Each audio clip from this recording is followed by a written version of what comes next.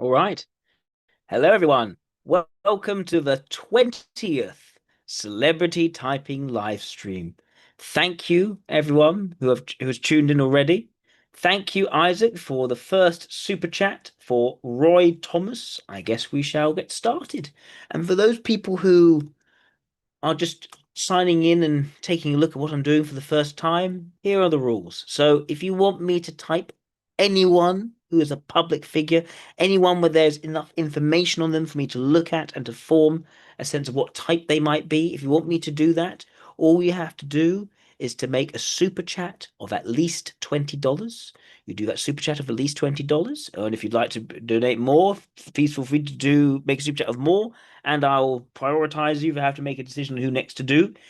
But yes, make that super chat $20 and I will type anyone you want. Again, provided that they are a public figure, that there's enough information on them online for me to have a look at on here to be able to tell you what type they are in the first place. So I can't do any private people, any people you know but no one else knows. But if it's a public individual and you do your super chat of $20, I'll happily take a look at them. And without further ado, let's look at Roy Thomas. Who's Roy Thomas? We've gone back to comic book writers. Fantastic. Thank you very much, Isaac. It's fun to do these comic writers. I quite enjoy them. Roy William Thomas Jr. You know what? Let's go on to Grokpedia rather than Google or Wikipedia. I prefer Grokpedia. I think it has more insightful tidbits of information. So let's look at that. Roy Thomas. Let's see. See if it's the right one, of course. Yep, that looks like it's the right one. Unless there are two Roy Thomases. So Roy Thomas is an American comic writer and editor renowned for his extensive contributions to Marvel Comics, where he served as editor-in-chief from 1972 to 1974, and he penned landmark series such as Conan the Barbarian and The Avengers. He's a lifelong comics enthusiast who began his career in fandom, and he co-created enduring characters, including the android villain Ultron, the synthezoid hero Vision, the Swamp Monster Man-Thing, and World War II superhero team The Invaders. Okay, so he was born in Missouri. He developed an early passion for comics. And a Bachelor of Science from Southeast Missouri State University. Let's see what else. He was a writer after a brief stint as assistant editor to DC Comics. He joined Marvel and was a writer under Stan Lee. He quickly rose through the ranks. His tenure was marked by a period of creative expansion at Marvel, overseeing the launch of new series and nurturing talents like Chris Claremont. Let's see.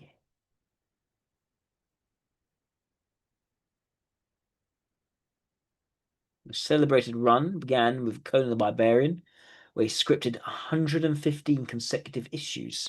Today he's scripted. What do you mean by? Am I right in saying that scripted means you write a little bit here and a little bit there, rather than actually doing the proper writing? I don't know. That's what Stan Lee used to call scripting. I'm sure. Um, Contributed memorable stories to Marvel's Silver Age X-Men comics. Launched a Star Wars adaptation with artist Howard Chaykin. He continued ghostwriting for Stan Lee until 2019. Edited the magazine Alter Ego for Tomorrow's Publishing. Okay, so basically he stayed in with Stan Lee. He was not one of those breakaways who started getting involved in image comics. I mean, he's born in 1940s, so he's probably, older than that lot. But yeah, okay. So stayed in with Stan Lee. Was clearly very much trusted by Stan Lee in order to do his ghostwriting, even later on in his career. And yeah, he was clearly the editor. He wasn't just the regular writer. He oversaw which issues were expanded into. Oh, thank you, Claudia. Greatly appreciated. I'll happily look at Takaichi. Very good suggestion. I'll look at her. Oh, here. I'm assuming that's the current one. I'll look at them soon. Right. So, interest in comics began at age 5. He first encountered the medium despite being unable to read. Was drawn to Golden Age heroes, including Captain Marvel. By age 10, he channeled his enthusiasm to creative output, producing a homemade fanzine called All Giant Comics, inspired by All Star. And oversized characters like heroic versions of Attila the Hun and Goliath. It's interesting. So he liked big, muscly characters, hence Conan the Barbarian. That's interesting. Um, Family's moves in Missouri contributed to an isolated childhood that amplified his imaginative tendencies as limited social outlets turned comics and self-made tales to central aspects of his play and development. This period of solitude fostered a deep personal connection to the medium, shaping his future pursuits without the distractions of urban life. So what do we know so far? So he had a sort of imaginative, quite introspective world during his childhood. We know he seems to be quite interested in quite muscly, um, heroic figures, and he's someone who's able to remain trusted by someone like Stan Lee, even later in his career, continuing doing his ghostwriting. That's just a few tidbits of information I can see so far. Um, see what else. He had a Bachelor of Science in Education, magna cum laude, focusing on English and preparing for a career in teaching. Building his charming enthusiasm for comics, which sparked a lifelong passion, he immersed himself in the emerging Silver Age comic book fandom during his college years. He corresponded exclusively with Jerry Bale, the pioneering figure in comic fandom, of called its father, in exchanging ideas and materials that organized fans nationwide. Um, he contributed letters and articles to star-studded comics. His writing appeared alongside those of other notable fans. He began co-editing Alter Ego alongside Jerry Bales. And he wrote enthusiastic letters praising the company's innovative superhero titles and suggesting ideas that reflect his deep knowledge of comic lore. So clearly interested in writing things to elicit a positive response, potentially. Hmm. He joined as a full-time writer under a 3-year contract. That was with DC. In 1902, this is before that. Before that, okay. Let's look at editorial role at Marvel. Succeeded standing as editor-in-chief. He followed Thomas's successful run as a writer, positioned himself as the company's creative direction during a time of industry growth. He refined the Marvel style of production, which involved writers providing loose plots for artists to illustrate before adding dialogue, by further delegating responsibilities to associate editors and writers to manage the increasing workload. He improved black and white magazines to tap into mature audiences and greenlighted the Savage Sword of Conan as compared to the color Conan the Barbarian series.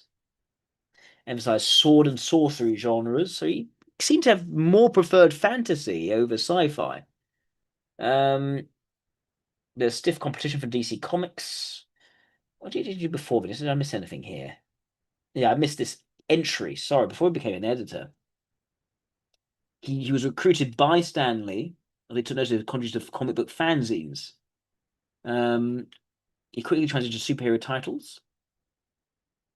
First one was called Modeling with Millie, a romance humor title, then transitioned to superhero, taking over writing duties of Uncanny X-Men, introduced new characters of shapeshifting mutant changeling.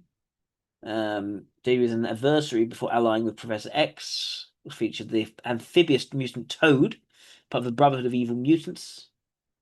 The most extensive early contribution came on the Avengers. He crafted the brooding android who joined the team later about the Romance of Scarlet Witch. Expanding the Avengers roster and lore, incorporating crossovers with other Marvel heroes, emphasizing interpersonal tensions. So there's an emphasis on sort of relationships, but also the tensions between people. That's interesting. Um, okay. Less so about action, but more about the tensions and broodingness between people, potentially. Um, a key creation of his run was Red Sonja, a fierce warrior woman inspired by how Red Sonja of Rogatino. His tenure on Conan elevated the title of Marvel's top-selling series, blending pulp adventure with dynamic artwork and influencing the genre's comic adaptations. Then he became the editor at Marvel. Um, then he went to do DC for a bit as a full-time writer on a 3-year contract. Became a de facto editor. During his DC tenure, he revived Captain Marvel in the 4-issue miniseries Shazam, New Beginning.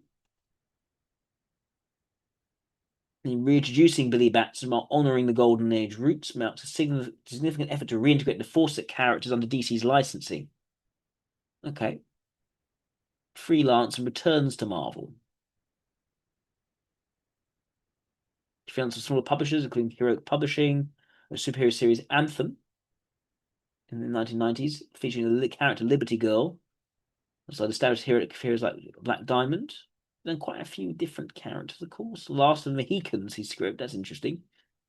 A mini-series, Curve, emphasizing themes of frontier conflict during the French and Indian War. Interesting. Later projects.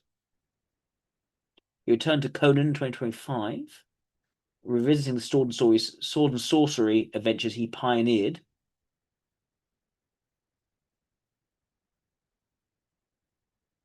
Personal life.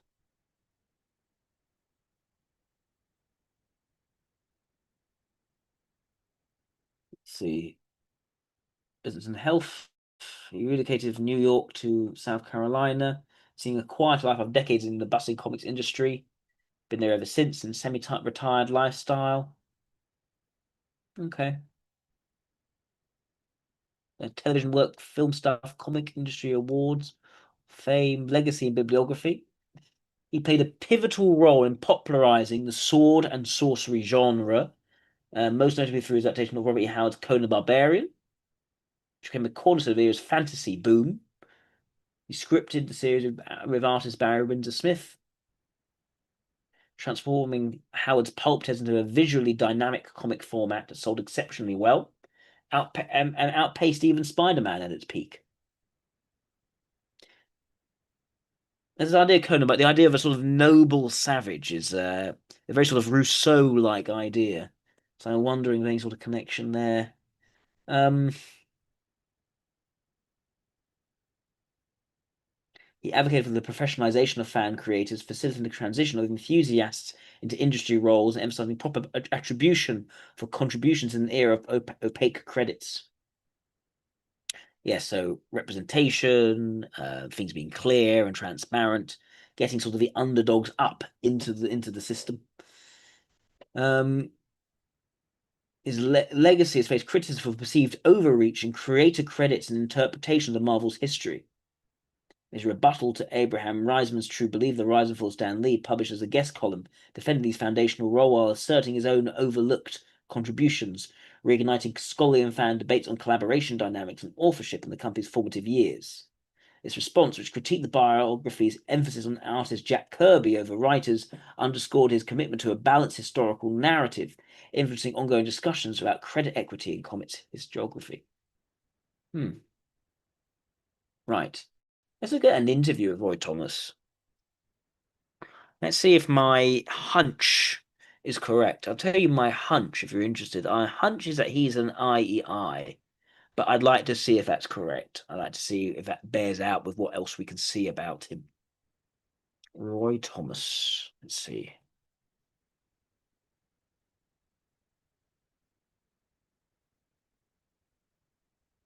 Oh, there's an interview. Comic Lounge. Standing. I mean, let me just look at this one first. See the dynamic.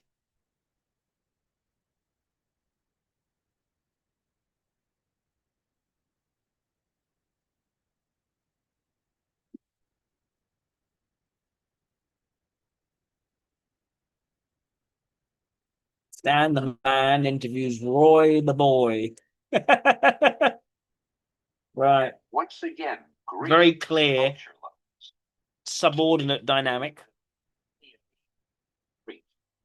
Hope it will be for you because so the young Stan Lee, well, not that young, but an associate, younger, but one of the genuine talented movers and shakers of our business. Roy Thomas, editor emeritus of Marvel Comics, and as good a writer as we're ever going to find anywhere in the comic business and maybe in any other business. Oh, it's really a pleasure. That sort of slightly broody, alternative artsy look of him.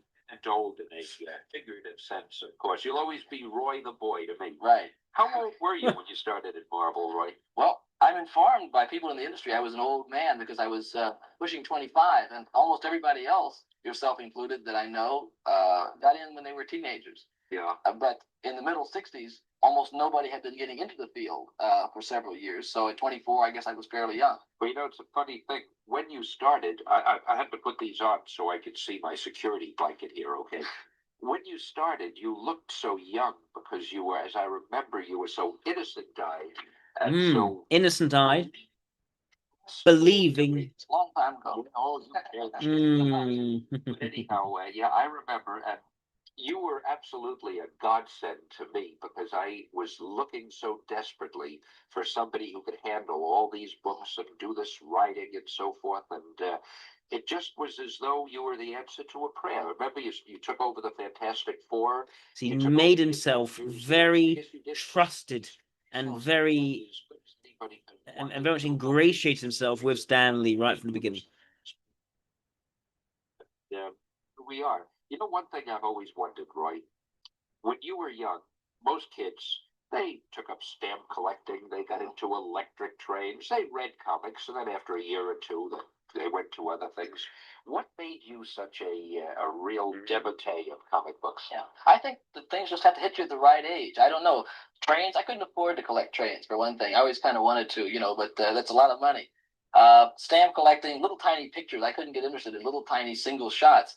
But when I was about 4.5 years old, little tiny, maybe a little younger, I was walking with my mother. I traced back through a drugstore in Jackson, Missouri, where I was born, and suddenly I looked up and saw all these colors, and everything, and I said, "What's that?"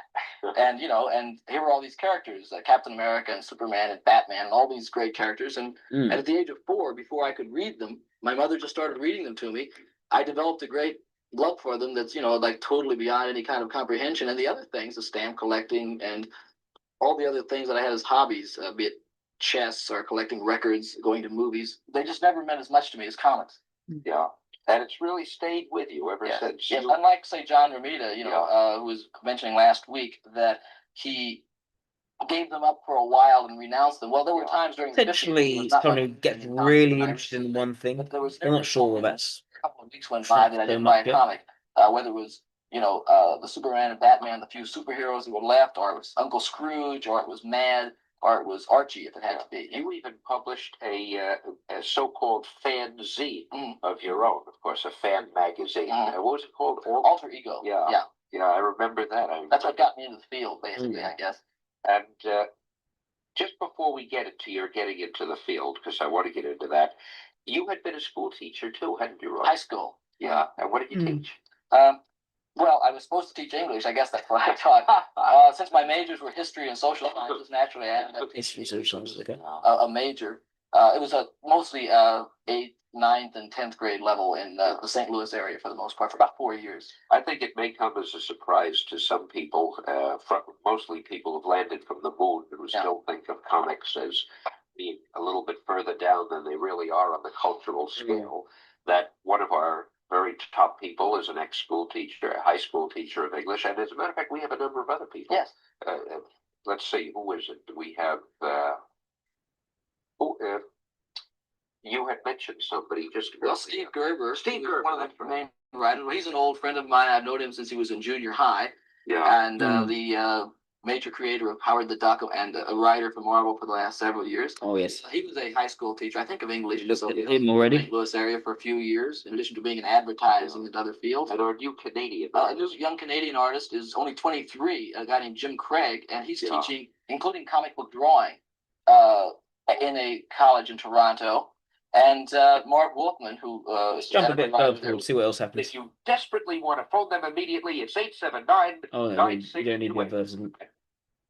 Let's have one more cultural moment as we discuss the origins of Marvel Comics. Now, I don't care how you focus on me, but be sure that this is perfect, because this was the first in what promises to be a never-ending series of books telling how Marvel Comics got started, and also okay, you don't need the story. Stop. Marvel 95, or if you okay.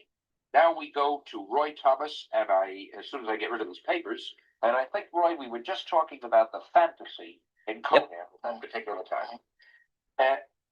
I never realized that sword and sorcery, which I thought of as just a guy with a sword hacking people to bits and so forth, I never realized there was so much magic and fantasy and so much of a fairy tale quality in these stories. Yes, fairy tale quality. invented the character, was trying to sell to this market Weird Tales, which was a magazine back in the 20s and 30s and 40s. And he liked to do this heroic adventure with people just hacking away with swords, but they wouldn't buy it. So in order to get them to buy it, he had to bring in monsters. They would fight, apes with human intelligence, or pterodactyl men, or evil wizards, mostly things of this sort. And then they bought it, and it created a whole little genre of fantasy just because he was trying to make a buck, basically. I never knew that. Yeah, he lived down in Texas, and he never even met another writer. Probably he wasn't able to be corrupted by others. This is a guy who has his interests and he knows everything about his area of interest.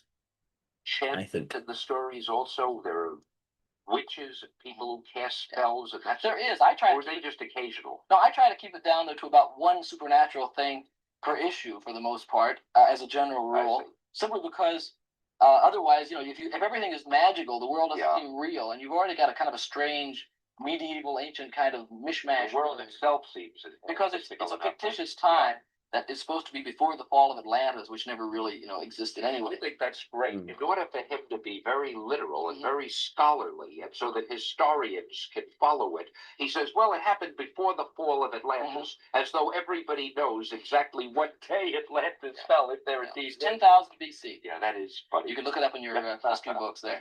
The funny thing is, if I had realized there was as much fantasy in Conan, I would have been more enthusiastic about it, because I've learned, as far as our readers are concerned, I think the reason Marvel comic superheroes are so popular, I am convinced it's the element of fantasy that all the stories contain. So now I feel better. I feel that I wasn't really that wrong. Well, you mean that even though it's up to about 70 issues now, you're not going to cancel it this way? Beginning to think that we've got a winner there. Maybe he may be another Howard the Duck. Maybe so. Someday we may devote a show to Howard the Duck, but I want to keep you guessing if you don't know what that is. Wait till it gets up to 70 issues. Okay, that's right. After he's proven himself, right?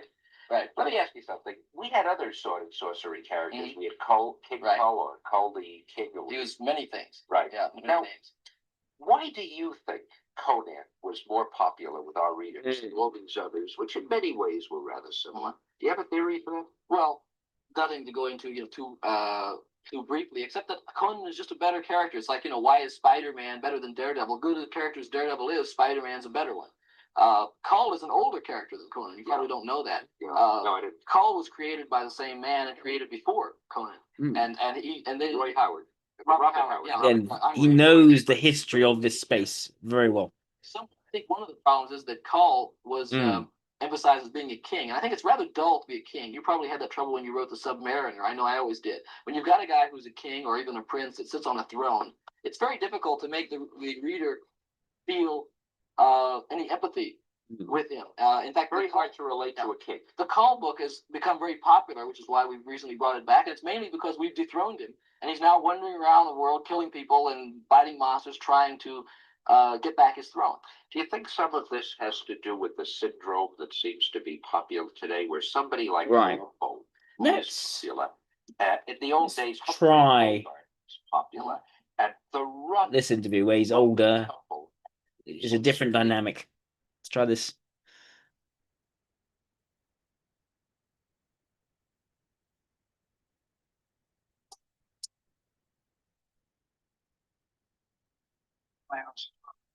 Welcome back to the Comic Lounge. My name's Ryan, and with me today is an absolute legend in the comic biz. I have Mr. Roy Thomas with me, the first editor-in-chief for Stan Lee, created the Vision, Luke Cage, Carol Danvers, Adam Warlock, Damian Hellstrom, Morbius, Valkyrie, and so many others. Wolverine, part of Wolverine, Squadron Supreme. I mean, I could go on.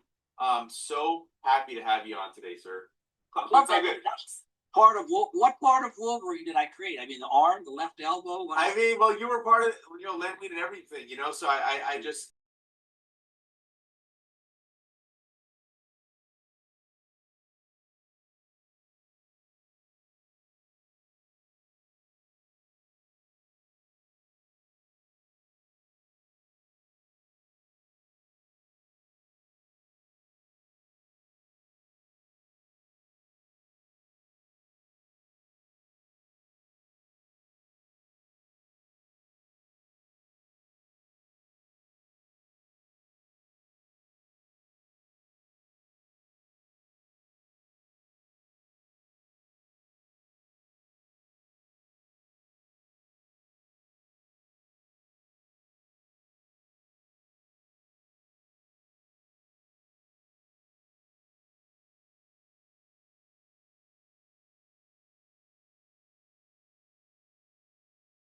And here was more drawings like that, but of these characters, these weird looking characters. It appealed to me a lot, and I never stopped reading comics, even when the superheroes went away. In the like in the 50s, there was never a month I didn't buy at least a few comics. It would be Archie or a Western or Pogo or Mad or a science fiction comic or something.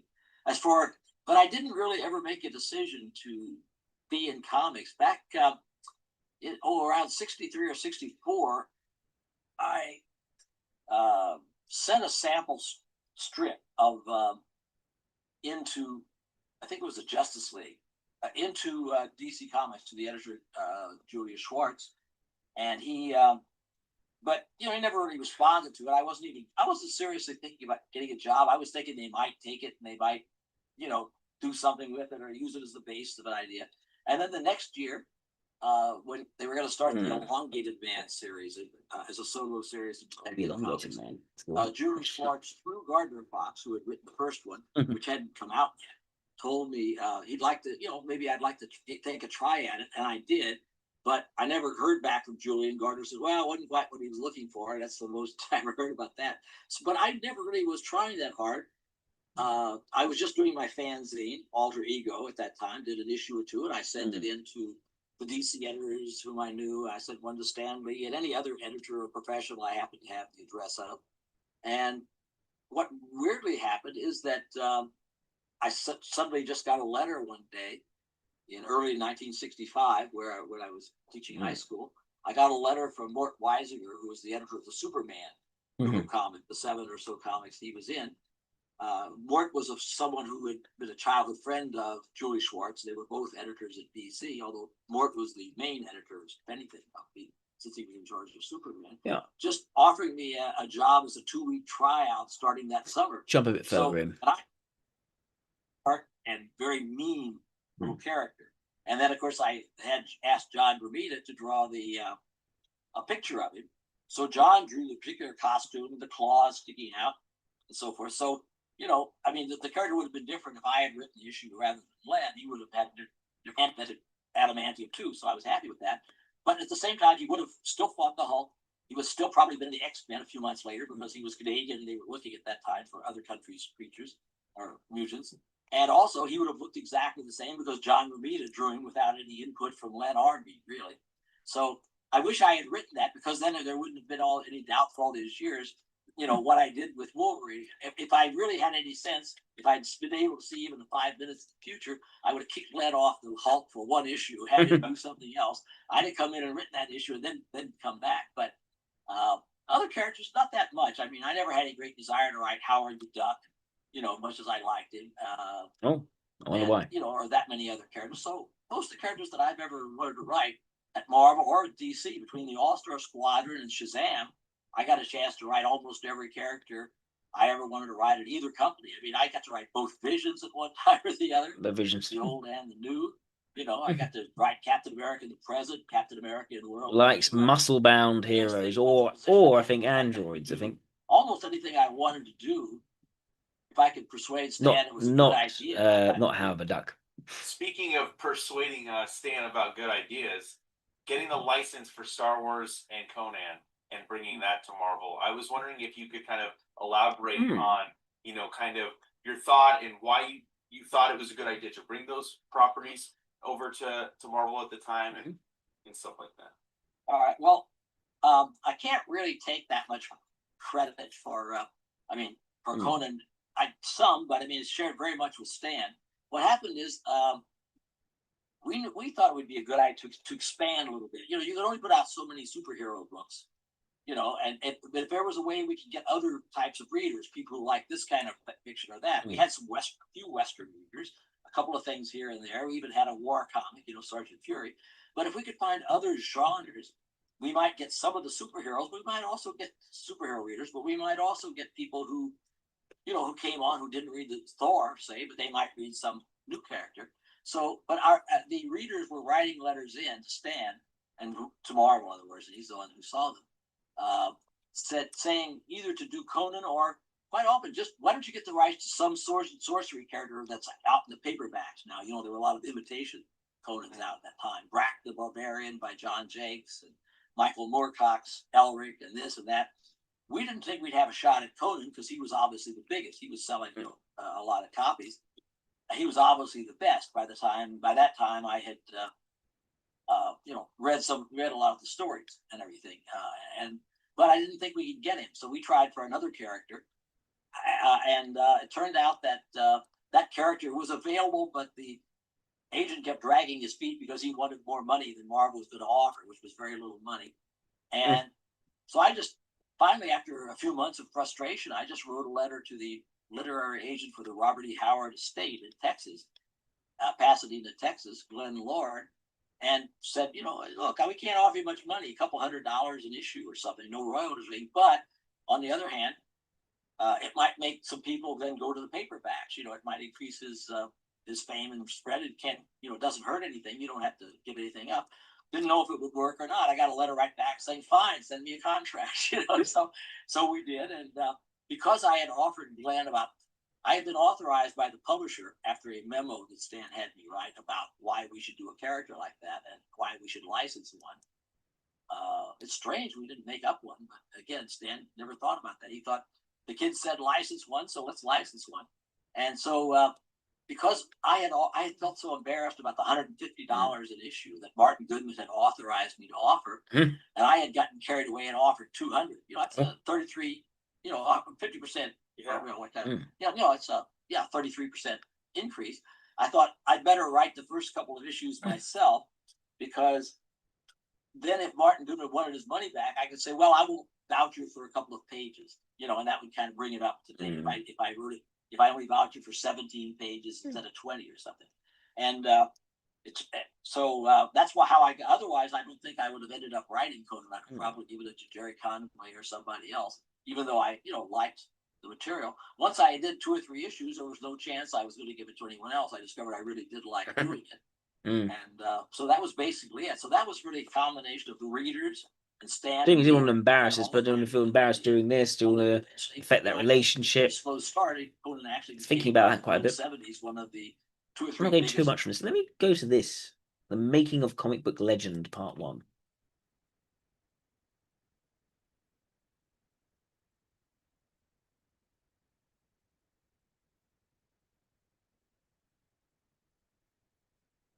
Let's see.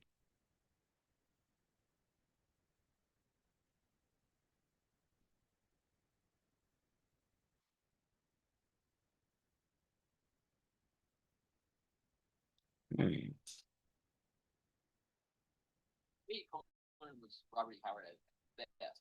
Great character, and one of the great heroes of American popular literature. I think screenwriting is very similar to writing comic, both are visual, and you'll find, especially today, that there's a lot of crossbreeding comic book writers and artists who are writing film, and film writers who are writing comics.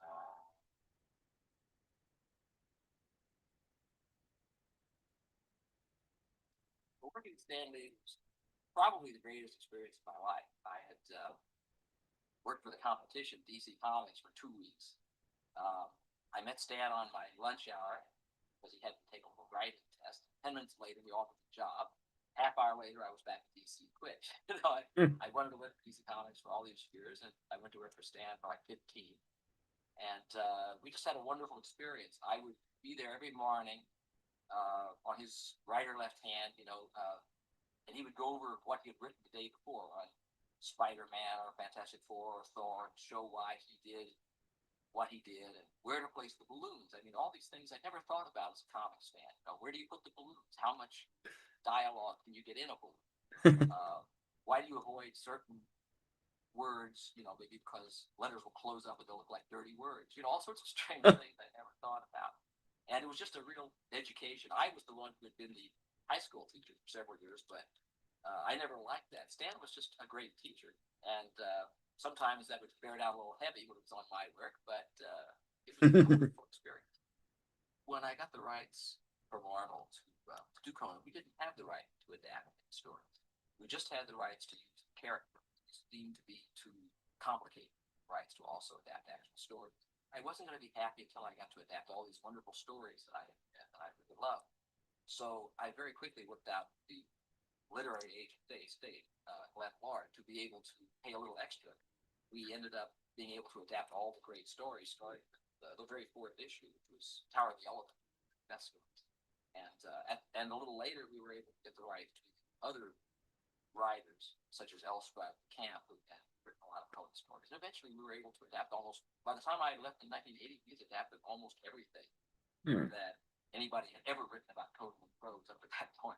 Stan had set the style for Marvel writing starting in the early 60s. And it was heavy on a lot of thoughtfulness. You know, Spider-Man was always thinking about, am I going to be able to get a date? Am I going to be able to pay for this or that? And all this teen angst and so forth that Marvel became known for. And also for great big gaudy sound effects, splang, patang, and Stan was great at sound effects. When I started doing Conan about 5 years after I was working there, I decided we wanted to do something. I wanted to do something a little different than a Marvel comic. I just wanted it to have its own identity, so I omitted the thoughtful. Because in Howard's stories, you never really got inside Conan's mind. He never told you exactly what he was thinking. So I decided I'd have captions that did a little of that, but I would not have any thoughtfulness. And I would not have any non-verbal sound effect. Somebody screeches, that's okay. Or a growl, but no non-verbal. You didn't want that wacky stuff in there. That for about years. And then I had a story come in, and Stan looked at it and said, well, this would be really good. That had a big splang. Stories were getting.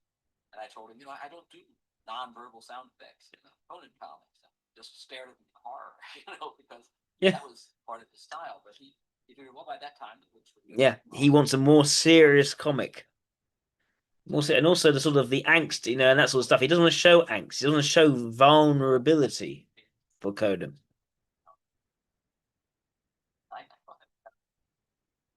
Very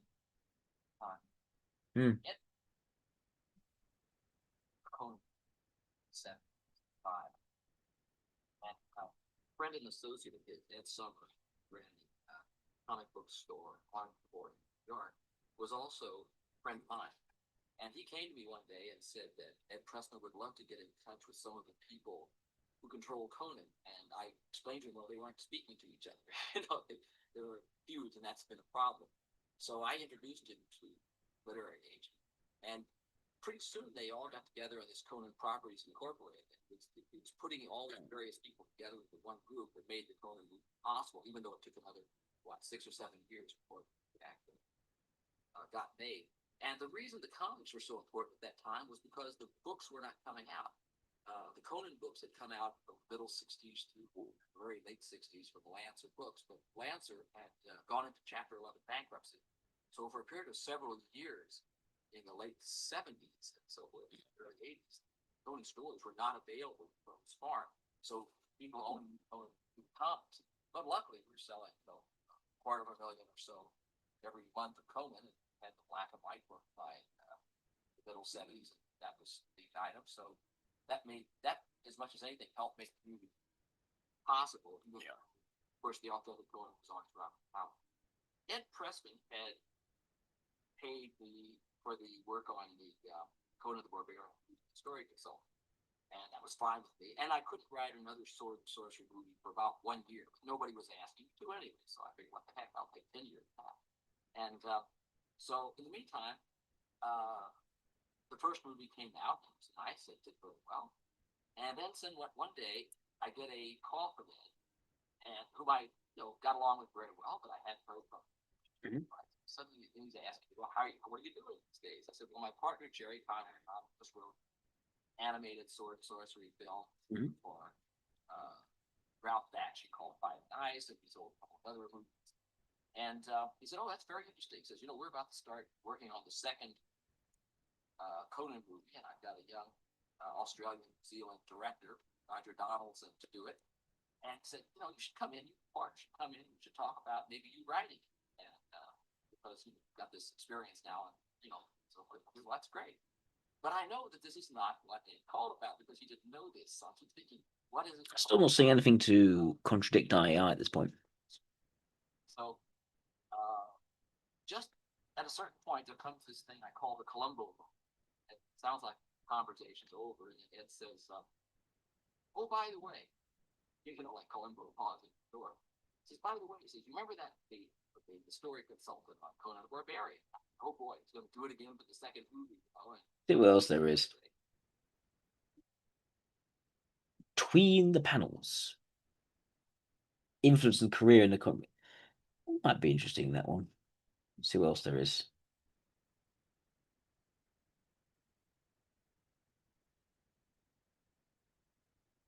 What is this? Oh, goodness. Here, look at this. Maybe he isn't the good guy. Maybe he's not the champion of comic books. Maybe he was just somebody in the background being jealous of the people that actually created the characters, because in a meeting he said the name Wolverine and he should be Canadian or something stupid like that. Deadpool and Wolverine breaking all kinds of records. The big hit that the Marvel Studios and Disney really needed. They've been searching for this one for quite some time. I think they had full faith in it. It was always trending well, and it certainly has delivered on that. And unfortunately, there's somebody out there trying to grab the spotlight, a man that's trying to take credit from the actual creators of Wolverine, Len Wein, and John Romita Sr., and you could say Herb Trimpe as well. His name is Roy Thomas, who is himself a comic book legend, and certainly has more creator credits than most other people out there, and very, very significant creator credits, and I imagine is compensated very well. But that is not enough for Roy. Roy needs to be the man responsible for creating the Wolverine character. And I imagine Roy did have some input in that. He was literally the editor-in-chief of Marvel Comics when Hulk 181 came out, because it was his job to be involved in the process and to add oversight and provide ideas and all that stuff. But he is not the creator of Wolverine. And for some reason, he has been on this quest for like a decade now to try to wipe out the full credit that Len Wein, John Romita Sr., and others deserve for making Wolverine one of the most influential American superheroes of all times, and certainly the most well-known X-Men character of all time.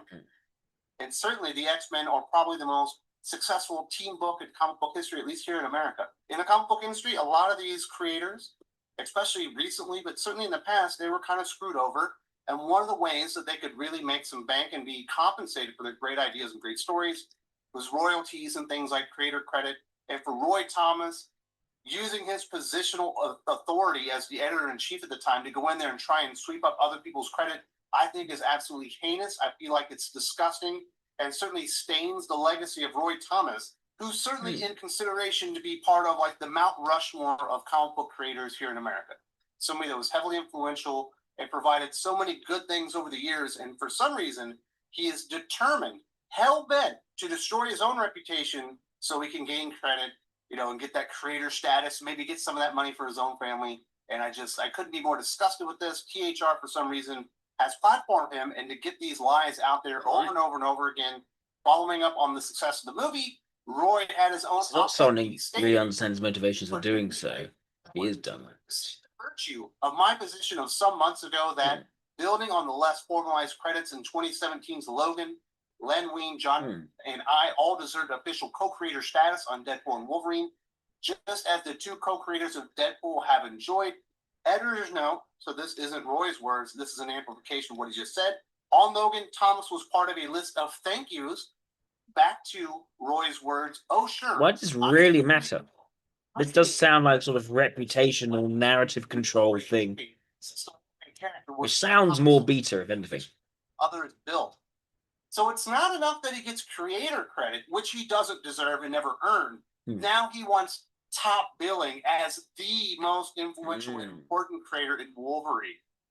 And that is just breathtakingly awful behavior on the part of Roy Thomas, going out there and trying to besmirch the legacies of Len Wein, John Romita Sr., Herb Trimpe, and other giants in the comic book industry that also deserve their place in consideration for a Mount Rushmore of comic books. These are very influential people, and I can't believe that people are out there championing this and allowing Roy Thomas and his PR team to go out there with these lies and say them over and over and over, because that's clearly what their strategy is. If you tell somebody a lie enough times, eventually it kind of becomes the truth. And I believe that's what they hope is going to happen. And that is literally what is happening, because now he's no longer getting a thank you, which is completely appropriate for Roy Thomas for a Wolverine movie. Thank you, Roy Thomas. You were the editor-in-chief at the time the character was created. You probably had some influence on it. Thank you very much. That's exactly what he deserved. But it will never be enough for Roy Thomas and his enormous ego that he feels his legacy needs to be so gargantuan, he wants to grab up other people's creations and take their credit and take. I don't know how true this is, but it's an interesting thing to be talked about. It does suggest some desire at controlling narratives, as I said, of potentially someone who presides over things and confuses the presiding over things with the making it happening. Potentially.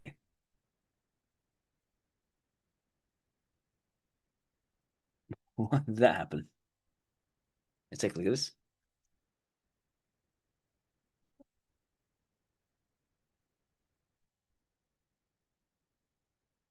So we often like to talk about how That's order for a matter window. unstable or do weird things, or you get the idea. But in many cases, this isn't a new thing. It's something you've heard me say before, and we can go way back, actually, to just the 70s, to a case where basically one creative was threatening to throw another person out a window. Where there would be death. Let's just get into it.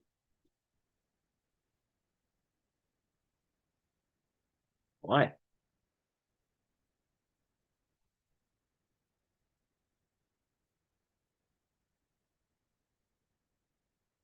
Why? Hey everybody, this is Perch. I'm going to throw some names at you may have never heard of, but hopefully you have.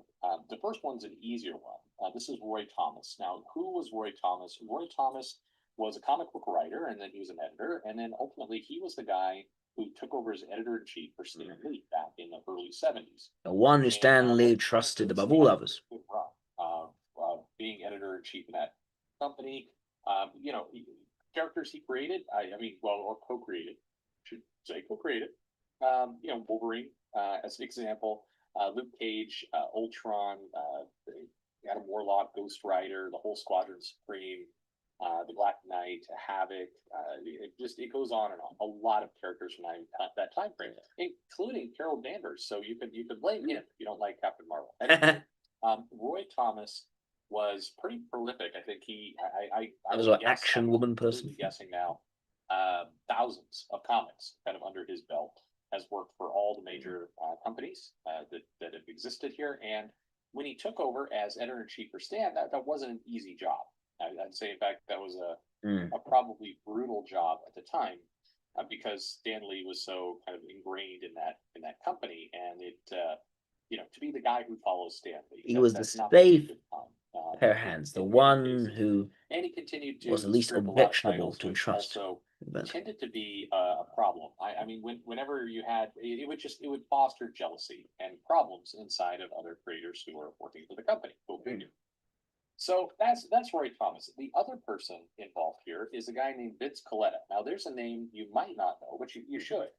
And Vince Colletta is somebody who goes back a little further. He was, I think probably his biggest claim to fame is that he was the inker. He was kind of Jack Kirby's, I don't want to say favorite inker. I don't know if that anybody could say that, but he was often Jack Kirby's inker, and a lot of Jack Kirby's work owes a great deal to Vince Colletta. It was also not the easiest job in the world to ink Jack Kirby. I mean, Jack Kirby was prolific in everything he did. So Vince Colletta, I think, was a pretty legendary guy in comics, working through the 50s and the 60s, and then certainly started doing work for Marvel and DC in the 70s. He was actually DC's art director kind of later in his career in 76.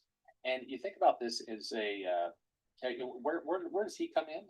Vince Colletta arguably discovered Frank Miller, and there are other people there that he brought in. So the comics industry bears a lot of thanks to Vince Colletta as well, who did a lot in the 70s to really kind of make comics. He was incredibly fast thinker. He was known as being extremely reliable. If people were missing a deadline, if you called Colletta, he got it done. And in many cases, this is where problems set in, because he would often, or at least there was claims that he would erase or modify the original penciler's work. But at the same time, I mean, Jack Kirby is not having a problem with him. I mean, come on, that's Kirby. But there's a lot of people who love Kirby who hate Coletta as a result because they felt like he changed the work quite a bit. Now, Coletta believed, and he would defend himself by saying, hey, his style mattered too. This was where the inker actually, mattered in comics, and also that look, a deadline is a deadline, and we have to get things done. We have to meet our deadlines, or there's no comics. He was a purist where that stuff was concerned. Yeah.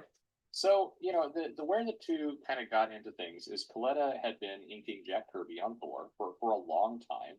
And a lot of the classic pages you've seen from Thor involve Coletta. If you look in the credits there, you'll see it. So Jerry Conway starts writing Thor.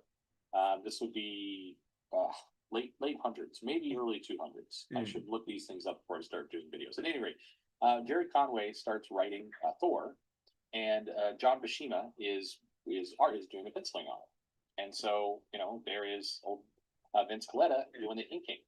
But in this case, Conway has a problem, and he gets irate for reasons that were a little unclear, but does not like Vince Coletta on that book. Yep. Doesn't like the way that he's ruining Buscema's art, and he basically demands that Coletta is taken off the book. He's picture a new Roy Thomas kind of in the editor-in-chief job being told by Conway, you get this guy off the book or I walk. Well, there's an interesting side note to all this. John Buscema said multiple times that he thought that Vince Coletta was a class act and helping get books out on time, and he had no problem with it. But regardless, things are things. So old Jerry Conway is not a fan, and basically said, you fire him or I walk. So Roy Thomas, making one of the earliest decisions in his editor-in-chief career, basically decides, I'm going to move Coletta off Thor and put him on another book. And they get another person to do it. But Roy Thomas, perhaps also being new to the role, or wires got crossed, or who knows, didn't do maybe the best job of communicating this to old Coletta. Coletta, being a tough guy who did comics in the 50s and 60s, proceeded to go try to sort the matter out for himself with Roy Thomas by, basically threatening to throw him out a window. And the rest is history. Obviously he didn't throw Thomas out the window, but it was kind of apparently how things were solved back in the swinging 70s of the good old Marvel bullpen. And poor old Roy Thomas nearly went out a window because he replaced. So Roy didn't directly communicate, didn't directly confront him on the issue. Sort of did it really, without confronting him on the matter. He basically convinced Coletta, hey, I'm not taking away your check. You're getting another book, and you're not even going to miss a beat. You're still going to do plenty. But the rumor mill had gone to Coletta saying he was off. Was able to diplomatically handle the situation after. Kind of, goofy behavior, backstabbing kind of stuff is not a recent development. Let's go to this now. Between the panels of Roy Thomas, let's see what he says here.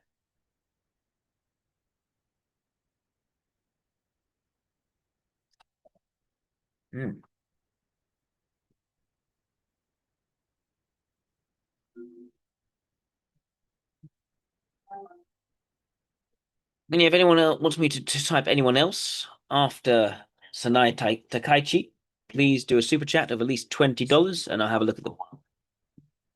What is about the medium, about superheroes, that once you got this interest, you stayed with it, you didn't abandon, because so many people abandon comics, as they grow older. Well, it obviously says more about me than it does about the comics, or else everybody would keep on reading them. But I was always fascinated by every aspect of the comics. I was fascinated by the artwork. I liked the stories, the concepts, not just superheroes, but that was my favorite.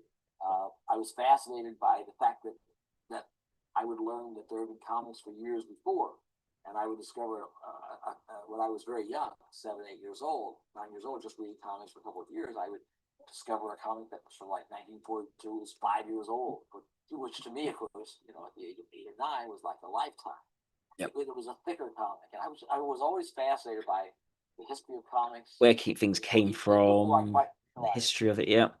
intellectually Yep. that somebody actually writes this, somebody draws it. It's not necessarily the same person. Not even thinking about it, but just everything about it interested me. And why does one thing interest somebody else, and somebody else gets interested in this and that?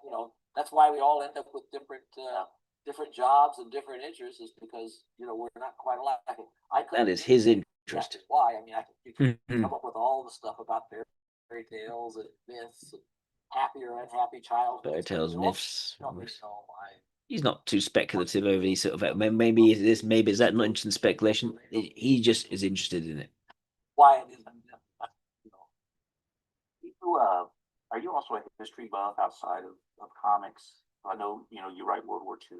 Yes, I was a history major in college, Mm. and I taught a little history, but mostly I taught English. Mm. But history was what I always was interested in. And history and biography, which is the history of a person, of course, right, is almost all. I mean, right now I'm reading a few other things, but almost all that I read now is history. Mm. I'm not really. I read very little fiction. Yesterday, you were part of a panel for Golden and Silver Age comics, and people were asking about how to make, I guess, old comics more accessible. When you were editor in chief, when you worked at Marvel, did you have anything to do with some of the efforts to reprint materials like fantasy masterpieces, Marvel superheroes when they were doing Golden Age? Not initially. That was really Stan. Some of it may have also been the publisher, Martin Goodman. I think he wanted to establish ownership, because remember, in that period, just Joe Simon was launching his first lawsuit about Captain America, and Carl Burgos was suing over Human Torch. I think they wanted to, by reprinting the stuff, it was helping. And then the time when the two Human Torches met, the Fantastic Four annual, it helped to establish that Marvel owned all these characters and so forth. And I think Goodman wouldn't have done for that reason. Stan, I don't know how much it was his idea and how much it was Goodman. It was initially the idea of putting in those Captain America stories, and then we branched out, was his. And then eventually, gradually over the next year, he turned it over to me for the most part to get and all the backup pictures. That's when I discovered we had all these copied black and white photostats of stories from the 50s. The Black Knight. In those cases, we had some of these stuff with the Human Torch, Captain America, and Submariner in the 50s. And I was wanting to print them. I already had those comics, but I wanted to print them and get them into publication too, and let people know there have been these comics in the 40s, there have been these comics in the 50s. So the history of it and what it came from is important. He wants to relay that as well. Consistency with Stan's Captain America. Stanley was more in the moment. And I asked Steve Englehart to straighten some of that out in the Captain America. So he is a devotee to comics. And I did. And he's more of a curator of comics compared to Stanley. Tie things together. Nice to tie things together. All the history and so forth. And I prefer to tie things together. I figure, why not? It's fun to me. Well, I guess I got a personality that appeals to as well. I remember getting the Signet Batman paperback, and it reprints the origin of Batman. Mm-hmm. Well, I saw a copyright date at 1940. I would have only been 7 years old, but I felt that I had been privileged to find this out. Who's ever going to see those old things?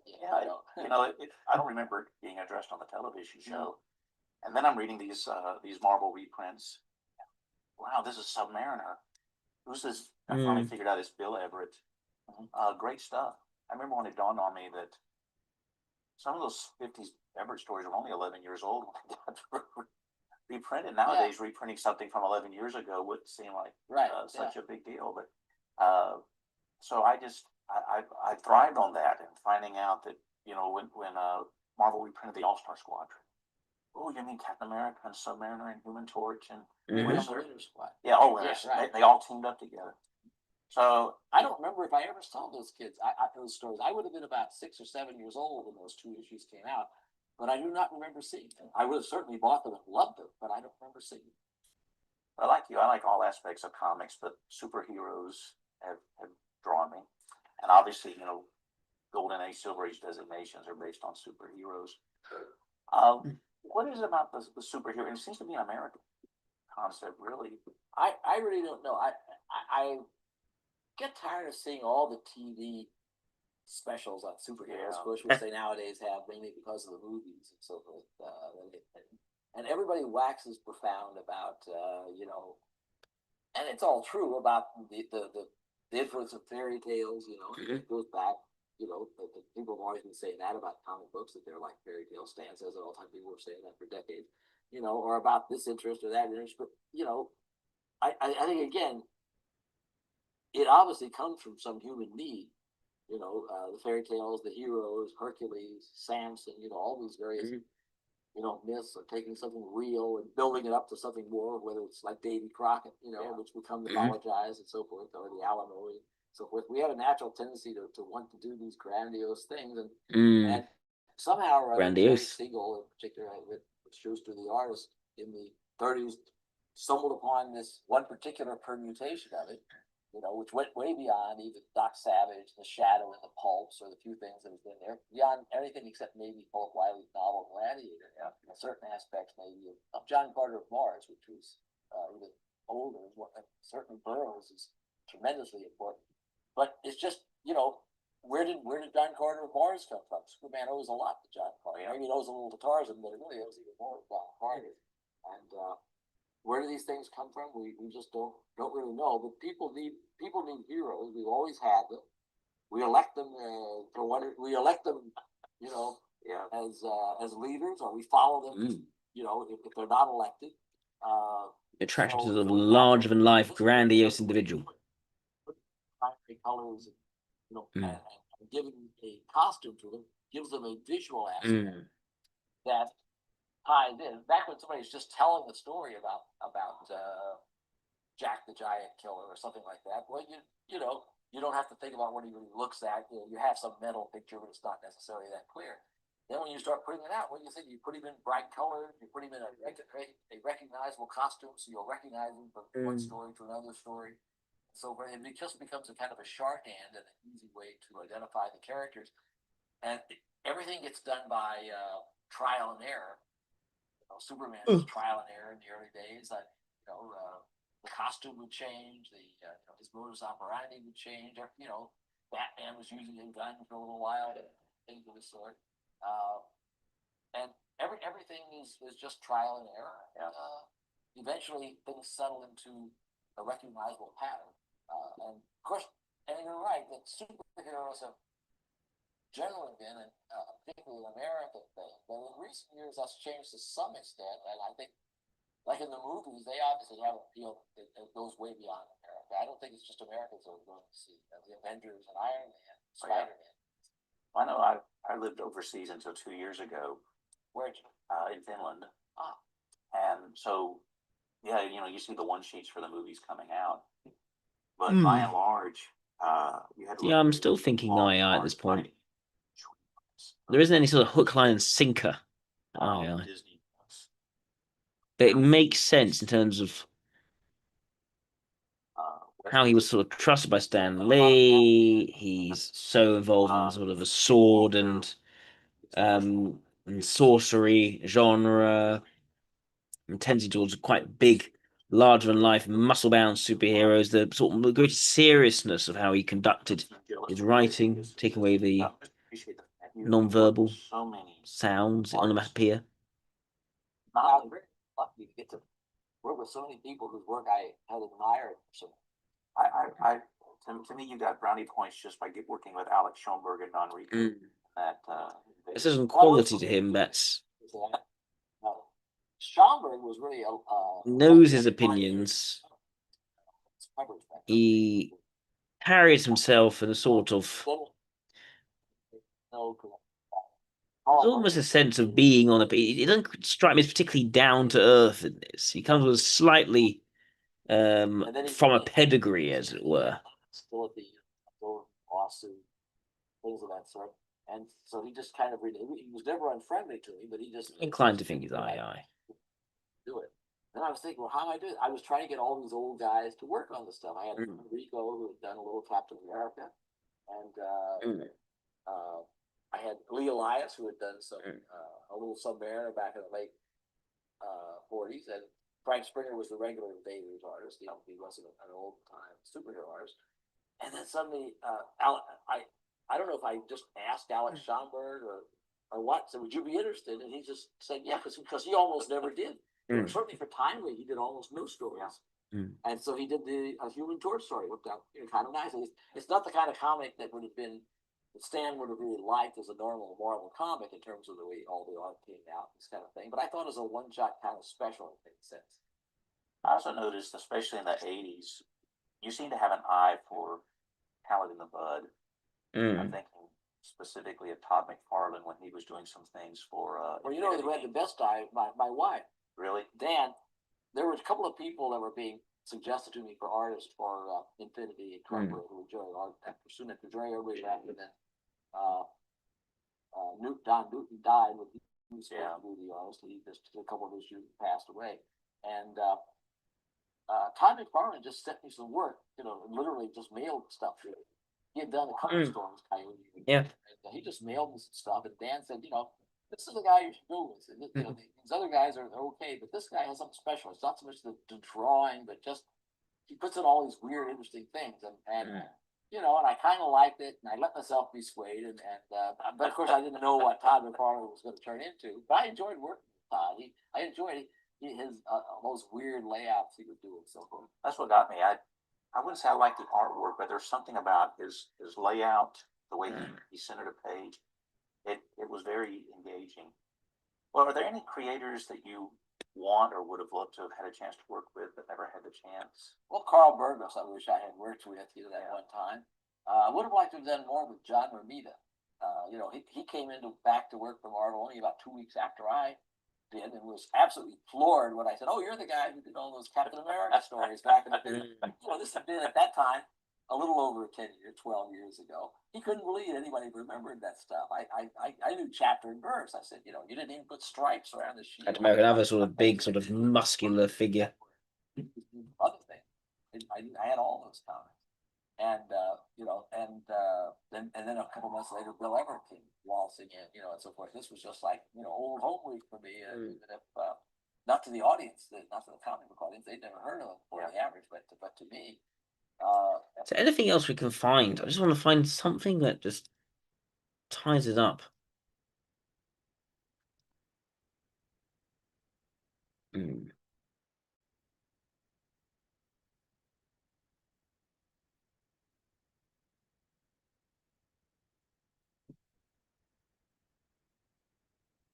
The greatest living writer, editor of American comics, apparently.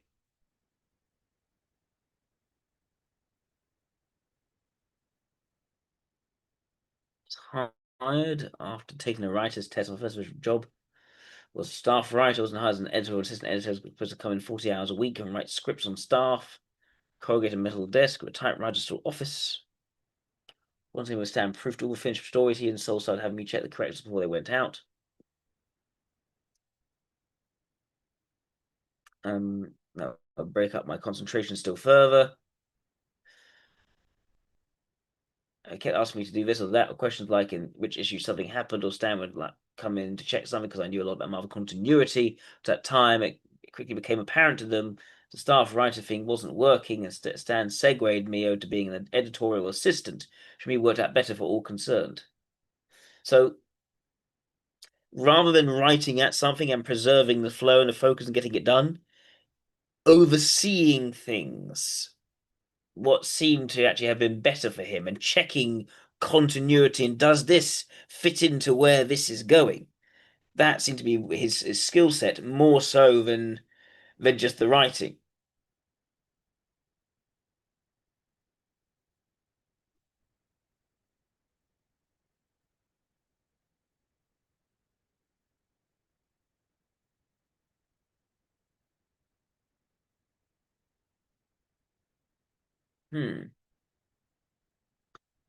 Roy is the timely Atlas Marvel historian. And Roy's bringing more pulpish elements to Marvel Comics. Dr. Savage. More mythos elements, Doctor Strange, or Killraven's post-apocalyptic adventures. Trying to expand. I felt we should expand from a superhero, expand from that. You can't just keep doing more superheroes that are all the same. So you raise the level a little bit with new, raising the level. this idea of expanding, also raising the level, suggests he's actually making it more serious to some degree, potentially. I don't know. We tried to get Tarzan, another big muscular. It's always big muscular, isn't he? Took a few years. You get eventually. He loves a noble savage. We got lucky to get Conan, which he didn't think we could get.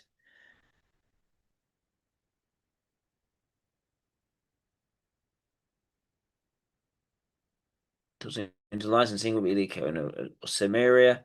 The IP so much he made up. The license if he has his own pocket. I point out before. Maybe not as it was. Washington's helped put together the film project game Become the Barbarian. Meanwhile, there's an anti-pulp counterinsurgency brewing at Marvel. Which was tired of the drama. Jim Shooter was ready to wipe the slate and make Marvel safe for superheroes and nothing else. And Roy jumped ship before he was pushed. So the thing is, he's really about comics. It wasn't necessarily about necessarily the sci-fi of superheroes. There's key. I think it sounds to me the Noble Savage is the key interest he has. He's a sort of more intellectual historian figure who loves his big muscular figures, like Conan the Barbarian there. Including without Roy Thomas, comics landscape possibly a much bleaker place when it comes to heroic fantasy pulp comics that goes double. So yeah, I think this is someone who takes what he wants to do quite seriously, is very committed to comics, was very much trusted and able to ingratiate himself with key people like Stan Lee. Yeah, I think II makes the most sense. I do. Is there anything else?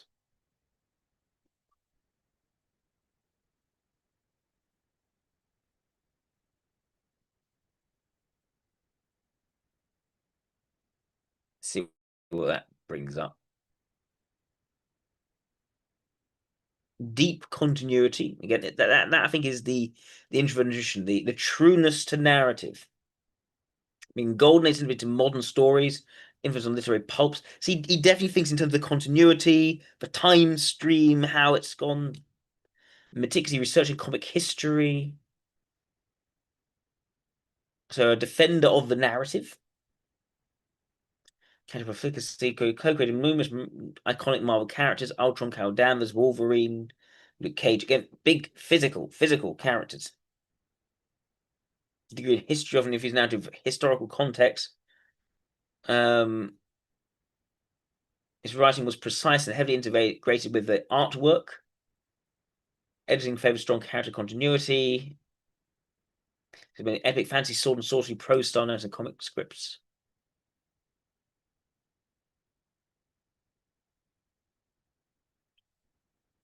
Okay.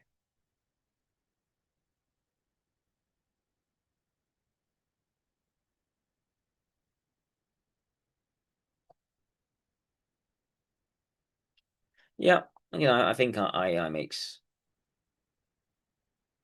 largely the most sense. Okay.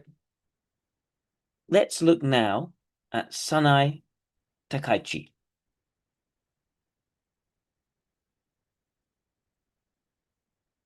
Sanai Takaichi.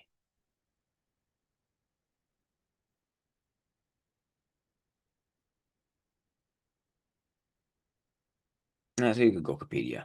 Gokopedia, much better. I think. There we go. So, Sanai Takaichi, 65 years old, is a Japanese politician who serves prime minister since October 2025. The first woman to hold the office, securing re-election via landslide victory in the 2026 snap general election, and a member of the Liberal Democratic Party, sort of the centre-right party, you could say. Originally elected to the House of Representatives in 1993 as independent, she joined LDP in 1996 and since held key roles, including Minister of Economic Security, Minister for Internal Affairs, Chairperson. Interesting, when she's brought as an independent and then joined the party. Very interesting that. Close ally of former and late Prime Minister Shinzo Abe. She recognized for her conservative positions, advocating revising Article 9 of the Japanese Constitution, a more robust national defense, promotion of nuclear energy development, support for Prime Minister visits to Yasukuni Shrine to honor war dead. She has opposed measures with legal recognition of same-sex marriage, allowing married couples to retain separate surnames, arguing they erode traditional family structures. So she's a social conservative. Her policies emphasize continuing Abenomics through financial easing and active fiscal measures. So not necessarily a pure fiscal conservative, but a social conservative. Including raising the income threshold for taxation from 1.6 million to 1.78 million yen to address labor shortages, defense priorities, including military budget increases, and reducing reliance on China for critical resources. Foreign policy adopts a tougher stance on China while deepening US ties. It favors increased fiscal spending to stimulate growth. So it's still Keynesian, really. Evaluation of administration, a mix of post-election public support rates initially ranging from 61% to 72% through Kikodo News Opinion poll. Okay. Her prominence with LDP reflects a shift towards hard-line conservatism, which sounds like coalition dependency and geopolitical tensions, and for straightforward style, quick decision-making, and policy expertise. Instead of a call for a snap dissolution of the House of Representatives, leading to a sweeping victory. She's drawn comparisons to Margaret Thatcher and one of Japan's Iron Lady for a resolute approach. Right. Paul worked in automotive industry. Didn't have hereditary political connections. Hence why she probably became successful as an independent first. She graduated from the Faculty of Business Administration at Kobe University, became trained to the Congressional Fellow on Capitol Hill. And returned to Japan, she went into the media industry. Interesting. So she was interested in the political side of things, public policy, legislative process, and foreign policy debates.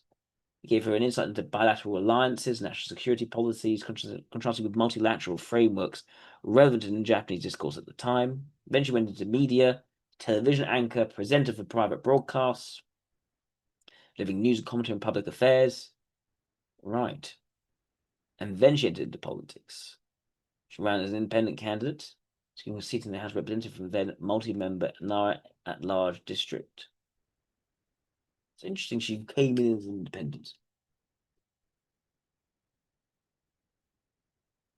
She was defeated in the 2003 election, but reclaimed a seat in 2005, where she held office continuously since.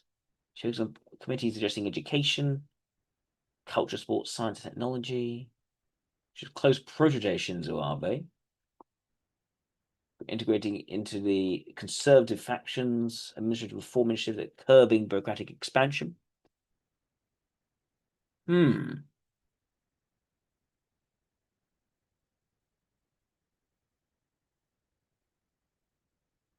It's quite a traditionalist.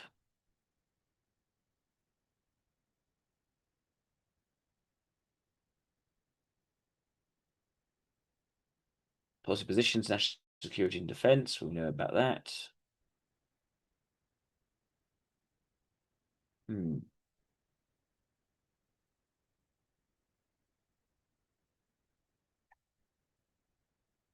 She wants to explicitly enshrine self-defense force as standing military, so that the clause's renunciation of war potential is artificially limited to its defensive posture.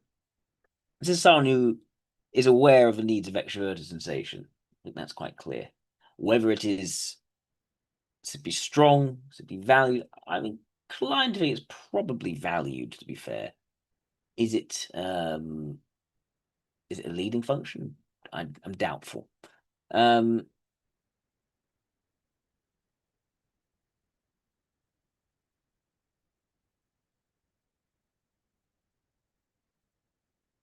Consistent Abenomics, the economic framework introduced by Shinzo Abe, which combined aggressive fiscal stimulus, expansive monetary easing, and structural reforms.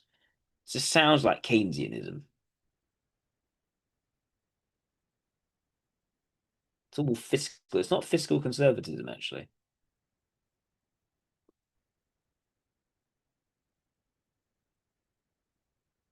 Social issues, including gender and family.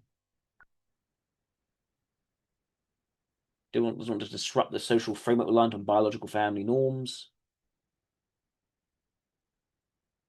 restrictive immigration policies, strict enforcement against rule violating foreigners, including illegal overstays and crimes. Controversies. She visited Yasukuni Shrine on multiple occasions in spring autumn festivals, the anniversary of Japan's surrender in World War II prior to her ascension Prime Minister. Facility dedicated to honoring Japan's war dead, telling of 2.4 million souls in conflict spanning Boshin War to World War II, peace, favoring personal sense as an exercise of religious freedom, a political endorsement of past militarism. It is all seen as very controversial because of Japan's war crimes back in the the 1940s. Defense attendance counter portrayals and outlets which interpret as reviving imperialism. She maintains that shrine functions as a sanctuary for bereaved families' commemoration, separate from state policy.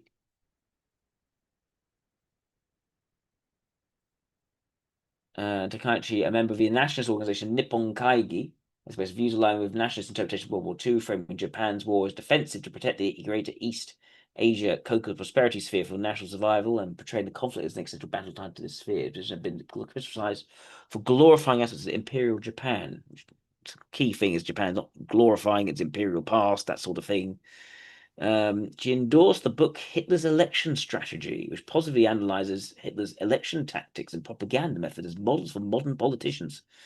Well, I know what comes from talking about some of the skillfulness of a certain German military dictator, and what negative outcomes can come from doing that misguidedly. But yes, let's see. So, conservative positions on gender equality. Yeah, we looked at similar stuff on this already. Political funding scandals, personal life, personal interests, passion for heavy metal music, particularly drumming, to alleviate stress amid her demanding political schedule. That's Iron Maiden. A disciplined outlet that complements her rigorous public persona, considering more conventional pursuits among Japanese politicians.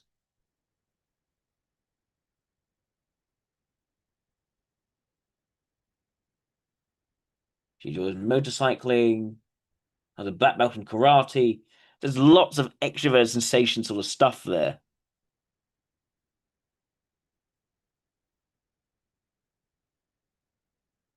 Right. Should we see an interview of Sanai Takeichi? There's one that's in English. I don't know. We'll have to see.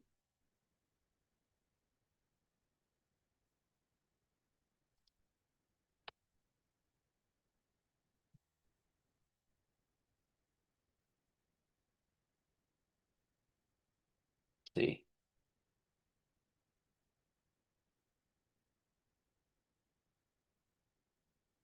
What's this? Let's look at this very quickly. Japan has caught the Takaichi fever. So much so that there's even merch for the prime minister. You have plastic folders with the prime minister feeding a deer, a keychain of the prime minister, and these cookies have the US President, Donald Trump, on them too. Conservative leader Sanai Takaichi has built a surprisingly strong fan base among young voters who buy her handbags, shoes, even a pen. So why is she so popular, especially among a demographic that usually has low voter turnout? It comes down to her social media. In just 3 months as prime minister, she's racked up a massive online following, posting viral moments of her at work, like meeting South Korea's president, Italy's prime minister, and President Trump, who just endorsed her, calling her a, quote, strong, powerful, and wise leader. Supporters say these moments make her feel accessible. SNS でいっぱいサナちゃんの活躍とかが出てきていっぱい働いてる姿とか笑顔が可愛いな。In her short time in office, there hasn't been much in terms of policy. Relations with China have soured, and the yen continues to slide. Even so, some polls put her approval ratings among voters in their 20s at over 80%. I'm at a campaign rally right now where the Japanese Prime Minister Sanai Takaichi has been speaking, and there are thousands of people out here just to show their support for her. She has said that if her party doesn't secure a majority in the upcoming lower house election, she'd step down. But she's hoping that this exact star power is what will carry them to victory. Japan is So a good amount of charisma there. So What else can we see? Oh, the bilateral meeting. How did that go? The arrival of Japan's Prime Minister at the White House, meeting with President Trump. The two are meeting with the conflict with Iran front and center. President Trump has been vocal and critical of Japan and European allies over their unwillingness to help secure the Strait of Hormuz. We will take you to the White House live as soon as they begin. Now, they'll do their bilateral, just traditional meet and greet inside the Oval Office. And oftentimes he'll open that up to, is this live? Oh, look at that. Perfect timing. And here we are. Let's watch. Well, thank you very much, everybody. It's great to have you, and we have a very special person. Yeah, that isn't very Japanese, but she's very eager to sort of court to sort of the Americans and build a strong alliance there. It isn't very Japanese, you're right. The Prime Minister, because of the fact that I felt she was really good. I thought she did a fantastic job. I respect her a lot, so I gave her an endorsement. And she had the most successful election, in my opinion, in the history of Japan, won by the most ever. So we have a very popular, powerful woman, and she's a great woman. We have a very fine relationship, and we're going to be talking about trade and many other things. And it's an honor to have you. Thank you very much. Thank you very much. ありがとうございます。本日は非常に特別な方にいらしていただいております。歴史的な選挙の圧勝ということで、私と共通するものがあると思います。私たちは素晴らしい絆を持っておりまして、だからこそ私の方からも応援メッセージを出させていただきました。 She worked in America. You'd think she'd know English from that. 素晴らしい選挙で圧勝したということで人気の高い女性であり、 Maybe it's for the sake of the audience and for the sake of politics that she has a translator.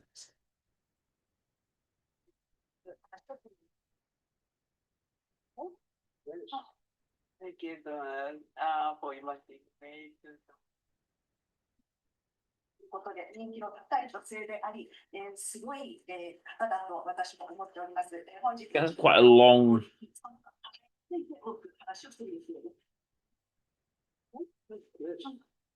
you for inviting me to the White House today. This is English. So, given the current situation, so. Oh, please, yes. You have a very good American. Well,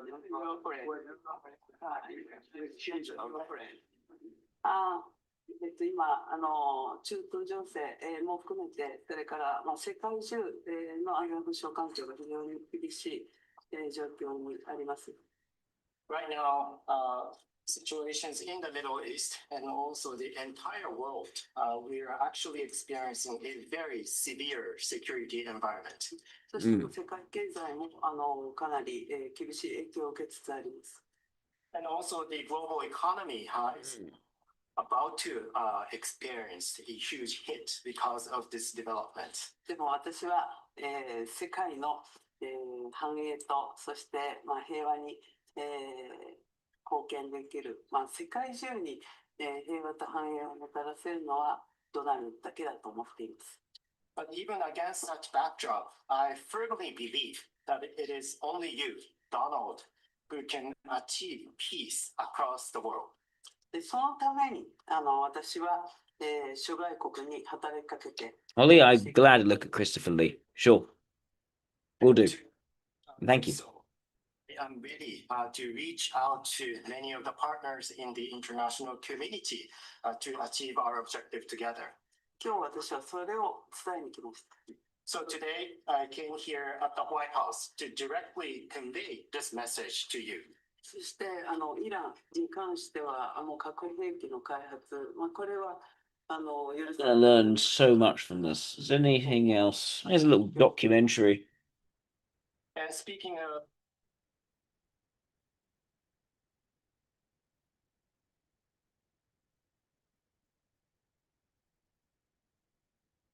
Let's take a look at this. October 21, 2025. History was made. For the first time ever, a woman stood at the helm of the Japanese government. Japan, a nation of centuries-old traditions, cutting-edge technology, and a political landscape long dominated by men. For decades, the highest corridors of power were a world almost entirely closed to women.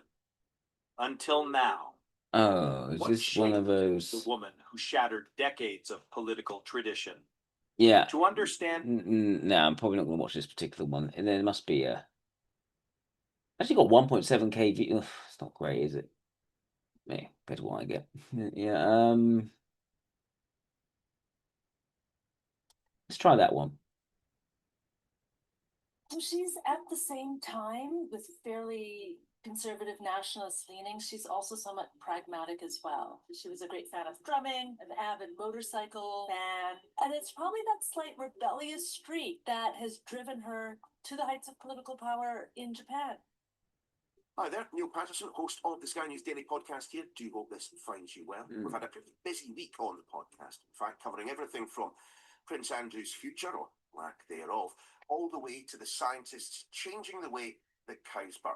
Seriously, if any of that appeals to you, or in fact, if you just want to keep up to date with every episode of the Sky News Daily, you can just click on the card in the top right-hand corner that has just appeared. Today, though, I want to add a name to the list, the growing list, in fact, of former TV hosts turned world leaders. On this occasion, it's Japan's new Prime Minister, Sanai Takaichi.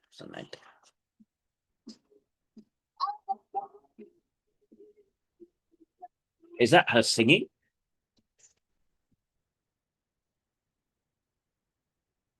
Having started out in broadcast and clearly having a decent set of pipes, she entered politics and was recently elected. Fancy that. She just so happens to be its first female leader, Jeepers. one Margaret Thatcher as an influence. She also loves to ride motorbikes and used to play drums in a heavy metal band, which, let's be honest, you don't traditionally associate with the Iron Lady or even politics in general. She takes on the job with the Japanese economy struggling, with China expanding its influence, and with Donald Trump in the White House. I can see why she's popular. Find out, I sat down with Dr. Kristen Surak, Associate Professor of Political Sociology at the London School of Economics. She's a leading expert, in fact, on Japanese politics, whose works have been translated into over a dozen languages. I began by asking her to give us a rundown of Japan's Prime Minister's life so far. So she's got a rather unusual one. Known for her very, very, very conservative views. So she grew up in Japan to actually quite conservative parents. They had her memorize and recite the imperial rescript on education, which is a kind of an old recitation about honoring the emperor that was used during the late 19th and early 20th century when Japan was a very expansive empire. Yep. She was very, very bright student, being raised by these fairly conservative parents, and she got into some of the best universities in the country. However, her parents said, well, because you're a girl, you can't go all the way to this top university in Tokyo to study. We want to keep you local. You need to go to a junior college. And so she commuted 3 hours each way to college in Kobe, close to where she grew up, and did very well. Ended up working for a number of years in a research institute, teaching and those sorts of things. And then she actually landed a job as a TV announcer on a major national program, which raised her profile quite a bit.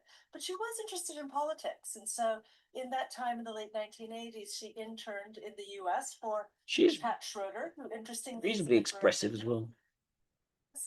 Probably taught her a thing or two about what it's like to be a woman in politics. And so Takaichi first got elected in the early 1990s, was an independent, rejoined the Liberal Democratic Party, of which she's a member now, and which she's now leading as the Prime Minister of Japan as well, the party head there. And she's been able to rise in those ranks quite well over the past really 2 decades. So she was in Shinzo Abe's first cabinet when he was first prime minister in 2006. And then when he was prime minister from through the 20 teens, she was a very close ally of his and held a number of different portfolios in that cabinet, which gave her a range of political experiences that she will probably be drawing on now as prime minister. How significant then is it for a country like Japan to have its first female prime minister? Well, it's striking that it hasn't happened so far, but it's also a country where the vast majority of politicians are old men. So currently in the House of Representatives in Japan, which is the main body within the government, it's only 15% female representatives. So the fact that she's broken that gender barrier is significant, but I think at the same time it's also important to remember that she's doing this with very conservative political views. And it wasn't that the fact that she was a woman that got her elected, it was really the fact that she was representing among the top candidates the most conservative set of views out there. Well, describe to me a little bit more then, Kristen, her political ideology. Conservative, very conservative, you say, but there's quite a lot of nationalism in there as well. Indeed. So she, for example, is a member of the Nippon Kaigi, the Japan Conference, which is a very conservative group that advocates for the revision of the way that Japanese history is narrated, including Japanese imperial aggression against its neighboring countries in the first part of the 20th century. She said that the way that Japanese history is taught is often kind of, self-berating, and it's not creating a proud nation that we should all be celebrating. For example, she's gone a number of times to. Yes, you can't be nationalist in Germany and Japan because of what happened in the past. The souls of Class A criminals and a number of B and C war criminals as well, and so she has fairly strong nationalist views. She also has fairly conservative gender views. She's, for example, defended patriarchy as the way to go. She's against women and men having different names, different family names if they're married. She does not want to revise a law that would enable husbands and wives to have different surnames. She does not support female succession to the chrysanthemum throne, to the monarchy, and this is a big issue in Japan where the number of potential males who can take over the throne is diminishingly concerning, and many people have thought, well, why don't we have an empress? We've had this in the past. She is against having a Japanese empress. And there's a wide range of social issues where she really cleaves closely to very, very traditional depictions of what a family is and what gender roles ought to be. Okay, why? Do you find that surprising at all, given those formative experiences and being told that as a girl, you cannot go to Tokyo University, we're going to send you somewhere closer? One gets a sense in looking at her own biography. I mean, she was raised by very conservative parents, and that comes through in her politics even today, but there might have been a slight rebellious streak there. She did things in her background. She was a member of a heavy metal band. She was a great fan of drumming. She was an avid motorcycle riding fan. And it's probably that slight rebellious streak that you can go it on your own and you can do it yourself that has driven her to the heights of political power in Japan. I mean, Margaret Thatcher is one of the key role models she cites in a very kind of general way, where she just thinks that strong conservative women have something that an important role to play, and she's really followed that through. Clearly, her socially conservative views mean that she is unlikely ever to be seen as a card-carrying, burn-your-bra feminist. But she is still the first female prime minister that quite a patriarchal country has ever seen. I mean, will that have a knock-on effect, do you think, for the lives of women in Japan? So where a difference might be made is in recognition of some health issues. And that's where she has made moves in the past that indicate she might try to bring more attention to things like infertility. She herself is infertile. And as well as menopause and perimenopause and sort of health issues that sometimes get underplayed because they affect women rather than men who are often considered to be the health standard for the country. But I think in general, she's got such concern. I mean, her her views on gender are more conservative than the views of many men in politics on gender. And they are conservative in the first place for that group. To be fair, that used to be the case historically anyway. You see that men were the progressive ones, not the women. It's flipped. She's not going to play that card. And if anything, she's going to likely continue the line that she's been taking for the past couple of decades, which is patriarchy is good. By my count, she's the fourth Japanese prime minister that the country has had. Yeah, but why does she think? Is it because of how she's been raised? Has she put together her own viewpoints and things? I don't know. He's political. Yeah, it's interesting in looking at longevity in prime ministers. Japan for, about the past 35 years, it had a revolving door for the prime ministers, 1 to 2 years max, and they were in and out. That was broken twice. Once by Junichiro Koizumi, whose son was running against Takaichi for this position. He lost. Koizumi was very popular. He was very flamboyant. He liked singing Elvis, notably. And then Shinzo Abe, also in power, the longest ruling Japanese prime minister in power, across the 2010s.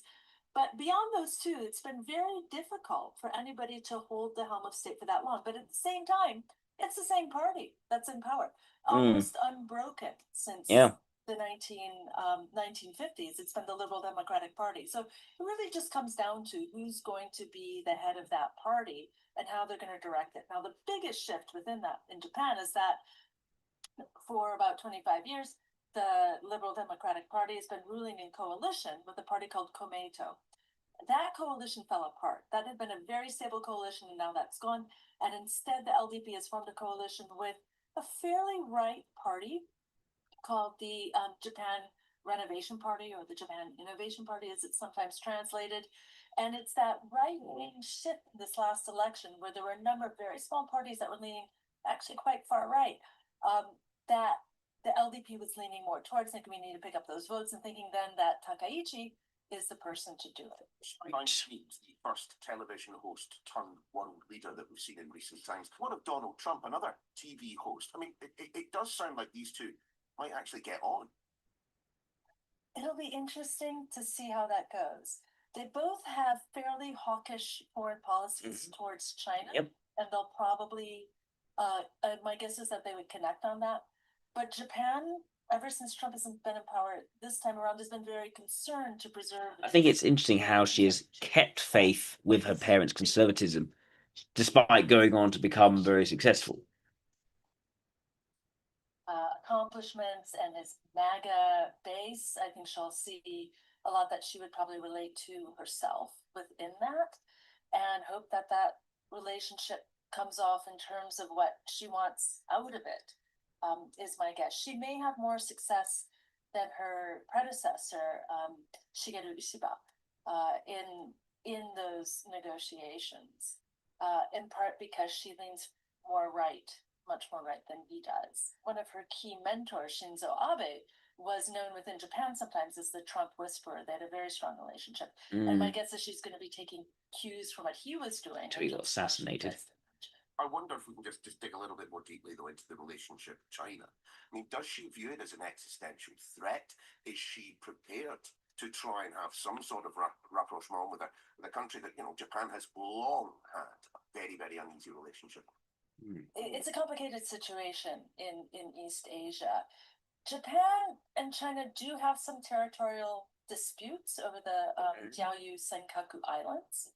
And in general, Japan has been concerned about the geopolitics side, its geopolitical relations with China. At the same time, its economic trading with China is hugely, hugely important. So she's at the same time in all of this, with fairly conservative nationalist leanings, she's also somewhat pragmatic as well.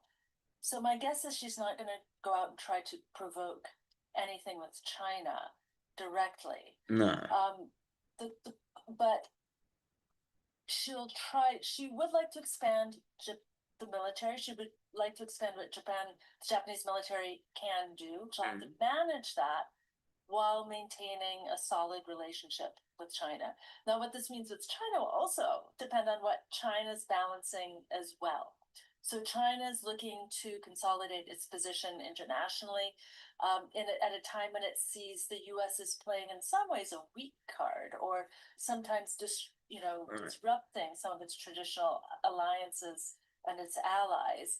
And China's trying to pick up those pieces and put together its own set of allies and coalition partners to move within the space. So what it decides is important, and whether Japan it's going to of Korea, China, and Russia together. Stoke things in Japan will depend on these other things China is balancing. What are some of the other big names in the region? South Korea, Japan. Again, there has been at times an uneasy relationship between the two, but my perspective was latterly things were certainly getting better. They have been, but it'll be interesting to see how this changes. So South Korea has recently elected a president who is more left-leaning and more social policy oriented and these sorts of things, which is moving in a different direction from where Japan just went in electing Takeichi Sanai. So in the early 1990s, the Japanese prime minister apologized for Japanese imperial aggression during World War II and during its colonization of Korea. And it's begun to make more moves to recognizing women, for example, who were pushed into sex work by the Japanese military establishment during that time. And Takeichi Sanai does not want to recognize it. She wants to take away or remove that official apology from Japan towards South Korea. And that we might see actually increasing tensions between Japan and South Korea. And what do you think the relationship between Japan and the United Kingdom will be under her leadership? It would be very beneficial, I think. When Trump was first elected for his second term as president, if these things historically happen, is there anything wrong in apologizing for it? I mean, once the apology has already been made, what's the point of reversing that apology? Unless it's some sort of narrative control situation. But if she's, say, I don't know, an extroverted sensation valuing type who's extroverted logic valuing, say a gamma type, would she be driven to reverse an apology that has already been made about historical events? I'm wondering if that's more of an inclination towards a beta type, perhaps. But I don't know for sure yet. There's a lot of interest between the two governments, between the UK government and the Japanese government, in terms of thinking, well, what can we do together? We've got a lot of uncertainty coming down the path vis-a-vis our most important international partner, also known as the US. Now that relationship is becoming more uncertain, it's becoming more unpredictable. Maybe there's more that Japan and the UK can do to partner up. And there's certain ways in which I see what I can from this. Let me see if any quotes. Sort of hand in glove between the two countries. So no.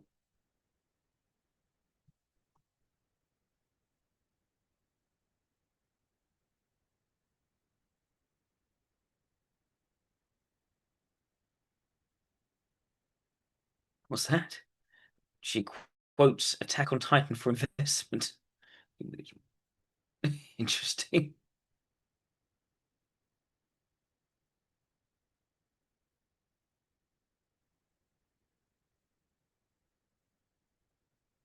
To reflect conviction and resolve, I will keep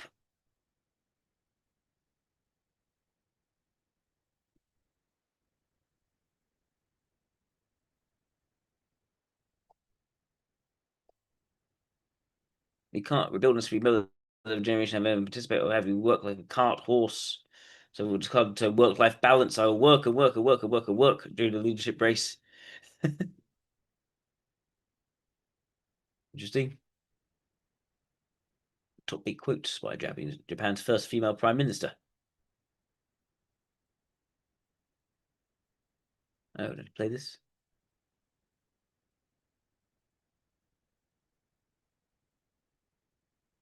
Okay, come on, come on, come on, come on, come on. My goal is to become the Iron Lady. Okay. Unless Japan can defend itself, its fate will always be at the mercy of shallow US opinion. Personally experienced nursing and caregiving 3 times in my life. That's why my determination has only grown stronger to reduce the number of people forced to leave their jobs due to caregiving, child rearing, or children refusing to attend school, to create a society where people don't have to give up their careers.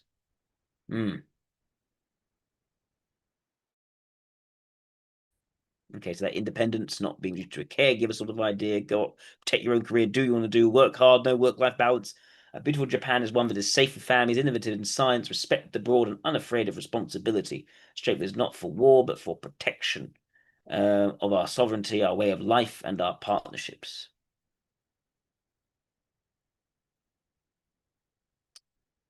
We cannot rebuild unless we mobilize the full strength of every generation with everybody's participation. People to feel pride, not arrogance, but pride. Pride in our culture, our families, our defense, and the contribution to world peace. Cooperation is vital. We must work with America, Europe, and Asia, but cooperation without self-respect is weakness. Nationalism is not hostility, but pride that enables equal partnerships. Right. Okay.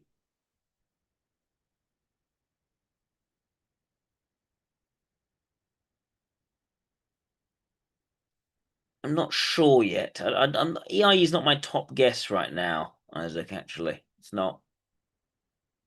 I'm still between some options here.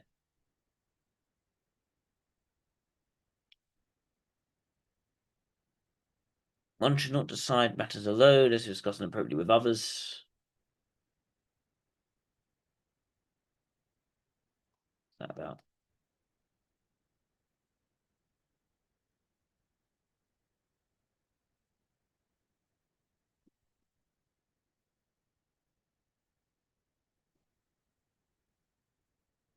Let's try leadership style.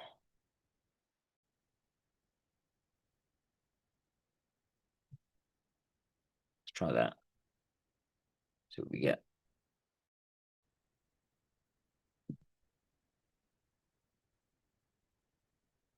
Yeah, we know a policy, but what about how she manages?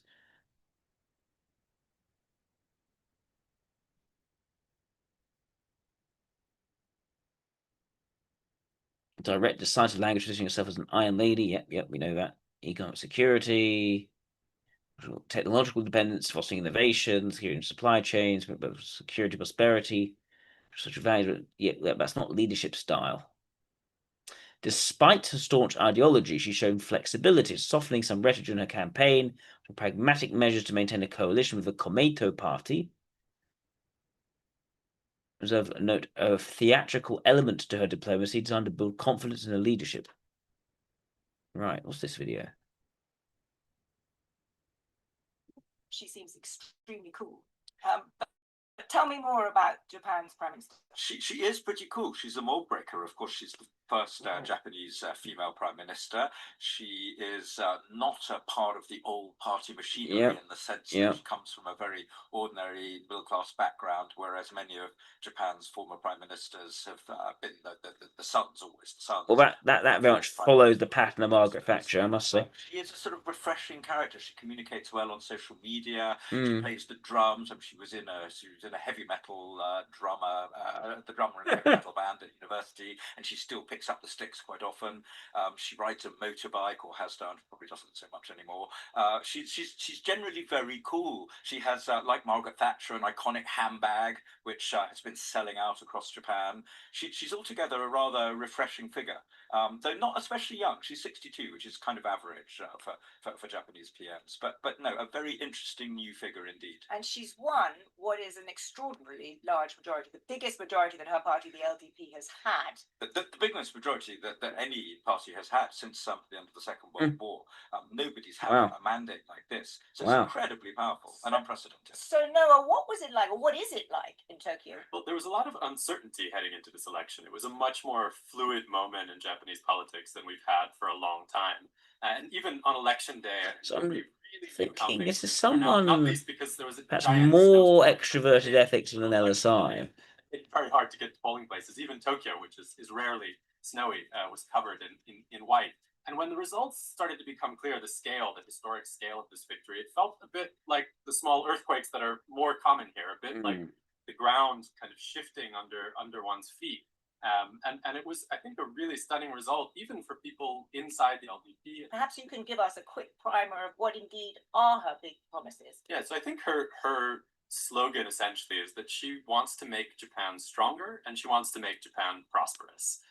Hard to argue with either element of those, but the stronger piece is essentially about beefing up Japan's armed forces, building out the security state. The prosperous piece gets a bit trickier when you get into the details of how she plans to make that happen. But these are long-standing goals that the LDP has had. I mean, I think it's worth remembering that for all of her mold-breaking style, she is a 30-year veteran of the 70-year ruling party of Japan. She's very much a creature of the establishment. She's not an outsider trying to tear down the establishment. She's the one the LDP turned to really fend off the challenge from the kind of populist disruptors who were starting to make inroads heading into this election. Let's start with foreign policy and defense, where making Japan strong is the goal. A big part is defense and a very clear defense build-up. Henry, how much does she want to increase defense spending? How big is this? Well, it's about going to a 2% of GDP target more quickly, and it's significant because Japan historically has not been a country that spends on defense post-Second World War. It's actually their constitution that they're not supposed to have an army for aggressive purposes. Yeah, of course, we know this. For defensive purposes, but they've been firmly within the security umbrella of the US. And in this new world, with more geopolitical tension and a fraying commitment of America to its alliances. Let's go to this part. It's building its navy, expanding its air force, everything, all manner. A sort of gentle Abe-like increase in awareness is really not keeping up with the continent. Two big things are changing, right? China's aggressive rearming and its more aggressive general position, and of course, as Noah said, the US. Let's take them in turn. Let's start with China, because even in her 4 months before she got this extraordinarily large majority, she'd already had a fairly testy and consequential interaction with China. Remind us exactly what happened there, Chris. Yes, well, she made a comment that caused a lot of concern in China, unjustifiably, I would say. But she simply noted that in the event of a Chinese attack on Taiwan, that Japanese central interests would be affected, and that suggested to China, and was sort of considered by the Chinese to mean that Japan might intervene. Now, she didn't say that it would, but the position has always been that there must be strategic ambiguity, that neither America nor Japan are committed to defend Taiwan. China had a huge reaction. A Chinese consul general said to stick out her dirty neck, it should be chopped off, and it was very kind of hostile and aggressive. Wow. Now Chinese tourists don't come to Japan anymore, which has been very problematic because that was a big part of the tourism industry, which is growing quite fast. Noah, do you think that is now seen as being a mistake? Or is she going to double down on that? What do you expect from her in terms of how she behaves towards Xi Jinping? Yeah, I think what she said in the Diet initially was a mistake. It wasn't. She didn't intend to cross that line, which Japanese prime ministers haven't crossed in the past. But she's not going to walk back from it now. It's become a position that she is standing on. It's essentially saying out loud what everyone already understood. And it has, I think, won her, some support from the public. There's been a bit of a rally around the flag effect. It's helped to kind of consolidate her image as a tough leader who's willing to stand up to Japan's hostile neighbors. So I wonder, wouldn't the idea done that? Part of what voters want. So what do you think will be the practical consequences for the Japanese-Chinese relationship? I mean, do you think that these restrictions on tourists are going to continue? Is this going to be a very hostile, tetchy relationship? Well, to my mind, it just shows you how difficult this whole process is going to be. I mean, one of the things that Takaichi wants to do is to change the constitution. That's harder than passing a law. She still needs a 2/3 majority in both chambers for that. But if it's not going to happen now, with this prime minister voted in, as Noah said, on a security. Right. What else can we find?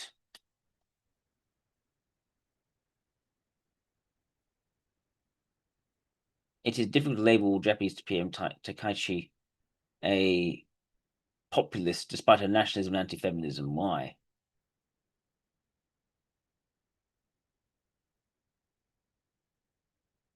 national anti-feminism are trademarks of conservative right-wing politicians, but they're not necessarily populist phenomenon per se.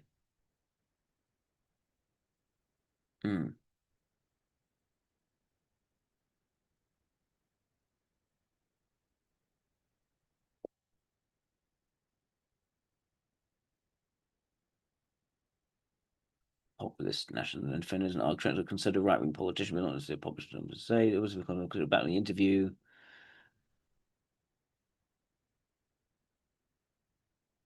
Ideological alignment, but the performance of decisiveness and moral clarity.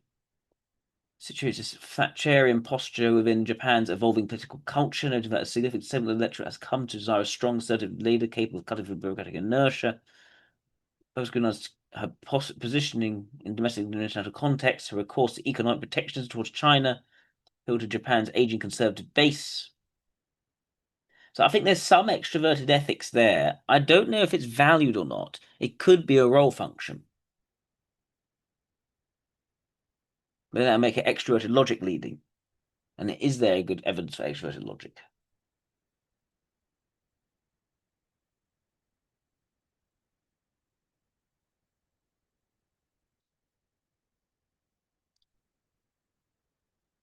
Machine click art languages, populist traits, probably something which actually tries in this sense.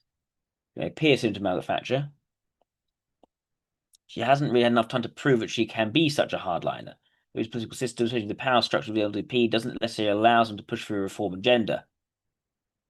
The neoliberal reform agenda, she has a reading on the side.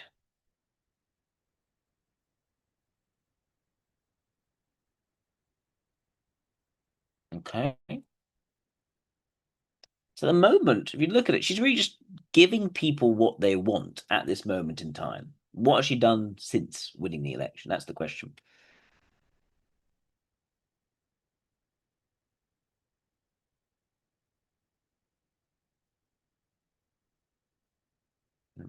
Defending impressive ideas.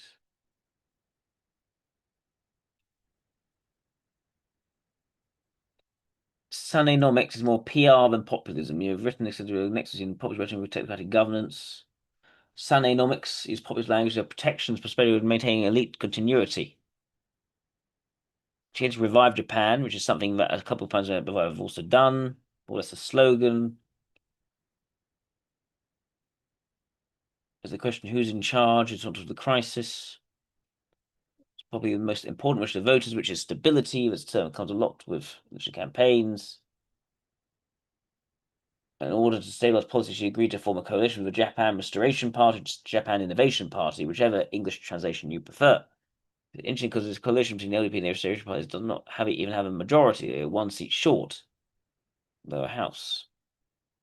Where's the stability? Economics, it's like Abenomics. Abenomics is a PR term a professional advertiser come up with. Maybe you might not spend too much time discussing it. We endeavor to raise incomes, transform people's mindset on consumption, boost tax revenue, raising tax rates as business earnings increase. Human approach of responsible, proactive public finances. So the better economic growth will pay more tax or produce more tax revenue. Also, supposed to be driven by domestic consumption. Wasn't been done before. About promising everything to everyone. The hardline plays domestically but complicates diplomacy.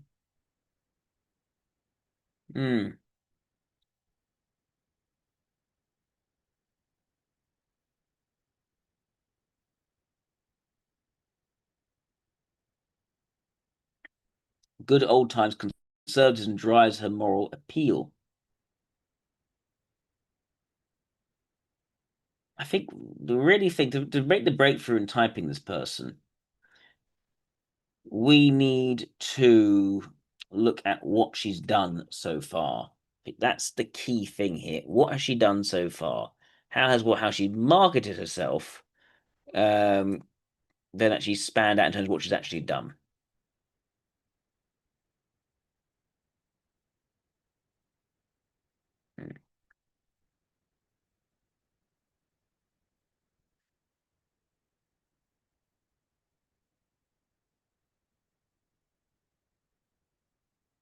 Let's see. It's been Not even a year yet. Short taking official diplomatic crisis. China, a statement made regarding her involvement regarding a potential Chinese attack on Taiwan. She called and snapped an election, but a large landslide victory.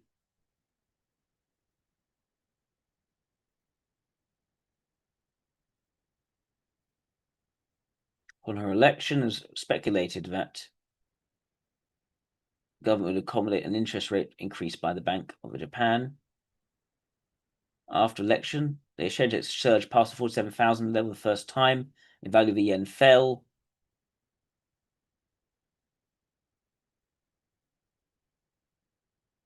Nikkei rose over 4% to a record high, and it's closed. Yen fell 1.8% against the dollar. On 10th of October, Komeito Party announced the party would break with the LDP and leave the government coalition, so disagreed with Takeji's leadership and the LLDP's handling of the slush fund scandal. These are campaign funds by the LDP. Failed to report over 600 million yen in campaign money. So going to collapse the 26-year-old Komeito coalition. So the parliamentary election to choose the next prime minister was pushed back from 15th to 20th of October. On the 15th of October, she asked Yoshimura, leader of Japan Innovation Fund, to enter the coalition with the LDP.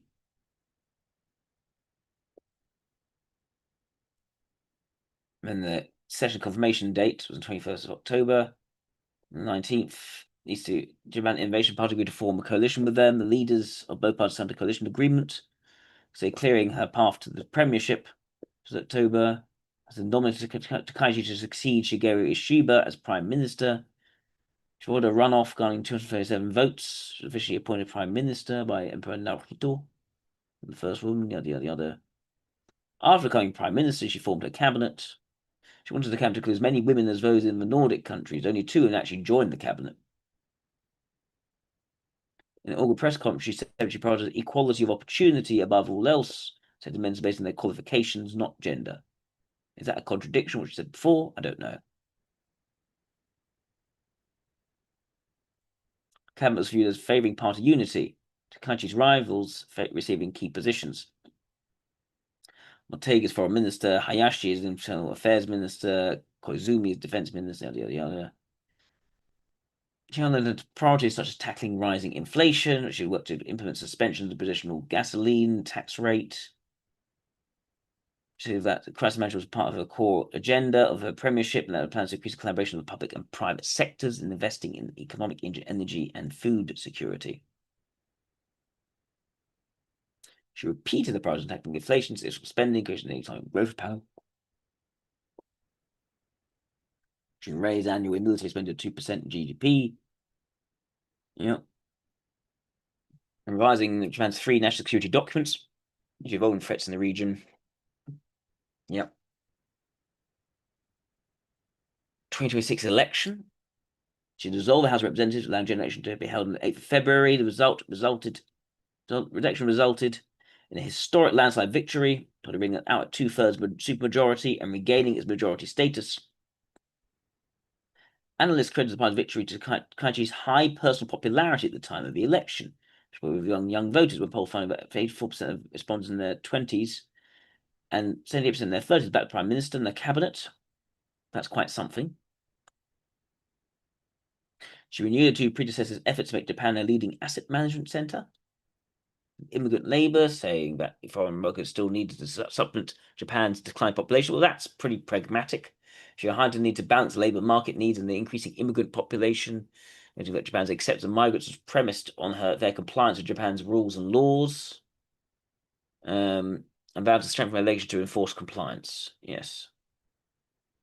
Economic policy. Local reports suggest that she planned a 39 trillion economic stimulus package. Other proposals include the expansion of local government grants for small and medium-sized businesses and additional investment in technology such as artificial intelligence and semiconductors. And Kaichi announced the Science, Technology and Innovation Basic Plan that sets guidelines for science and technology policies to double spending on research and development to 60 trillion. So interest in innovation and technology is also apparent there. So investment in technology, she's done actually be quite pragmatic on, although increasing sort of enforcing compliance, make sure rules were followed. She actually did still allow migrants to continue to come to the country. It's not sort of hard line position there.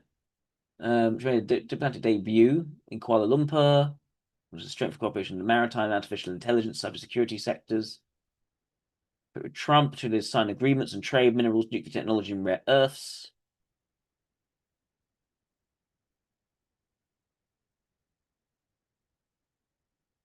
Xi Jinping made an unusual move by not sending a congratulatory telegram the day to actually assume the post of prime minister.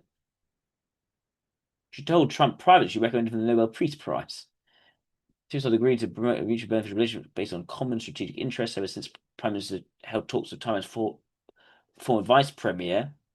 China lodged a protest with Japan. Japan countersigned, leading to deterioration of a relationship. A diplomatic crisis. The only crisis she has actually had, it seems to me, has been a diplomatic one. He said it was quite minor, and China was quite ghastly in response, of course. Immigration policy. She praised the guidelines adopted in 2018. Measures call for an orderly coexistence with foreign nationals residing in Japan, or integrating optimized management of foreign nationals, primarily by making completion of a Japanese language program mandatory to obtain permanent residency, lengthening the period of continuous residence required to obtain Japanese citizenship. Okay. Like, nothing hard line there. Public opinion, she enjoyed high approval ratings during her tenure. She had approval between 65% and 83% of respondents, on the highest such a rating of the government in 20 years. 52% of respondents wanted to actually stay as long as possible. So she's very popular. That's very clear. Does that mean she's an EIE? I don't think it necessarily means she's EIE. I think she's found an image that works, and she's stuck with that image. There's some awareness of image going on here. It doesn't strike me that she has mastery of this area necessarily. She's certainly been quite careless in her positioning with China, although maybe she just doesn't particularly care about China. Although, why would you not care about China, given it's like the biggest force in the area? And to be truly cautious in the area and be adept in how things are perceived would suggest that this is perhaps an extroverted ethics failure, potentially. But it hasn't hurt her at home, at least, even though it did affect some tourism. And yet, although positioning herself as being clearly very sort of hard right conservative, sure, she has been conservative, but it doesn't seem to me that she's been extreme at all in terms of what she's actually done.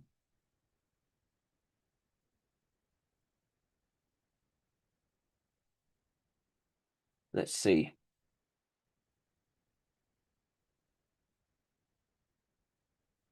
What else can we say?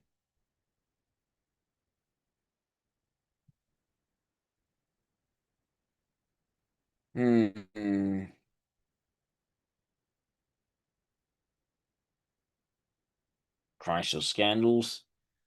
Three major crises, two political gambles. Public health that has surprised me to dissolve the lower house and call urgent election amounts to high stakes. I mean, she's not super cautious either.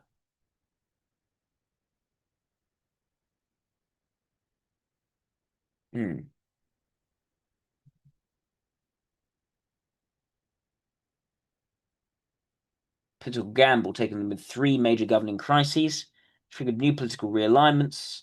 A coalition of centre-left opposition forces, upcoming contests could reshape.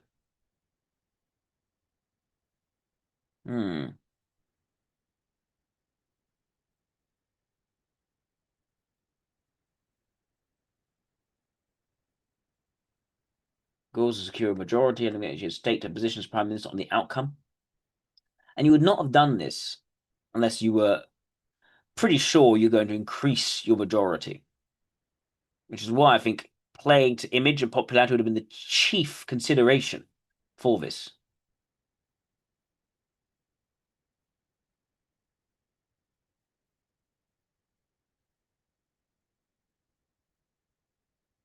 Not the right-wing LDP or JIP.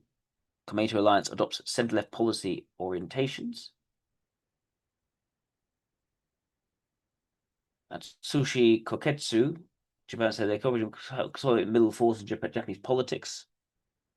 Countries between the right and the centre-left may become a defining feature of Japanese politics, while far-right forces such as the Sanseito Party recently in recent years expand through the election, long-run political volatility and uncertainty in Japan and likely to increase.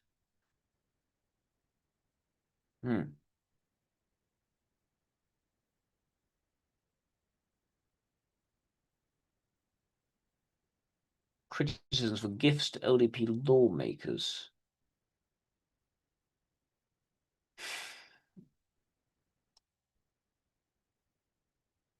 Okay, let's look at her early career.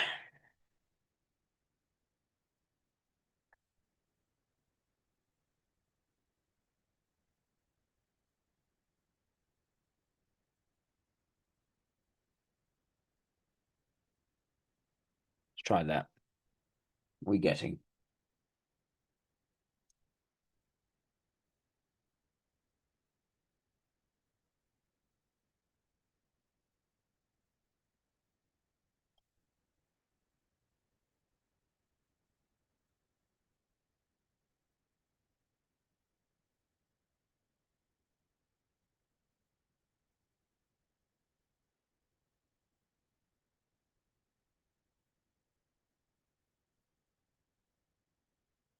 Let's see.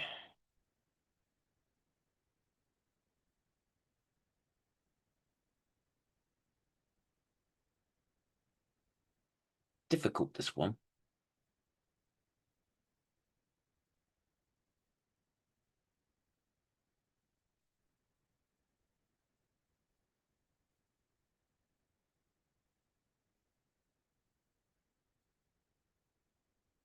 Yeah. Yeah. Yeah, we've seen this already. We've seen this already.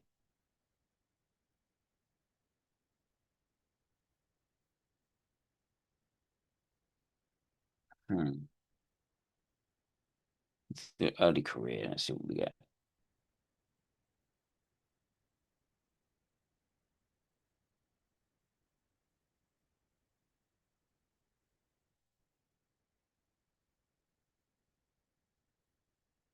Let's see if we can.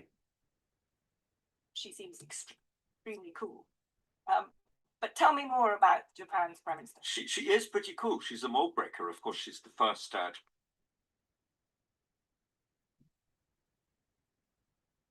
I'll do early, something early.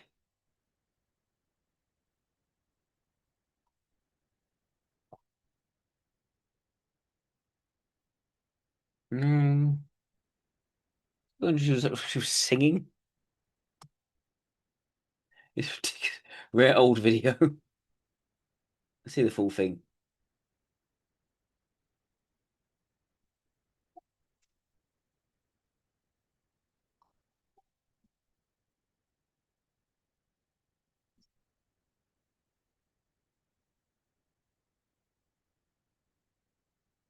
But why was this happening? Why did she do this?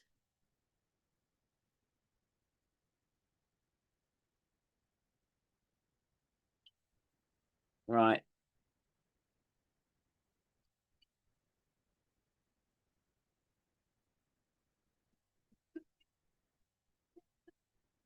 Okay, why did she do this?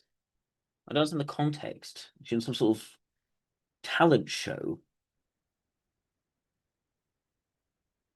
Surprise drum session. I didn't remember South Korean president there. Goodness. He looks quite stiff doing this. What's she doing? She does not look stiff.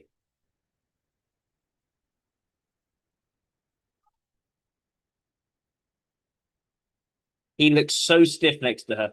Goodness.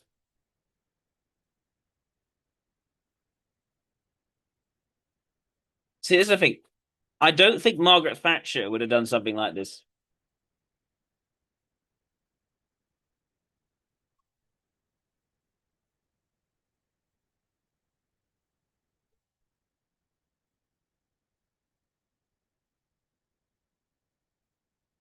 You just look at the language already. The body language is more confident.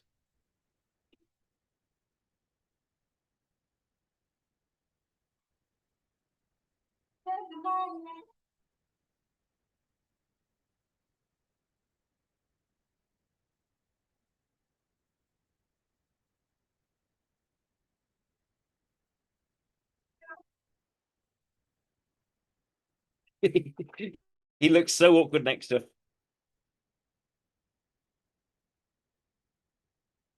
Right.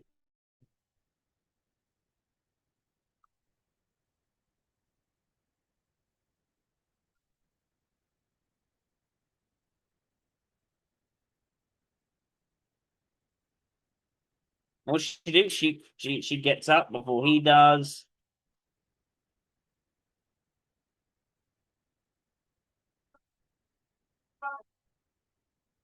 Definitely the more you see physical. Look at that expression on her, and quite a lot more energy from her.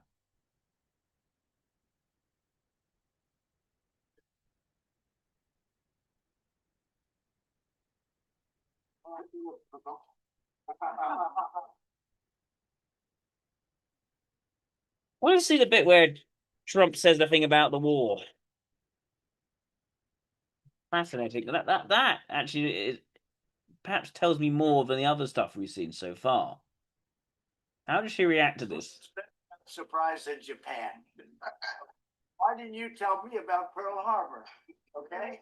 That was Donald Trump explaining why the US didn't give allies like Japan advance warning about the Iran war. The reference to Japan's attack in World War II seemed to shock Prime Minister Sanai Takaichi. Mr. Trump asked Japan, along with other countries, to send warships to the Strait of Hormuz. But Japan has a pacifist constitution following World War II. Ms. Takaichi. I want to see that a bit more.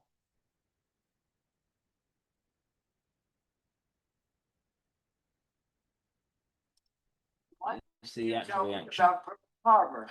Okay. No, that's not the. I want to see just the unedited clip. Don't want to blow short. I want the.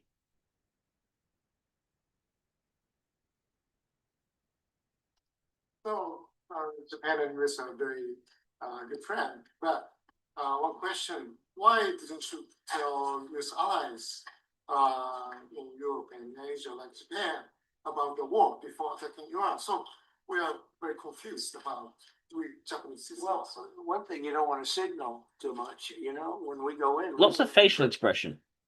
We didn't tell anybody about it because we wanted surprise. Who knows better about surprise than Japan? Okay. Why didn't you tell me about Pearl Harbor? Okay. Right? He's asking me, do you believe in surprise? I think much more so than us. And we had to surprise him, and we did. And because of that surprise, we knocked out the first 2 days. We probably knocked out 50% of what we, and much more than we anticipated doing. So if I go and tell everybody about it, there's no longer a surprise, right? Okay, one more. So when he said that, now you see, there's initial reaction. There was initial reaction, but then they were still keeping a smile on the face at the same time. Japan Wasn't quite the alarm. It was quite suppressed. What question? Right. Is there anything else we can see from her? I'm starting to get a better view. I am entertaining EIE more. That hug was quite something as well. You didn't see it for the South Korean president. Wow. Just go straight for the hug. You're quite right. And then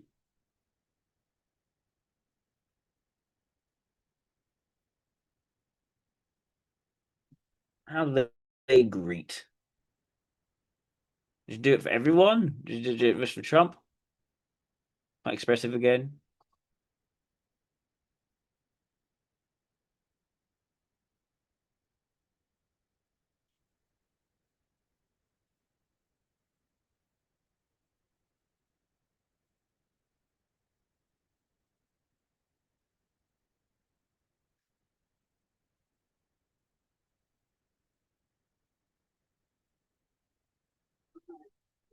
Uh, there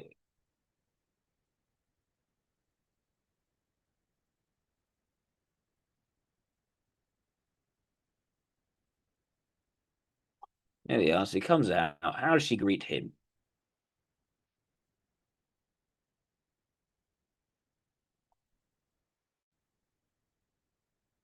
This is a similarly friendly nation. Well, with troubled history, of course. But no more America. Oh, holds by the hand. No big hug. No hug. Far more distant, far more respectful. So when she hugs Trump, that's quite a bold statement. That's not playing it careful. It works. I think it works, but it's not someone who's just being cautious, trying to avoid issues.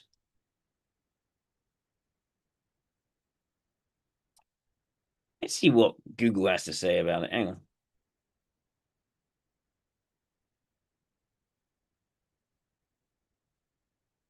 Let's see what happens there.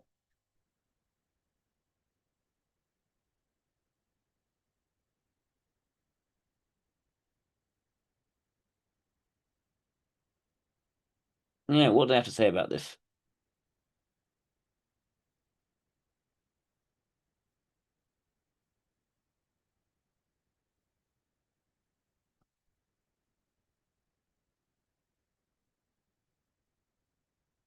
Right to note from praying to his English fluent and joking about skipping translation. Do you understand this very good? Yada yada yada yada.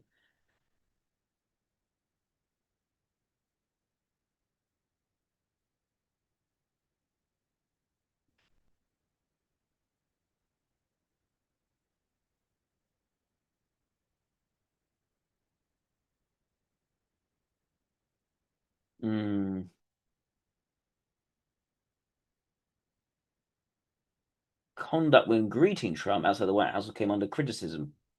News report when Takaichi arrived at the White House at a summit, she smiled and quickly moved in for a hug. He went out to greet her and extended his hand for a handshake. Another video seen opening mouth wide and stretching out her arms as she saw a photo of Trump walking through the presidential Walk of Fame corridor. She then covered her mouth and laughed. The next image, a picture of an autopen representing former US President Joe Biden. Footage also went viral on X, with some criticizing her behavior as improper. The way of dealing with President Trump was bizarre and embarrassing, according to Hitoshi Tanaka, former Deputy Minister of Foreign Affairs of Japan. It's related to heads of state, and while some flattery is fine, if it's overdone, it ends up repulsing the onlookers. Greeting him as in public isn't a Western-style greeting. No symbol of closeness, hugging is fine, but as a greeting, it requires moderation. Japanese Communist Party lawmaker called the worst summit meeting and wrote next that Japan has gone its way to visit the US, who requires an attitude of abject, servile praise. See, these are critics. I don't think it was perceived that way when she did that by the Americans.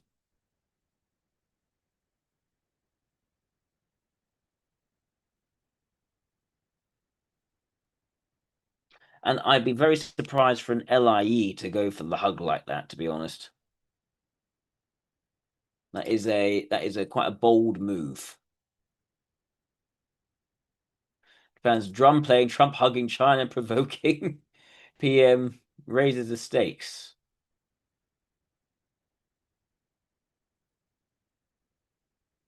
So it's something we'll see what unfolds. This is someone who played quite a strategic game, getting to the party, rising up through the ranks, positioning herself as the hard right candidate. Was she always the hard right candidate? I don't know.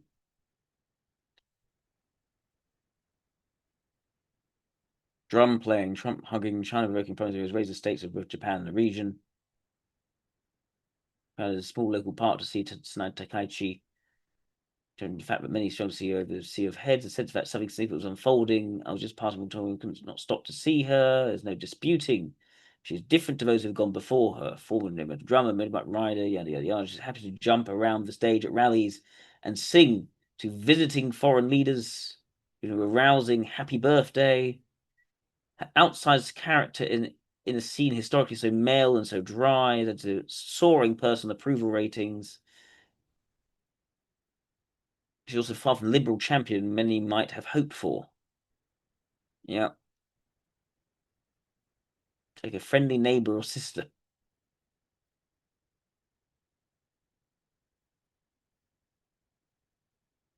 Japan.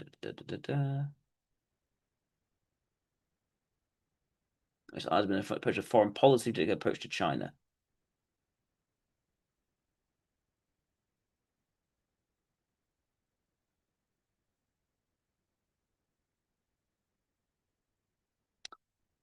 I am leaning more EIE, to be honest. I think she makes quite bold moves with her extroverted ethics. I don't think it's the playing it safe capability of a role function. I think she does more than is what's strictly necessary in this area. Sometimes takes it quite a bit further, and in taking it further, though it creates controversy, say with China and all the rest, at home, it hasn't led to a blowback except from other parties. She's clearly had it pay off very well in terms of her. She's got perhaps the most popular Japanese government in history. All the Instagrammable moments, her stance to try and might be the key issue that plagues and potentially even defines her leadership.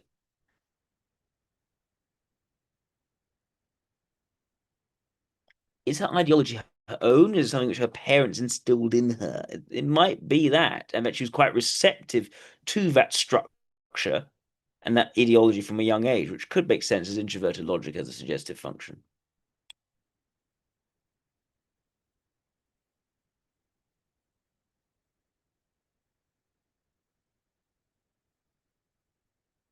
See.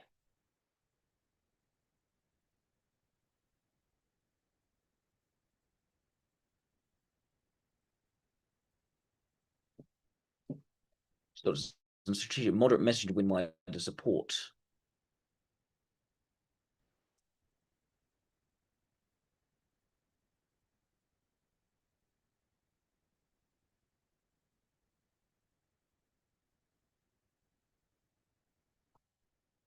With her 2025 campaign, she shifted towards a more approachable image and some pragmatic women-friendly policies, where she constitutes a genuine policy softening or strategic opportunism.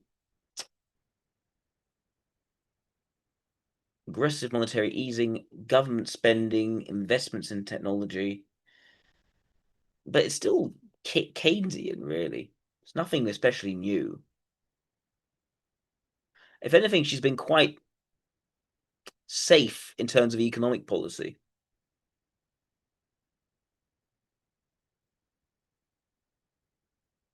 Safe in that she's following what Abe did before. It's not. Let's see. Oppose allowing married couples to use separate surnames, yada yada yada.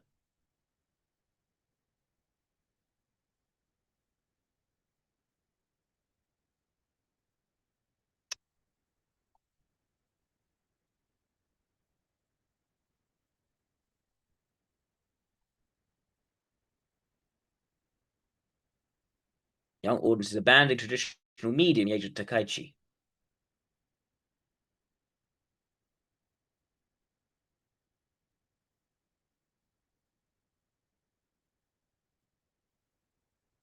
A collapse of institutional credibility. So people came out to criticize her. That led to a collapse in their credibility rather than a collapse in her credibility.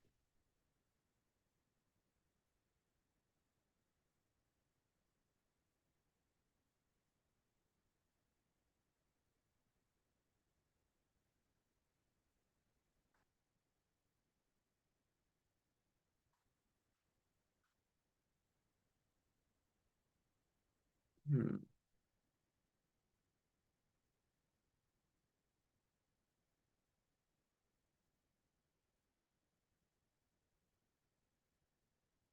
Let's see if any other interviews we could find.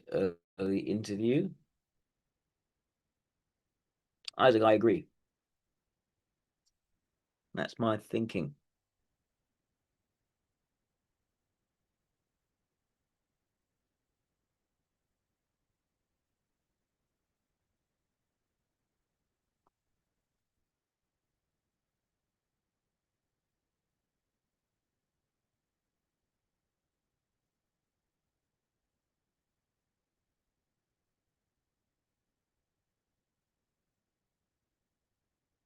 Early interviews.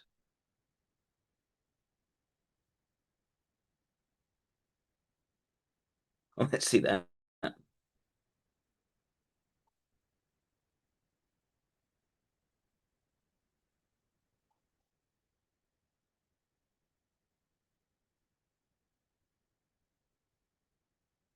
Very expressive, almost theatrical.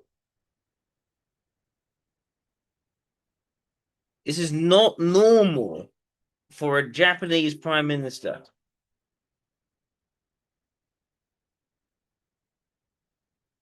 一つ目は、明日に控えるドナルドのご子息のバロンさんのお誕生日です。立派でイケメンに成長されていると伺っております。The first one is a birthday celebration. Donald, tomorrow is the birthday of your son, Mr. Baron Trump. And I know he has grown up so much into a very tall, good-looking gentleman. 間違いなくご両親に似たんだと思います。Donald, it is very clear where he got it. Of course, from his parents. There's no doubt about it. She's expressive. She's not smooth in the she's very angular. It's like jerky movements as well. Please convey my sincere happy birthday wishes to him. There's of course almost like clumsy physicality rather than a physically imposing, unlike with Trump. The first one is a birthday. Right. What do you do for a living, Cameron? No. Like a free No. Oh no! Come out of this. Out of that. Right.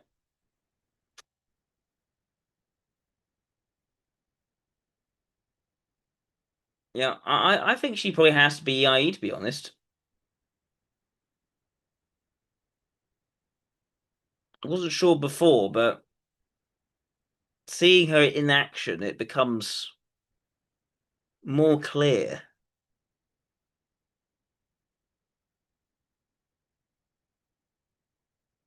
What's this? It's a tremendous tribute. Why has this gone viral? And that's our really amazing friend, the Japanese Prime Minister, who's going to speak in just a few minutes. But She's we're always smiling. She's always.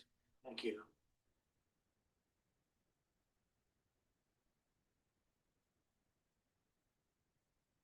It's a tremendous. Why did that go viral? Really.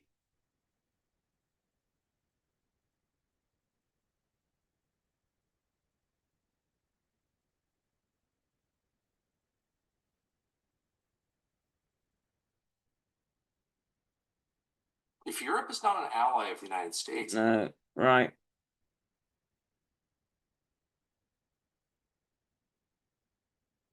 See some of her speeches as well.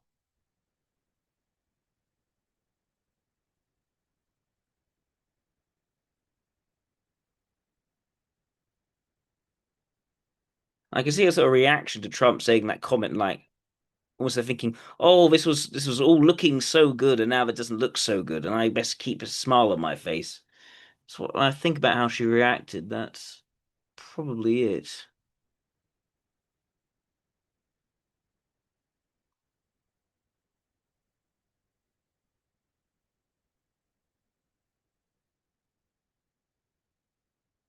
Just do a Japanese one to see what it's like.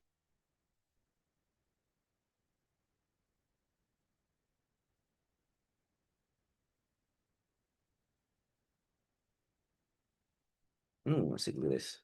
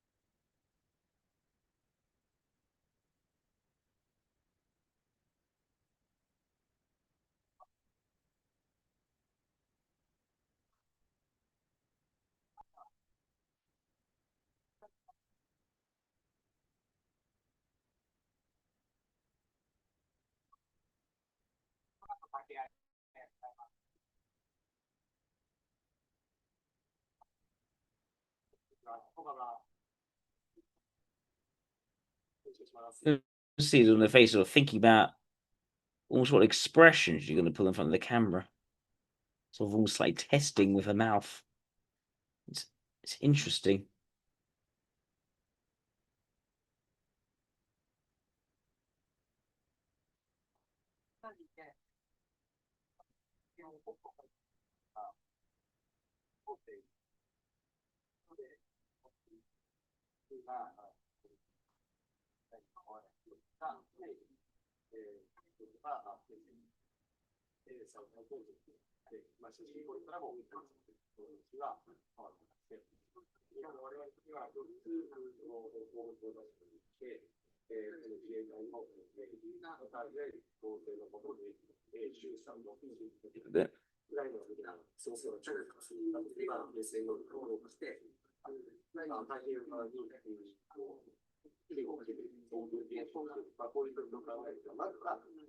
Interesting setup there. You got multiple tables, other people at the table. It's not just her.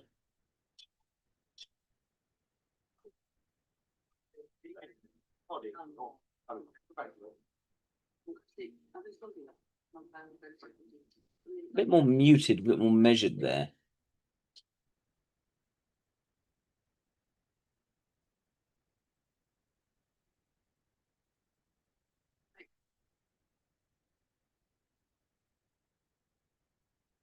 Hmm.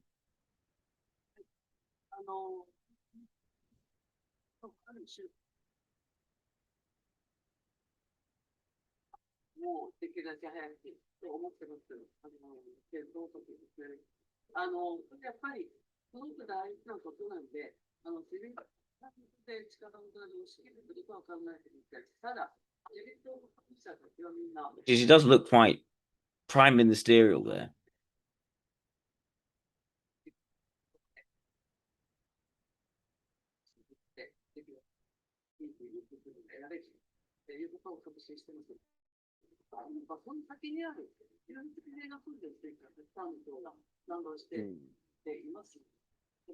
All right. So I think EIE has to be it.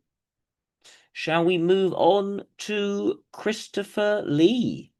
Let's do Christopher Lee at long last. Right. So yeah, as Ida puts very nicely for Samantha Kaichi, I think you're right. She started off as independent. Despite being independent, not starting with the party, she managed to make her way into the LDP. She rose up through the LDP. She was able to be essentially an insider, yet then portray herself as something fresh, something new, something almost rebellious for the youth. At a time where the party needed to pitch itself more towards the right, and she did that very successfully. I don't think that's disingenuous. It sounds like she does have genuinely very conservative parents that seem to have gone along with their very clear, quite restrictive ideology without much of the pushback, but at the same time wanted to climb up through into politics.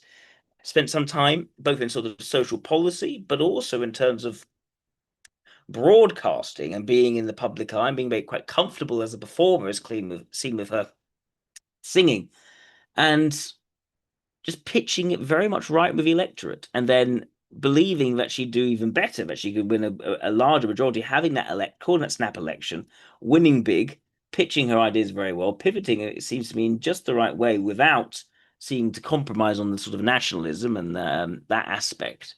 And really, again, looking like a right-wing populist without actually being a populist, but being very much within the establishment party, has been there for decades. So all these things to me suggest the extrovert ethics is actually very skillful.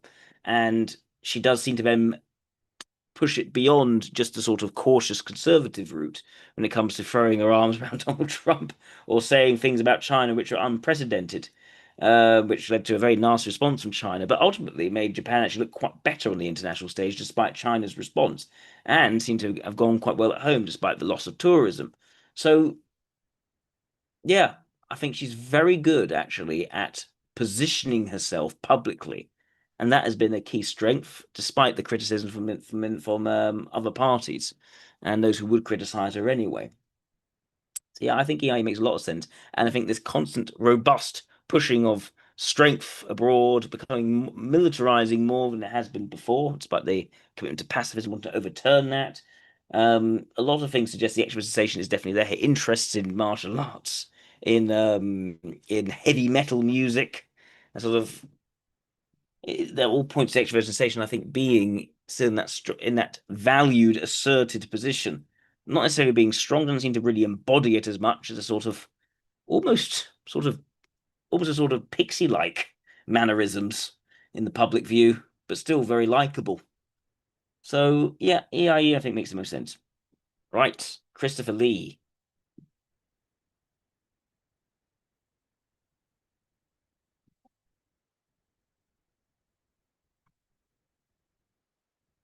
Christopher Lee, it's a Congrocopedia. The late Christopher Lee. He was an English actor. He was a singer and author whose prolific career spanned over 6 decades and encompassed more than 250 film appearances, establishing as one of the most iconic figures in horror and fantasy cinema.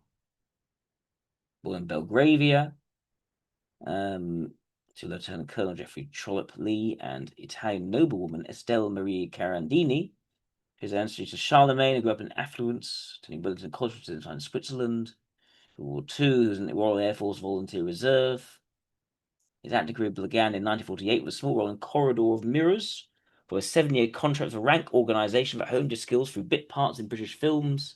His breakthrough came in 1957 with Hammer Film Productions, where he portrayed The Creature, The Curse of Frankenstein. His commanding performance as Count Dracula in Horror of Dracula that catapulted him to international stardom. He's diversified into varied villainous roles, in The Mummy and the Mummy, Fu Manchu series of films, Scaramanga in Roger Moore. Wow. Beyond cinema, he's a polymath, a lifelong opera enthusiast who trains as a baritone. He released heavy metal albums in his later years, including Charlemagne by Sword and the Cross, and authored autobiographies such as Tall, Dark, and Gruesome. Interesting. He married Danish model Birgit Kronecker, remained wed for 54 years to his death. Has a daughter. So it's a polymath. Okay, all in entertainment, opera, heavy metal. It's not that he contributed to multiple scientific fields or anything like that. Let me see. Post-war claims and controversies. Describes as World War II service involving elite commando operations, including attachment to the Special Air Force. So Special Air Service, Special Operations Executive, Long Range Desert Group. They can to have conducted sabotage missions behind enemy lines. The Official Secrets Act to limit details, stating in 2011 he was attached to the SAS. Let's just say as the Special Forces leading to high-risk combat feats that implied significant enemy engagements. He avoided specifying personal kill counts. His narratives also include sustaining a shrapnel wound. Portrayed Lee as a multilingual intelligence operative who rose to flight lieutenant in the RAF while leading daring raids contributing to the mythic aura surrounding his military past. Following his death, military historians conducted a posthumous review, questioned the veracity of his accounts, and that while Lee served creditably, he encouraged embellishments that overstated his role in Special Forces operations. More highly, the absence of any direct evidence linking Lee to SAS or LRDG units, suggesting his story's blurred liaison duties with frontline heroism, a pattern seen in these selected disclosures that amplified his contributions without outright fabrication. This analysis, echoed in contemporary media, scrutinized claims of SOE involvement in Nazi hunting, positing that Lee's tales served more as inspirational lore than precise history. His family and colleagues have defended his narrative as motivational rather than strictly literal, emphasizing their role in honoring his genuine wartime sacrifice without delving into disputes. Interesting.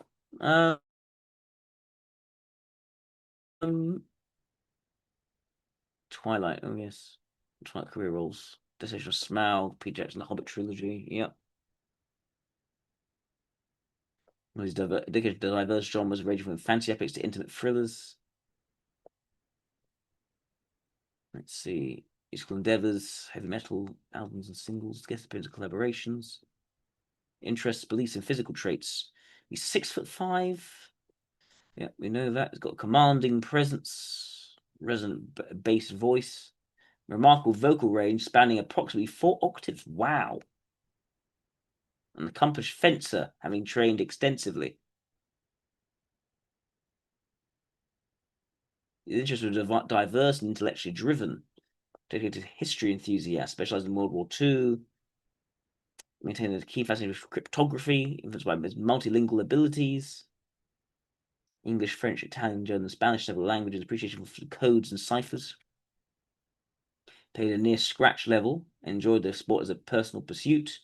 He's a passionate opera aficionado, having considered a professional singing career and frequently narrating operatic works, uses vocal prowess. Among his eccentricities, he amasses a substantial personal library exceeding 20,000 volumes, focusing on historical texts, rare editions, and works on the occult, for he downplayed the latter's extent in public discussions. He didn't want to be typecast in horror, often criticizing the genre's descending into gratuitous violence, pushing for varied characters to showcase his range.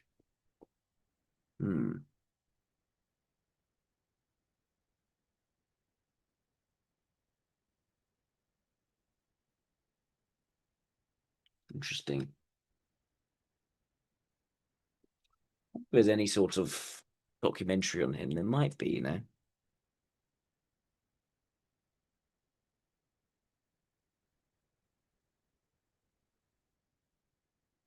There's enough about him for there to be a documentary. Oh.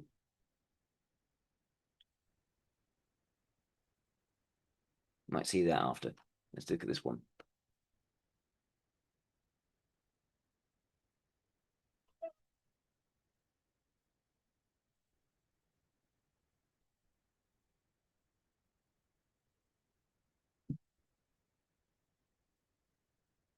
Sir Christopher Lee was the acting knight who gave a generation nightmares. Cinema's charismatic prince of darkness, from Count Dracula to Count Dooku and beyond. It's claimed that he appeared in more films than any other actor. Really? His career, wow. like some of the characters he played, enjoyed several resurrections. And there's no one else who provides a link between some of the film world's biggest franchises, James Bond, Hammer Horrors, The Lord of the Rings, and Star Wars. So what made Christopher Lee an actor in the first place? The answer can be found in this program called Turning Points, which returned him to the place where it all started. Ah, the chorus of the Hebrew slaves. This is a very familiar role. I haven't been in here for 49 years, but I will never forget this. This is the dining room of the Italian Embassy, London. And in 1946-47, I think it was 46, the ambassador, the Italian ambassador to Great Britain, was my cousin, Niccolo Carandini, Count Niccolo Carandini. He sat there at the table, naturally. I sat here, or there, I got precisely which, but close enough to have a conversation. And it certainly isn't an exaggeration to say that it was right here that my entire career as an actor actually started. He just looked at me, and out of the blue, just said, "Have you ever thought of being an actor?" I looked at him and I said, "No, I don't think so. No." He said, "Perhaps when you go away, I might think about it." There was no sudden lightning flash or thunderbolt at the age of 11 or 12, which suddenly came into my mind and said, "That's what you're going to be." My mother, incidentally, kept on saying, "Why are you doing this? It's crazy. It's a competitive world. It won't be any good. They're telling you you're too tall, too point looking. Give it up, do something else and take a job." The more she said this, the more the people said to me, "We can't use you because of experience and name." So the more I was determined to prove they were all wrong. So for the next 10 years, 47, 57. So probably a determined type, maybe? I literally worked in the theatre, I swept the stage, I did the comedy. I played tiny parts, sometimes slightly bigger. I didn't beat your repertory. I worked in films literally standing, carrying the spear. And finally, I was offered a part worth playing. And in fact, not just a part worth playing, the part which is such a wonderful role that you really would have to be a very bad actor to ruin it. Mark, the wicked, evil, sadistic, cruel Marquis de Saint-Ebermont, Tale of Two Cities. And that's really where my career, my real career as an actor started. I had 10 years, very hard work, all the background needed. Lays out narrative quite well. Though, of course, this led to this, and this led to this. There was, of course, the Hammer period when I played very strange characters. I always called it my graveyard period. One of the best pictures I've ever been. One of the most delightful. East at midnight. And they take some pictures.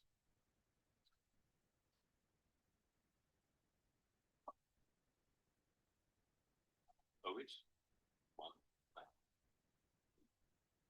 asked me in this room 49 years ago what I was going to do.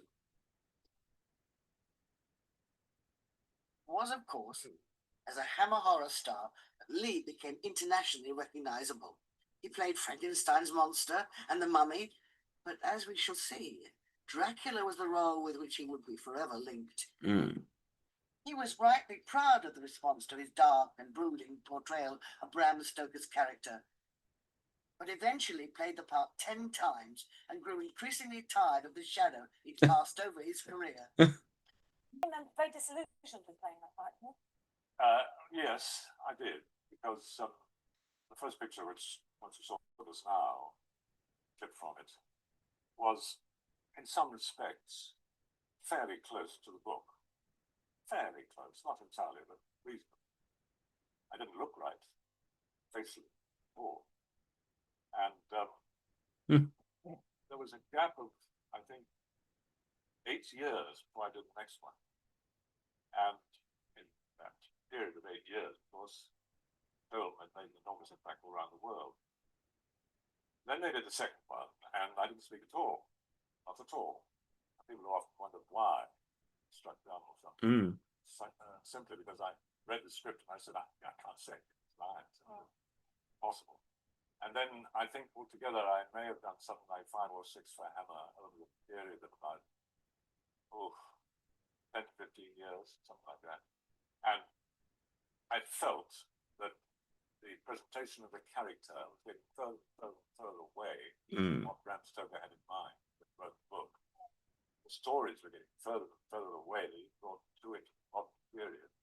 And eventually I said, look, this is enough, this is enough. Because the last one I did was a mixture between Howard Hughes and Dr. No. And I became disillusioned. I became, yes, that is the word, because I felt they were getting further away from the original story, the original idea. Right. And that the whole thing was kind of deteriorating. Also, it wasn't really very good. Quite honest about his projects. Stuck. I cast, not necessarily that character, that kind of movie. Being typecast as Dracula was perhaps inevitable. With that voice, those looks, and his aristocratic bearing. Yes. Breathed such life into the undead Count. It was perhaps natural for fans and even interviewers like Alan Wicker to wonder if there wasn't something of the night about him off screen too. It's interesting how he was ported in, but is true to the source material.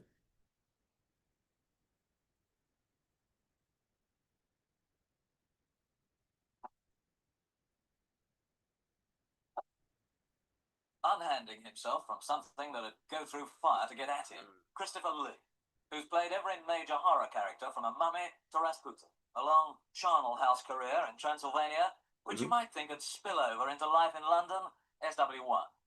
Oh, not at all. Not in a way whatsoever. You mean personally, from my own point of view?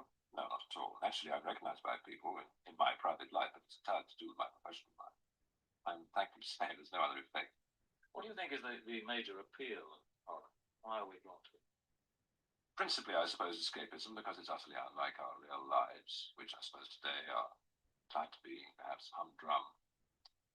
I think that this particular kind of film gives you a jolt, an emotional jolt. You can help people blow up steam, an emotional safety valve, but principally escapism into a world of fantasy and unreality and the weird, which I think we harbour within all of us. A basic, perhaps subconscious love. There's things that we don't understand and don't know.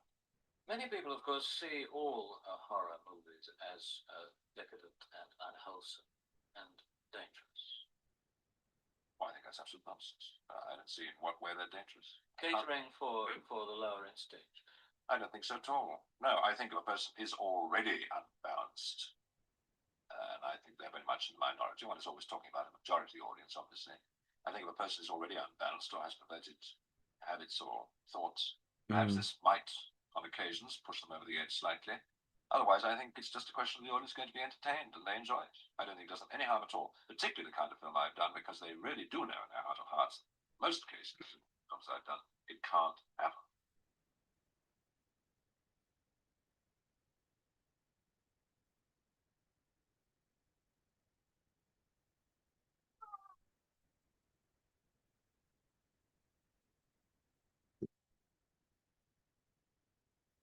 Talking to that man Wicker to talking about The Wicker Man, in which Lee starred as the pagan Lord Summerisle. A 1973 film was hated by the studio behind it. The director was forced to make it shorter, and the removed scenes then went missing for years. But thanks partly to Lee's championing of it, The Wicker Man attained cult status, was reassessed, and today is considered one of the most important British films ever made. When you were enticed into The Wicker Man, did you really know what you were getting into? I think so, because when I read the script, I realized that it was in its own way a masterpiece. And I think I can say that in a sense, it was actually written for me, which is very rare in an actor's life. It was so witty. It was so appealing. I defy any actor not to accept that role. It's the best picture that I've ever been in.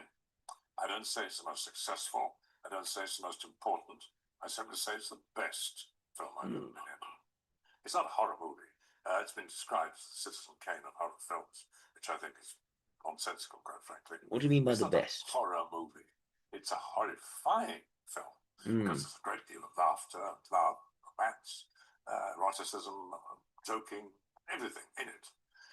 Everybody's charming. That's what makes it so alarming at the end, rather like Rosemary's Baby. But the ending that we had, which is horrifying, is the only logical ending possible in the sense of the story. But in the sense of the story, you cannot have any other ending. You came here to find Rowan Morris. But it is we who have found you. Yes, it can't be anything other than this ending. It's inevitable. Simply, we persuaded you to think that Rowan Morrison was being held as a sacrifice because our crops failed last year. I know your crops failed. I saw the harvest photograph. Oh, yes, they failed all right. Disastrously so. The first time since my grandfather came here. The blossom came, but the fruit withered and died on the bough. That must not happen again this year. It is our most earnest belief that the best way of preventing this is to offer to our God of the sun and to the goddess of our orchards the most acceptable sacrifice that lies in our power. I'll never forget when we saw the film, the first time, the projection room, British Lion. I went up to the office of the managing director of British Lion, and he said, "What do you think of it?" And I said, "Well, you know, I think it's a magnificent film." I said, there's a lot of stuff missing, which I would like to see back, personally. And he looked up at me. He didn't get up, of course, when my wife came into the room. And he said, "I think it's one of the 10 worst films I've ever seen." There was a kind of a built-in negative approach, which, if carried to its conclusion, would have meant that the film would never have been seen, ever, by anyone. For years, Christopher Lee held his view that The Wicker Man was his most significant film. And then in 1998 came Jinnah, which saw him cast, controversially in the eyes of some, as Muhammad Ali Jinnah, founder of. Didn't actually go enough detail into why he saw it as the most significant. Maybe I should look at this a bit more, actually.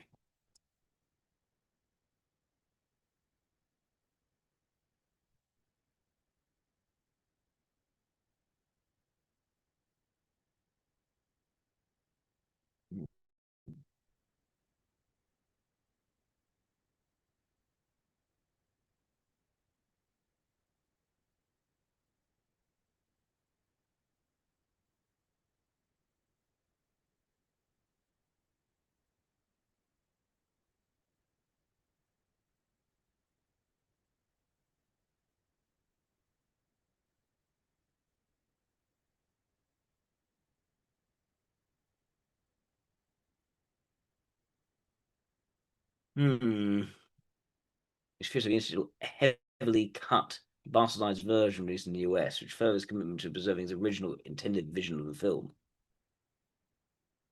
Its low budget and distribution troubles, the anti-supportive film production even financed part of its promotion himself, championing it throughout his life. Interesting. He's really committed to that project.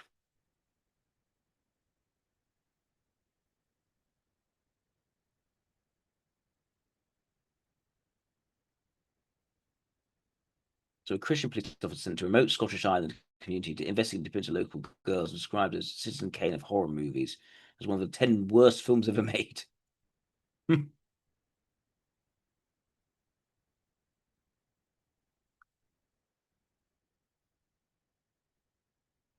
Budget was too low. Its island setting had to be recreated in the mainland in Galloway. The story reports of spring and pagan May had to be shot in October. There's a row of editing, lackluster release.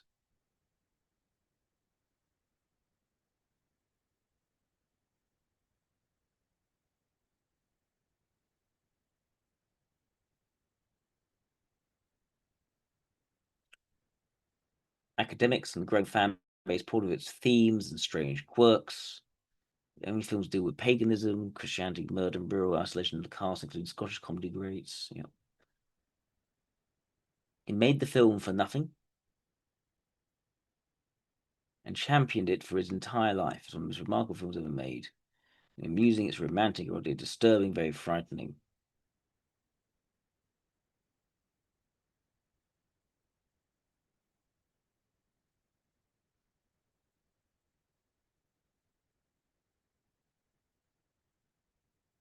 So he seems to have very clear attachments to certain films and the way that they're and admiring the way that they're written and made, and that brings him into contrast to sort of popular, sort of the public view of situations, and he still has quite a degree of sort of conviction, and he seems to pursue that conviction quite strongly, it appears.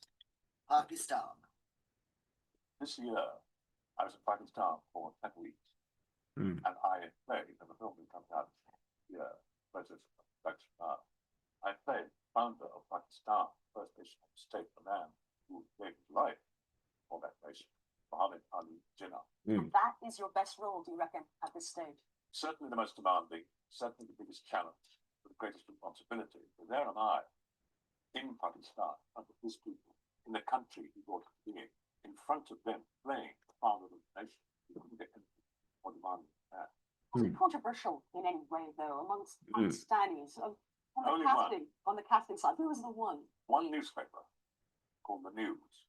I'm not sure if this man was simply a journalist or whether he was the editor. I really don't know. But from the very first day that we arrived in Pakistan, starting from Karachi, he attacked the entire film, the production, the producer, the director, the cast, the crew, and me. He literally kept it up, tried to get it to run a newspaper. Many of whom wouldn't go along. What was his motive? Well, he kept up the smear campaign for about 10 weeks, and it's picked up other press, of course, all over the world. Am I the right person? Am I fit to play? Because I played a vampire. So, Can Dracula be exactly. a national hero? You're an actor. You're an actor. It is. He's very candid in terms of how he feels about this. I wasn't aware of, but that was also brought out, and I should be arrested and deported So, oh yes, and the producer was attacked for being anti-Islam, anti-Muslim, anti-Jannah, and he's the most distinguished authority on Jannah and Islam in this country, if not in the world. The director was attacked, other actors were attacked. One man, and the reason apparently was that some years ago when Pakistani was making film about Jannah, he went up to play the part, and they turned him down. This was a way of getting back, because I can say with absolute truth that 99%, we call this close to 1%, 99% of people, including the members of Jannah's family, the descendants whom I met, including the people who knew him very well and worked with him and for him on our old. The man in the street, the women in the bazaars, everybody I met in Pakistan, without any exception, religious, everyone said the same thing. Thank you for coming here. Thank you for making the first time ever a film about our country. I don't know if he's especially meandering, Isaac. I'm not sure about that. There is a certain style of speech that I think fits in with his aristocratic bearing and sophistication. I'm not sure it's meandering. It's I don't. There are extra words, sure. There's a clear point to what he's saying. He communicates well. One which makes a part flash, one which did in fact take apart, as this one does. But if I do that now, I'm never getting it together again. It used to take me so long to put it together in the picture, which was made about 22 years ago, I think, something like that. So it's probably best that it stays. I think it's best that it stays like this. Safely by your made side. by some fans, as a matter of fact, which was really extraordinary thing to do, and very kind of them. They made an exact replica and sent it to me. A wonderful thing for you to have and keep. Well, I walked into the street in Dallas when I was promoting the film many, many years ago, in Dallas of all places, and I forgot that I was carrying something which, to the eyes of people in the street, looked lethal. In fact, what happened was there was a very nervous, very angry policeman who caught sight of me walking out of the hotel and onto the pavement, the car at the TV studio, carrying that. And he literally threw down on it. He clutch his neck or get a bulletproof vest on. He did that and said, drop it. I said, it's not a gun, you know, it's not a gun. He said, sure, drop it. Surprise. Well, that's your hands, literally. Now, you've been quoted as saying that you know Bond better than most. Now, why is that? Because Ian Fleming was my cousin. And we used to talk a lot together about his stories. And, of course, the central character, James Bond, and indeed about all the heavies, the villains, call them what you like, the bad people, his adversaries. And I can tell you one thing, that as far as I know, there's not one single name given to Bond's adversary, which is not a real name. I mean, I have met a man called Scaramanga. In fact, there was a boy at Eton with Ian called Scaramanga, whom he disliked intensely. So he made him a heavy in his book. And I've met a Mr. Goldfinger, and I've met a Mr. Blofeld, and I know that there are people in the East who are called No. So he certainly made up some of the ladies' names. We won't go into that. And Bard Clemens, no. Pussy galore. Presented with a role like Scaramanga, a villain. How do you go about creating that villain, making him come to life? I think, if I may unashamedly borrow a phrase from another actor, a very distinguished one, Anthony Hopkins, he came out with a wonderful quote the other day, and I'm going to use it as often as I can. He said, I don't play villains, I play people. That's true. You get a character like Scaramanga. Of course, you are naturally controlled to a great extent by what is in the script, what the director wants you to do, and of course by the story, because that's saying. But what was interesting about that particular part, as far as I was concerned, and I think also, hopefully, as far as the public was concerned, is that he wasn't a straight down the middle, 100% deep dive villain.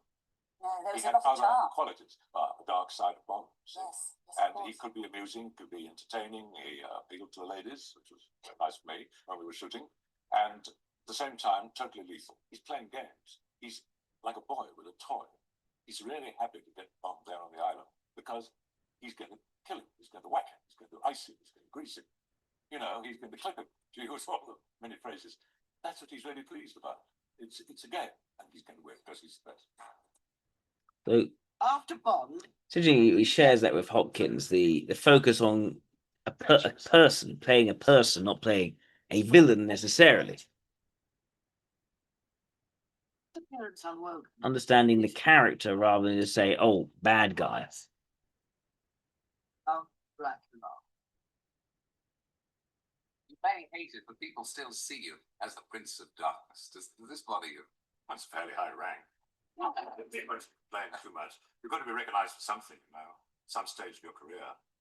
It wasn't quite the way I dreamed when I started as an actor in 47 that I would make my name. Let's put it that way. Yes, you're always cast as the fellow in the black hat, aren't you? Are we ever the best parts? Yeah. Are we ever going to see you in the old white hat? Oh yes, I've done a bit of that, particularly in the last 9 years. I've done a lot of comedy in the States. You did Saturday Night Live. Yes, I hosted it. Because we had Pamela Sue Martin who did that as well. Yes, I hosted it with the late John Belushi and Dan Aykroyd and Bill Murray. All of them, understandably, have gone on to become very big stars. And also the girls, of course, Gilda Radner, Lorraine Newman, Jane Curtin, and so on. It's the most fantastic experience I think I've ever had in my life, and I don't think I've ever been so terrified. Likes mentioning these people. It's an hour and a half. But they recognise your ability to do comedy, which not too many people have they? I mean, well, I think if you're going to be a real actor, professional, what I do like to call it, you must possess a degree of versatility, otherwise you're not going to last very long. Obviously, after some of the characters that I'd played over the years, people found it a little difficult to believe that I could play comedy. But in America, at Paramount, for instance, I did a picture called Serial, in which I played an American businessman, a headhunter, a very hard man, and at weekends he was the head of a gay Hells Angels gang. And it became quite a memorable experience for everyone, I think. Yeah. Did people ever confuse you with these threatening roles that you play? I mean, has anybody ever confused the real Christopher Lee with the kind of threatening, cadaverous person? Well, it did happen once, yes. It did. Quite a long time ago. Oh, we're typing Takaichi EIE. My wife As and I were Mantis. back to Switzerland yesterday. Tar in a car. And so I drove up to the side of the road, and I said to my wife, you stay there, we put down the red triangle behind the car, and I will go off in the distance there to those houses where I see the lights, and I will get a telephone. Somehow, I hope, and I will call the breakdown people, and everything will be fine. So, I got out of the car, walked behind the car, and disappeared. That was the first thing, because it was a huge cutting that I couldn't see in the dark. They were building sort of a motorway. So I vanished, and my wife was a little bit surprised. She might even have been quite relieved, but anyway.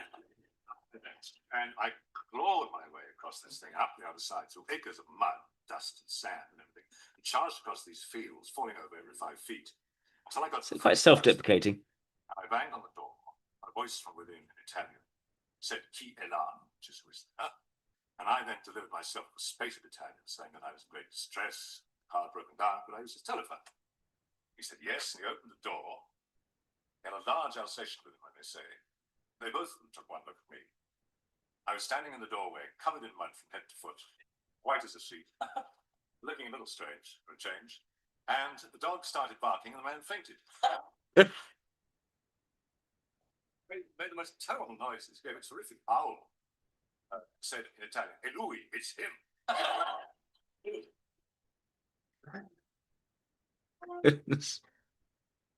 Never shaken off the association with the vampire count. But a new generation of fans know Christopher Lee for 2 entirely different villainous characters. The wizard, Saruman in Peter Jackson's The Ring series, and Count Dooku in George Lucas's Star Wars prequels.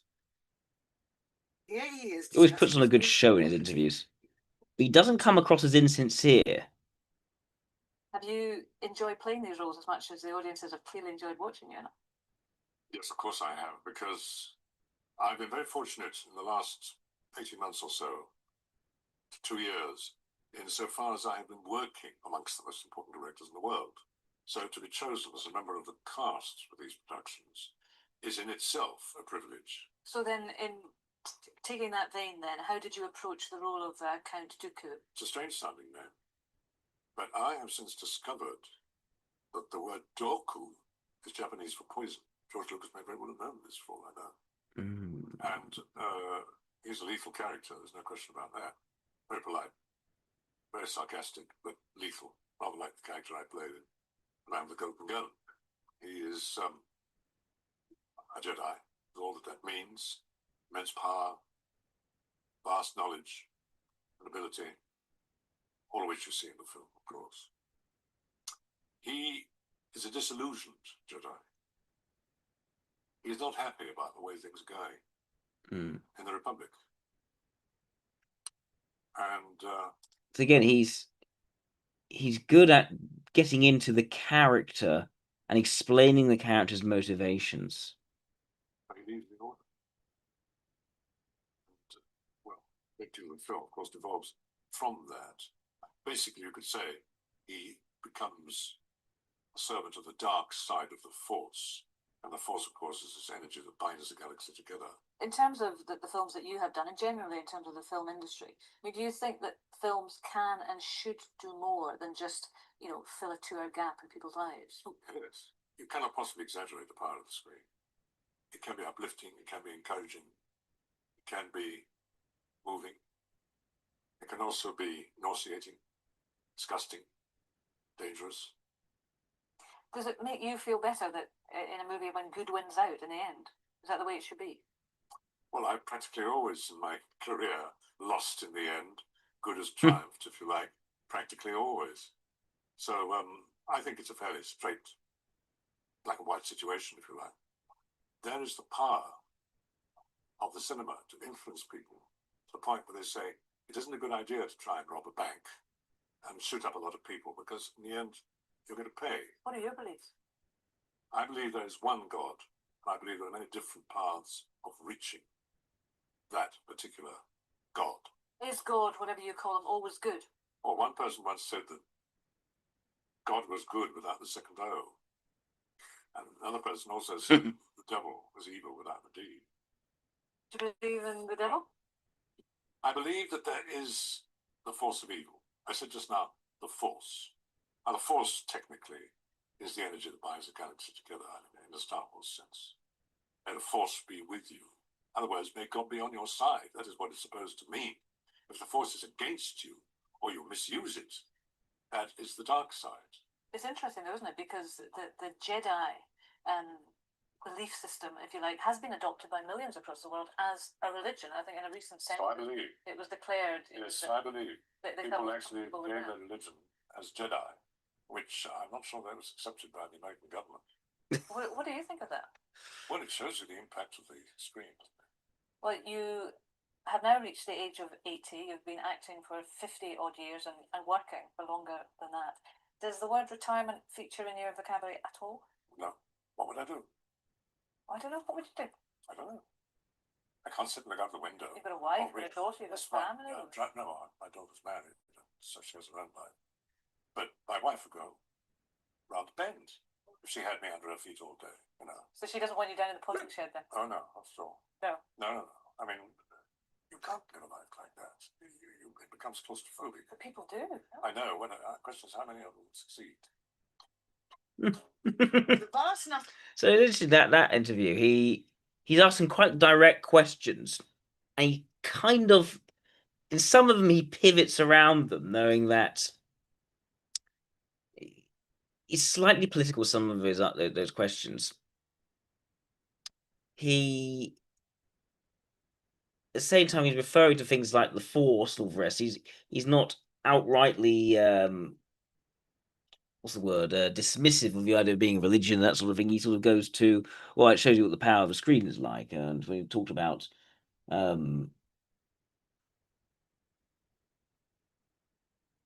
not about his views sort of good and all the rest. He doesn't quite give his to some degree his personal view. He says if there are many paths towards God, and that some say that, and some say what other people say rather than giving his own view on it.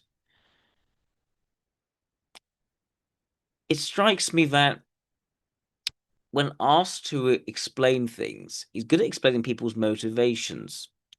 But when going to a sort of philosophical discussion of morality, that's where he seems to almost defer to what other people have said, or what some people say is, or suggest that, without giving necessarily a very sort of clear answer. I'm wondering what to think about that. I don't know. I mean, we have Isaac suggesting maybe EII. I'm not really seeing that much extrovert intuition at the moment. He doesn't seem to speak very speculatively. It's more that he gives a potential answer to things because he's not 100% yet in giving a very clear, a very certain answer. But when he's talking about motivation, he's very clear what he thinks the motivations are. And when he's talking about, yeah, when he's talking about religion or he's talking about what good is and bad is, he doesn't get caught up in any sort of a complexity of it and what it might mean or does mean. He just gives an answer. It's usually a quite relatively straightforward answer, even though it isn't necessarily him answering the question exactly based on what he personally feels, as much as what we may have actually heard. I don't know yet. It suggests perhaps that his ethics is stubborn, his logic is more fluid and more differential, but it doesn't suggest that extrovert intuition is the priority here. I also refer back to the very beginning of this documentary where people trying to convince him against becoming an actor. Oh, there's that problem, there's this problem, there's that problem. And he wasn't having any of it. He became more and more determined, which I think is another. When I said it, that suggests he's a determined type. I still think he probably is a determined type. When he gets so caught up in a particular conviction that this film is significant, he'll put his money into making this happen, and his determination that it must happen, it will go that way. That strikes me very much as stubborn intuition, not stubborn sensation. I've yet to see much sign of stubborn sensation from him. Okay. Give just one indication of how Christopher Lee never stopped pushing himself. There was more to him than just acting. He spoke at least 5 languages and was a classically trained singer who, to the surprise of some, released several records over the years, including this one. His documentary is not really diving into his character so much as what he did. Wow.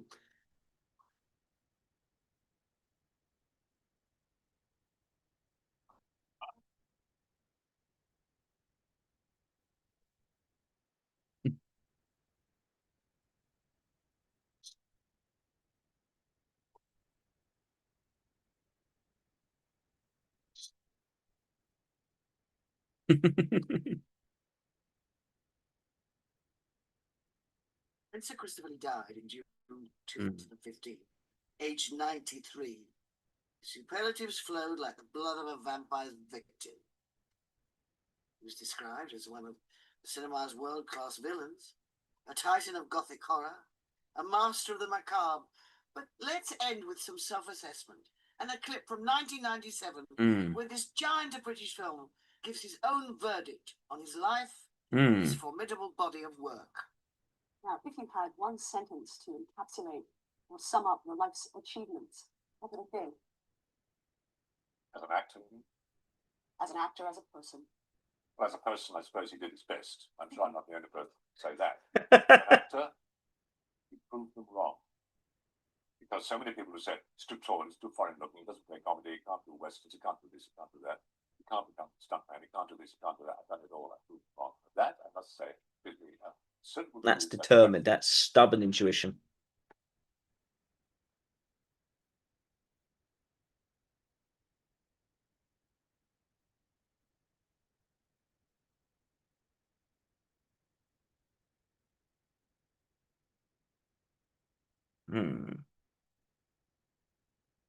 See what else we can see here. Is there an Actor Studio one here?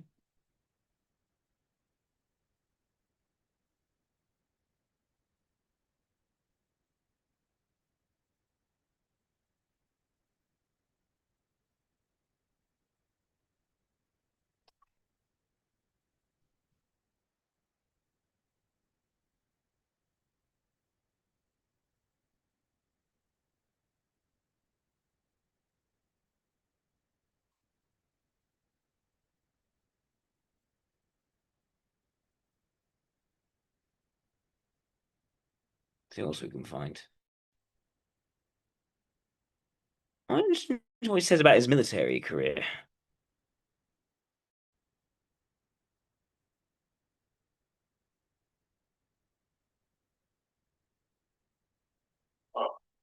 World War II.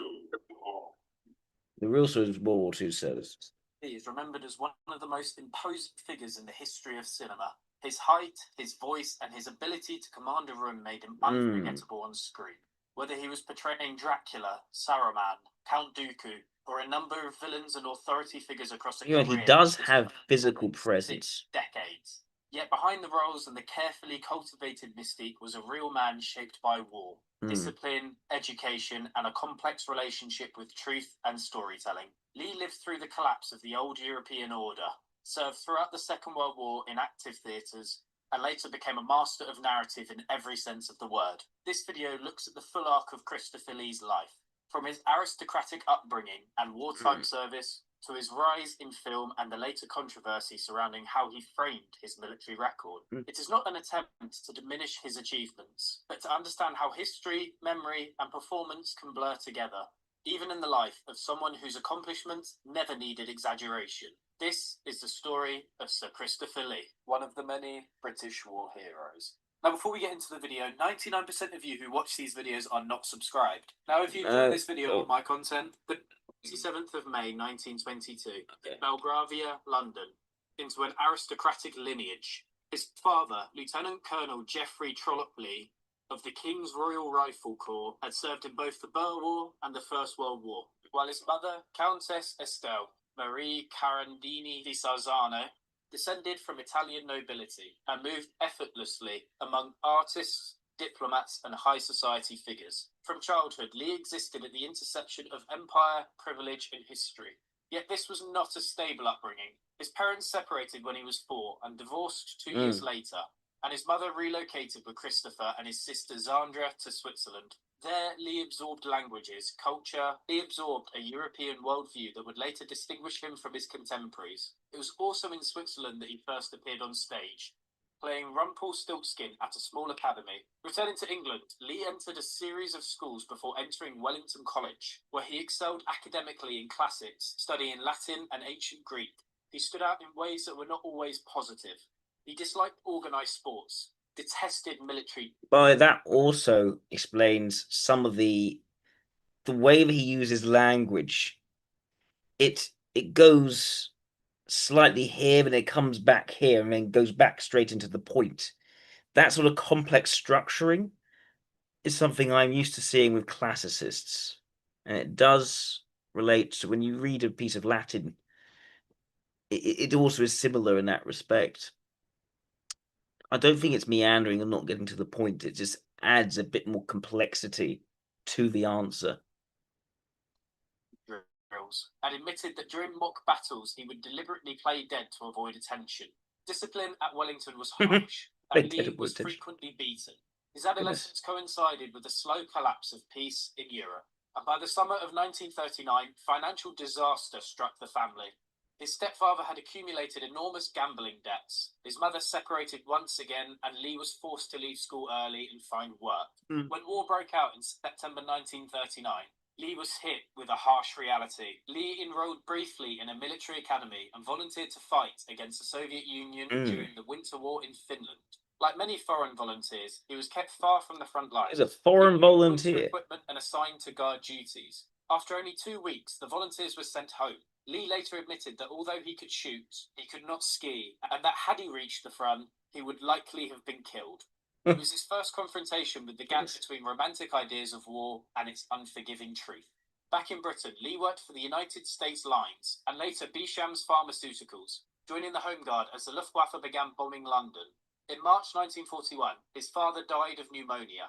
Realising he had no desire to follow his father into the army, but determined to serve meaningfully, he volunteered for the Royal Air Force. He trained at RAF Uxbridge and Paignton, before being sent overseas under the British Commonwealth Air Training Plan, sailing to southern Rhodesia. Flying training in Africa seemed to offer Lee a future in the air, but it ended abruptly. During training flights in Tiger Moths, he developed severe headaches and blurred vision. Medical examinations suggested optic nerve damage. He was grounded permanently before completing his first solo flight. For Lee, this was devastating. The dream of becoming a pilot vanished overnight, and he was left drifting through postings with no clear role. The death of a fellow trainee from his old school deepened his despondency. Rather than accept stagnation, Lee sought purpose. Drawing on his intelligence, languages, and initiative, he applied to join the RAF intelligence. His superiors approved, and he was seconded into intelligence Pursuit of purpose. including a brief posting as a warder in Salisbury prison. I don't think he's EII. It doesn't fit. By 1942, Lee was working in intelligence roles around the Suez Canal zone before being commissioned as an officer in early 1943. He was then attached as an intelligence officer to 260 Squadron RAM, a ground attack unit flying Hurricanes and later Kitty Hawks during the North African campaign. His role was demanding and unglamorous. He was expected to know everything about enemy positions, brief pilots, coordinate with ground forces, and manage information under constant pressure. As the Allied advance pushed westwards across Egypt into Libya, the squadron leapfrogged between exposed desert airstrips, often flying multiple missions a day. Lee experienced repeated airfield bombings and near-death encounters, including narrowly escaping when an airfield came under attack. The campaign carried on through Tobruk, Benghazi, and eventually into Tunisia, where Axis forces dug in along the Mareth line. Yeah, he's determined. He's not exacting. An airfield bombing before the Axis surrender in May 1943. The squadron then prepared for the invasion of Sicily, moving through Libya, Malta, and into southern Italy. During this period, Lee suffered repeated bouts of malaria, at one point contracting it 6 times in under a year. Wow. After Sicily, the Italian campaign proved even harsher. Lee was seconded into the army during an officer exchange scheme and spent Pretty much tough of and the battle resilient of as well. Cassino attached to Gurkha units of the 8th Indian Infantry Division. The fighting at Cassino was among the bloodiest of the war, marked by repeated failed assaults, massive artillery bombardments, and catastrophic casualties. Lee later described witnessing war at its most brutal, a far cry from any romantic notion of heroism. During this time, he narrowly avoided death once more when a crashed aircraft left live bombs scattered across an airstrip. In late 1944, Lee was promoted to flight lieutenant and posted to Air Force Headquarters, where he worked on planning and liaison duties for potential operations against a rumoured German Alpine stronghold. After the war in Europe ended, Lee was seconded to the Central Registry of War Criminals and Security Suspects. Fluent in multiple languages, he assisted in the administrative process of identifying, interrogating, and processing suspected Nazi personnel. Lee completed his RAF service in 1946 and retired to That's something. He's fluent in multiple languages, not because he went out and learnt lots of different languages, because he was basically raised in Europe by his Italian mother in Switzerland. So that's why he knew multiple languages. With what contemporaries would have called a good war. He had served continuously in active theatres, often under fire, performing intelligence and liaison roles that were essential but rarely celebrated. There was nothing inadequate about this record. Yet, over time, especially as Lee became famous, his wartime service began to take a sort of mythic quality. Lee was famously evasive when asked about his service. He later stated that he'd been attached to Special Forces units, which was true, but often declined to clarify that he'd served as an RAF liaison officer rather than a member of the SAS, SOE, or LRDG. He did not explicitly claim actions he did not perform.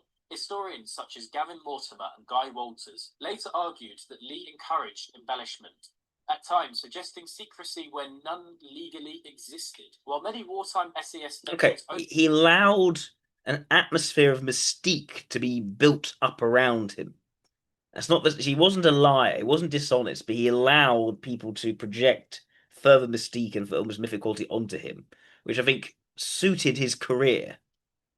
He published memoirs as early as the late 1940s. Lee implied he was forbidden from speaking, a claim historians dispute. This tendency toward embellishment did not erase his service, but it complicates it. After the war, Lee turned down the chance to return to office work and drifted into acting almost by chance. The early years were difficult, with casting agents dismissing him as too tall or unconventional. Slowly, through persistence and observation, he learned his craft. His breakthrough came with Hammer Films, where his portrayal of Frankenstein's monster and later Count Dracula redefined horror cinema.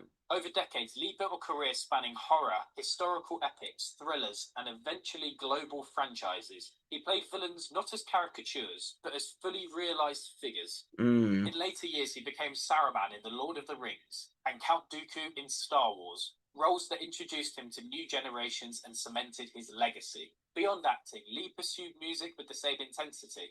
Classically trained, he recorded heavy metal albums well into his 90s, becoming the oldest performer to chart on Billboard. Sadly, Christopher Lee died on the 7th of June 2015 at the age of 93. Tributes poured in from across the world, celebrating a man whose presence shaped cinema for more than half a century. Christopher Lee's life was extraordinary. He served in wartime intelligence roles that placed him close to danger, navigated the brutal realities of 20th century conflict, and emerged into a post-war world where he could reinvent himself as one of cinema's most enduring figures. The controversy surrounding his wartime stories does not erase his service, nor does it negate It's not real controversy. Lee was many things: a soldier, an actor, a musician, a linguist, and above all, a performer. I will leave you on one of Christopher Lee's most famous quotes, which directly calls back to his service in World War II. When Peter Jackson, the director of Lord of the Rings, gave Christopher direction for the scream he wanted him to do when his character dies, Christopher Lee famously told director Peter Jackson, "Have you any idea what kind of noise happens when somebody's stabbed in the back? Because I do." If you enjoyed this video going through the life of Christopher Lee, then please leave it a like, subscribe and turn that bell notification on, share the video with your friends, and most importantly, leave me a comment. Let me know you enjoyed the video, and also... Right. Christopher Lee. I want to see some of his heavy metal. What's it like?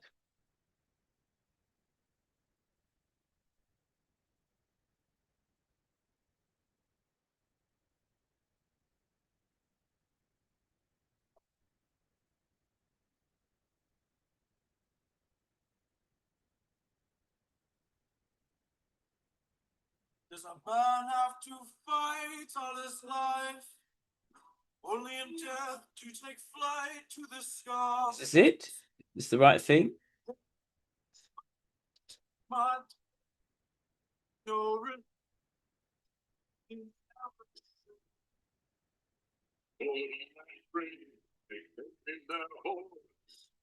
ransacking villages, taking the spoils, with nothing to lose, and possessions few. Bold, sturdy, the only sanctuary. He doesn't take himself too seriously. I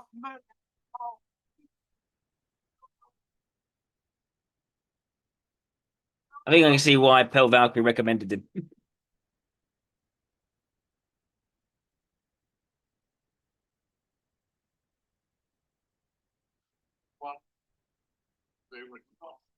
Wow.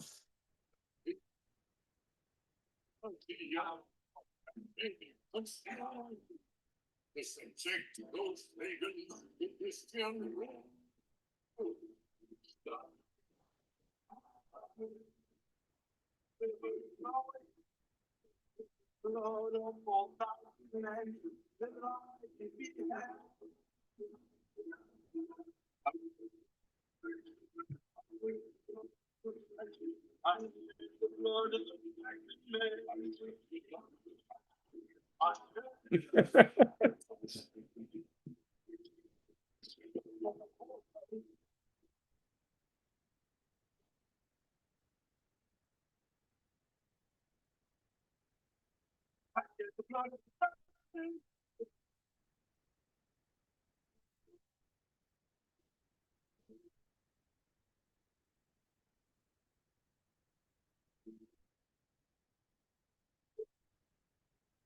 I mean, sort of what you expect of heavy metal.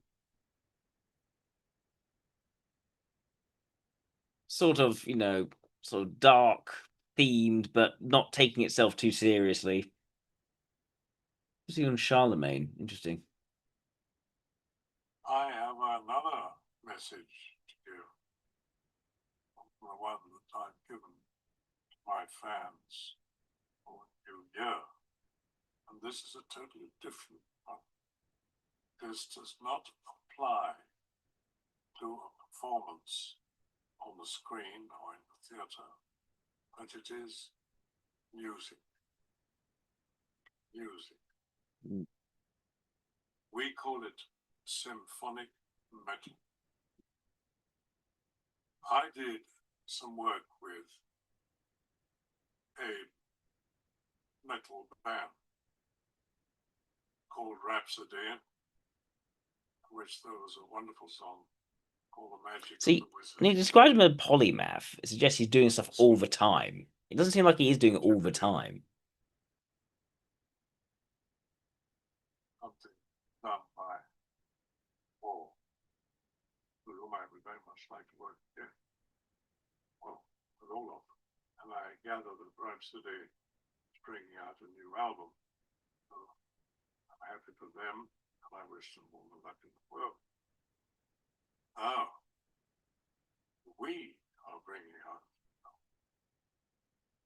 symphonic metal.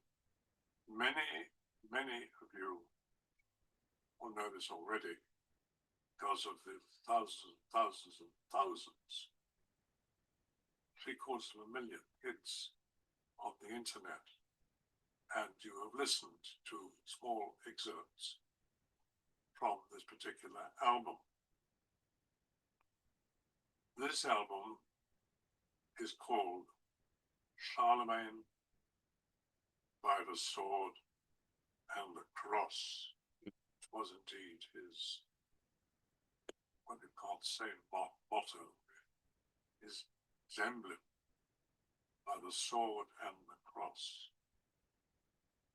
He was the king of the Franks and the first Holy Roman Emperor in AD 800, crowned in St. Peter's, as it then was, by the Pope. Now, there's a lot of characters in this particular album, a lot. Charlemagne himself, of course, which I sing, and then there's the young Charlemagne, Charlemagne's father, Charlemagne's brother. So you've got a lot of members of his family. And then, of course, there are lots and lots and lots of other people as well. The Pope, amongst others, and many people who knew him and were with him during his life and his reign.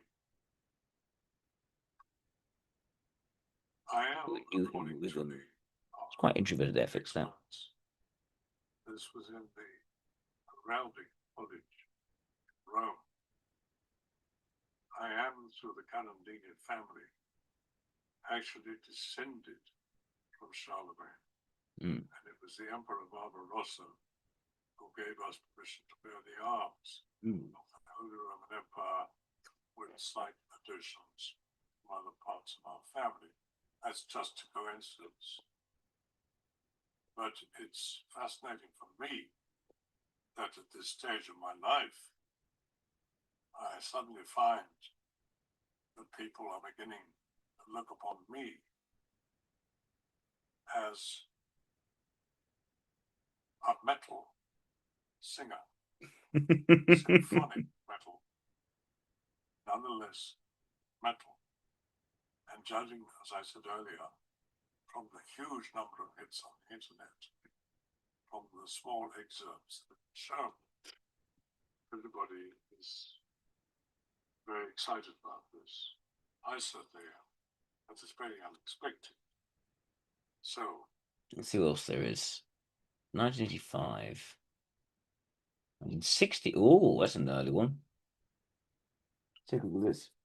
Seem to have been specializing in recent times in horror films. Did this come about by accident or design? I would say it was probably by accident rather than by design, like many things that happen in an actor's life and his career. They happen rather out of the blue, you know. After all, I'd been an actor for about 12 to 13 years. I started in 1948 on stage in the cinema. And I played, like everybody has and should, an enormous number of parts of different kinds and different types of picture. But I have been learning my job, an essential, strangely enough, in this profession. And I'd been at it about 10 years, I'd say 10 to 12. Well, how did your first part in this type of film come about?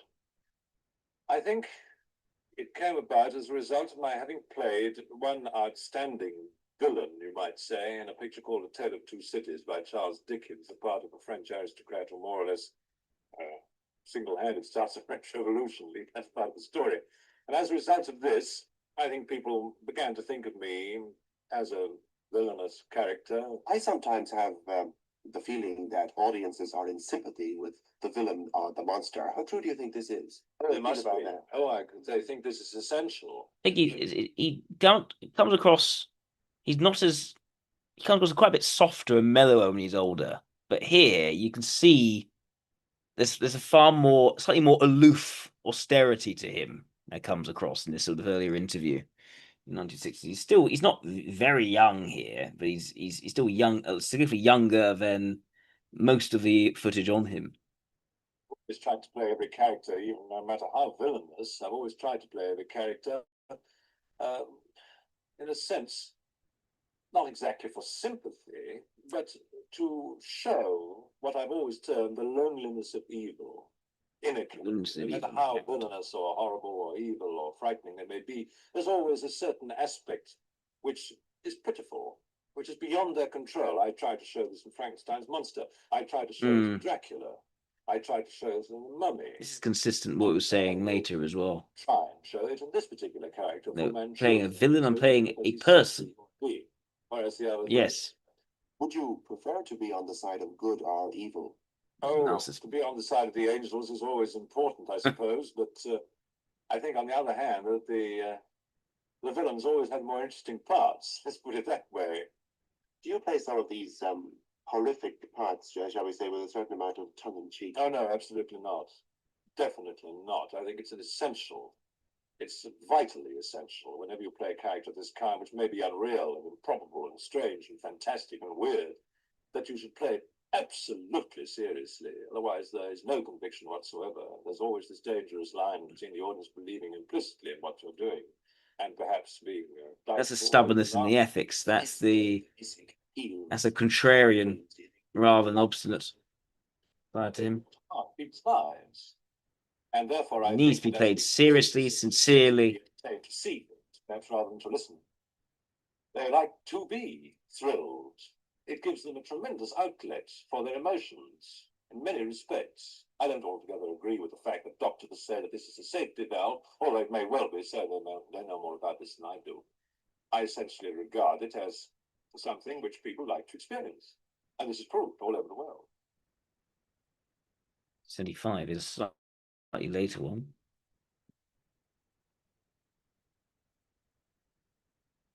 They're going to play an evil character. They're always asking him these sorts of questions. No, I think that play a good character is considerably more difficult. I think to explain that, play a bad character is considerably more enjoyable as a rule, both for me and also hopefully for the audience. I think he's ESI, to be honest. Actualization and partly written, and one can create perhaps more of an impact with a bad character. I don't think he's ILI. I think there is a certain. He has a smooth aristocratic sophistication, but there is a certain groundedness from which he's built up his pursuit of purpose, and there is a certain grace to him that you don't find so easily with an ILI. I think he's an ESI. Rather entertaining. He's pointed to them. Also, they're the ones with the. I haven't seen any evidence that his extroverted logic is actually strong. He's a very good person without being goody-goody and without being somewhat overbearingly, perhaps self-satisfied and smart. It's very difficult. Play a bad person and make it believable is also difficult because you've got more to play with, you follow me. To make the unbelievable believable is the most difficult thing of all. So if you're taking somebody who's inherently bad and it's impossible, to make the audience believe that is a great challenge. But make the character of a good person more interesting is a great challenge. Do you regard black magic as being purely fictitious, or is there some truth in it? Some truth. 100% truth. There is nothing fictitious about black magic in any way whatever. It is a fact. It is a fact which has existed for several thousand years.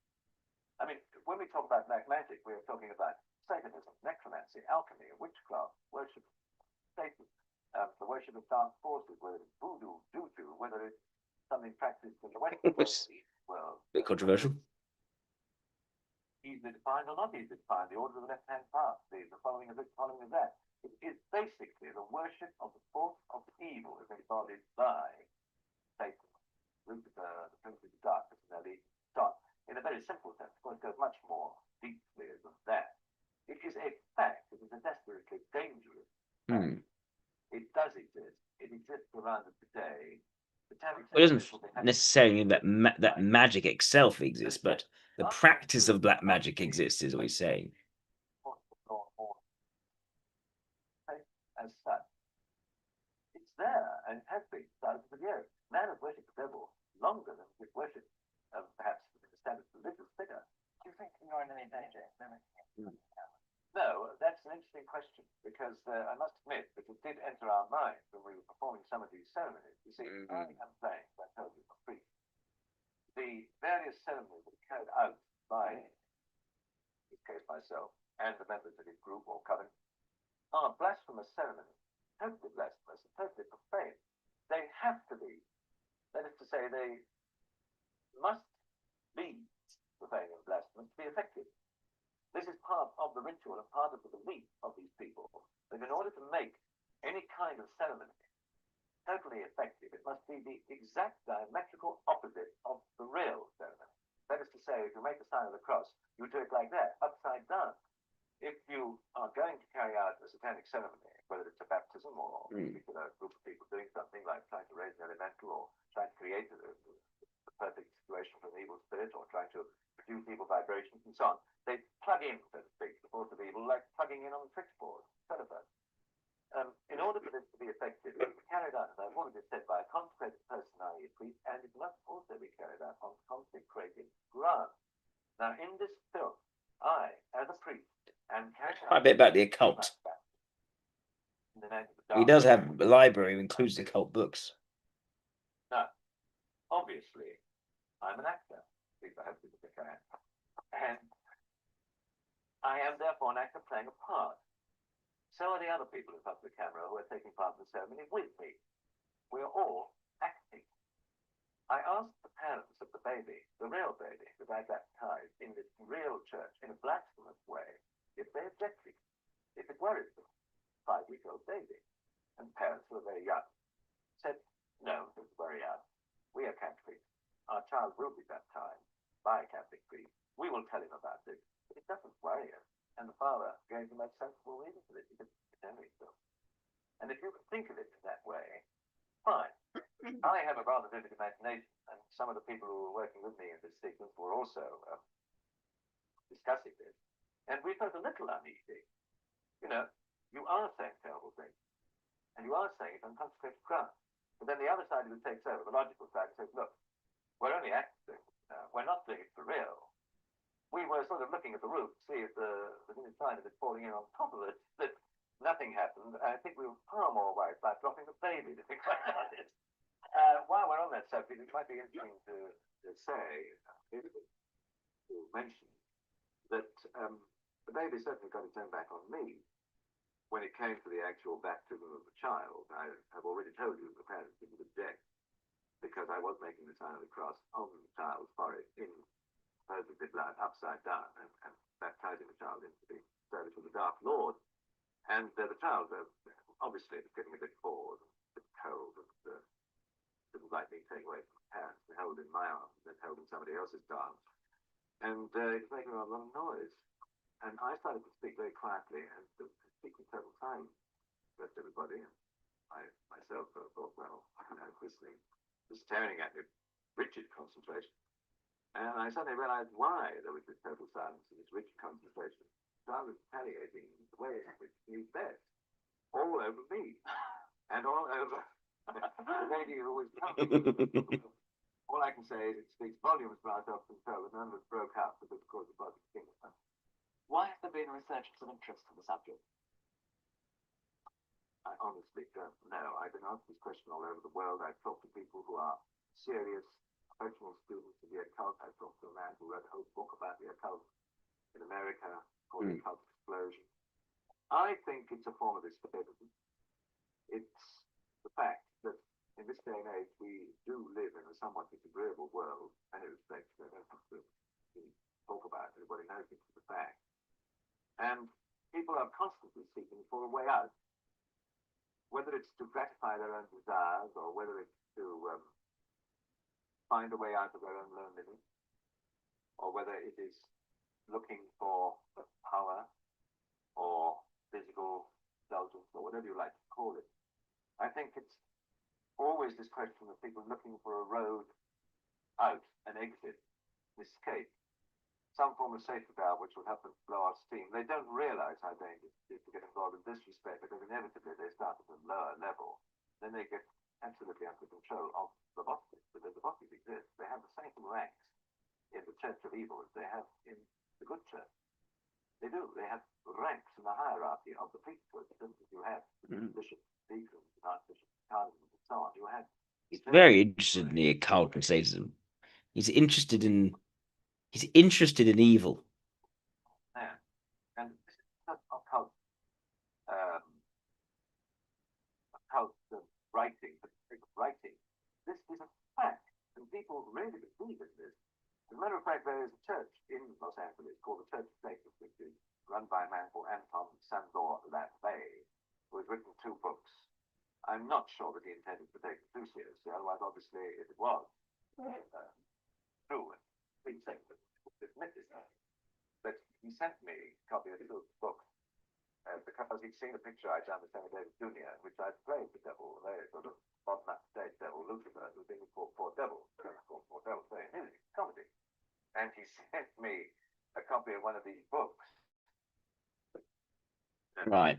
Okay, I think ESI makes sense at this point. I do think he definitely has an interest in introverted intuition. I think there's also plenty of reason for introverted ethics being a key motivator for him as well. I didn't see in his personal life that much. I'm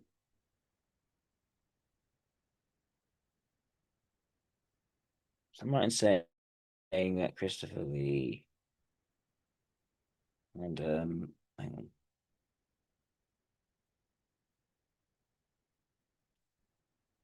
Look a bit more to personal life.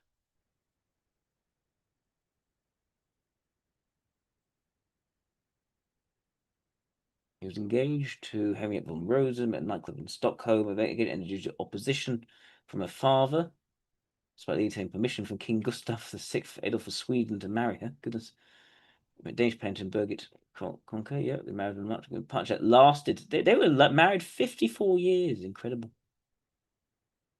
It's quite rare among actors to actually stay together, but he did.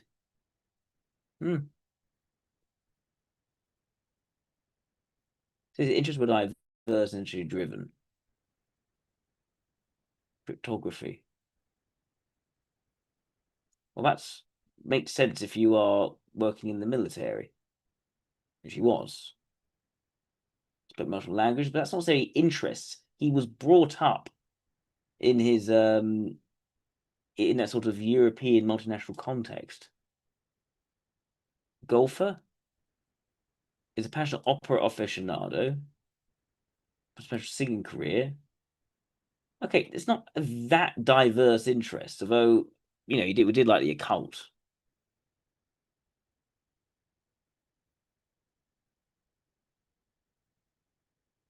Historical text, rare edition, work on the occult, the attraction to old things. That all fits under introverted intuition rather extroverted intuition. Yeah. No, I think he's. I struggle to think of him as having extroverted ethics as a vulnerable function, to be honest. I'm more likely to accept extroverted intuition as a vulnerable function.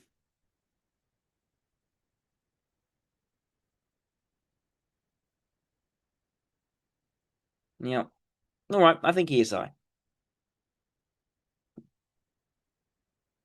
I think it's because that the gamma introversion, I think, is quite clear. I think that there is certainly a stubbornness intuition. I think stubbornness ethics as well. Out of those is clearly a preference for introverted ethics and introverted intuition. Of the 2 options, I think extroverted intuition as a vulnerable function makes more sense than extroverted ethics as a vulnerable function. There's again that sort of social grace, a certain groundedness on top of which can be seen to be his interest in the occult and that sort of thing. Especially when his with a career stretching into playing villainous and supernatural entities. But yeah, I don't think that he's intellectual first and then grew into relational side. I think the relational sensory side is there, and he started to develop more into intellectual, but still then the extroverted logic is not very clear. He often talks about his certain lack of competence, not being able to ski properly, not be able to do this properly. But in terms of, you know, an awareness of sort of occult things and perhaps deeper thematic things, and an attraction to that, an attraction to sort of purpose and that sort of thing, it all makes sense as a mobilizing function in my view. So yeah, ESI. Anyway, I should wrap up. Thank you everyone for tuning in for today. Greatly appreciate all your super chats from you, Isaac, Claudia, and Holly. Thank you very much. I hope you all have a lovely week. So take care, everyone. Bye-bye.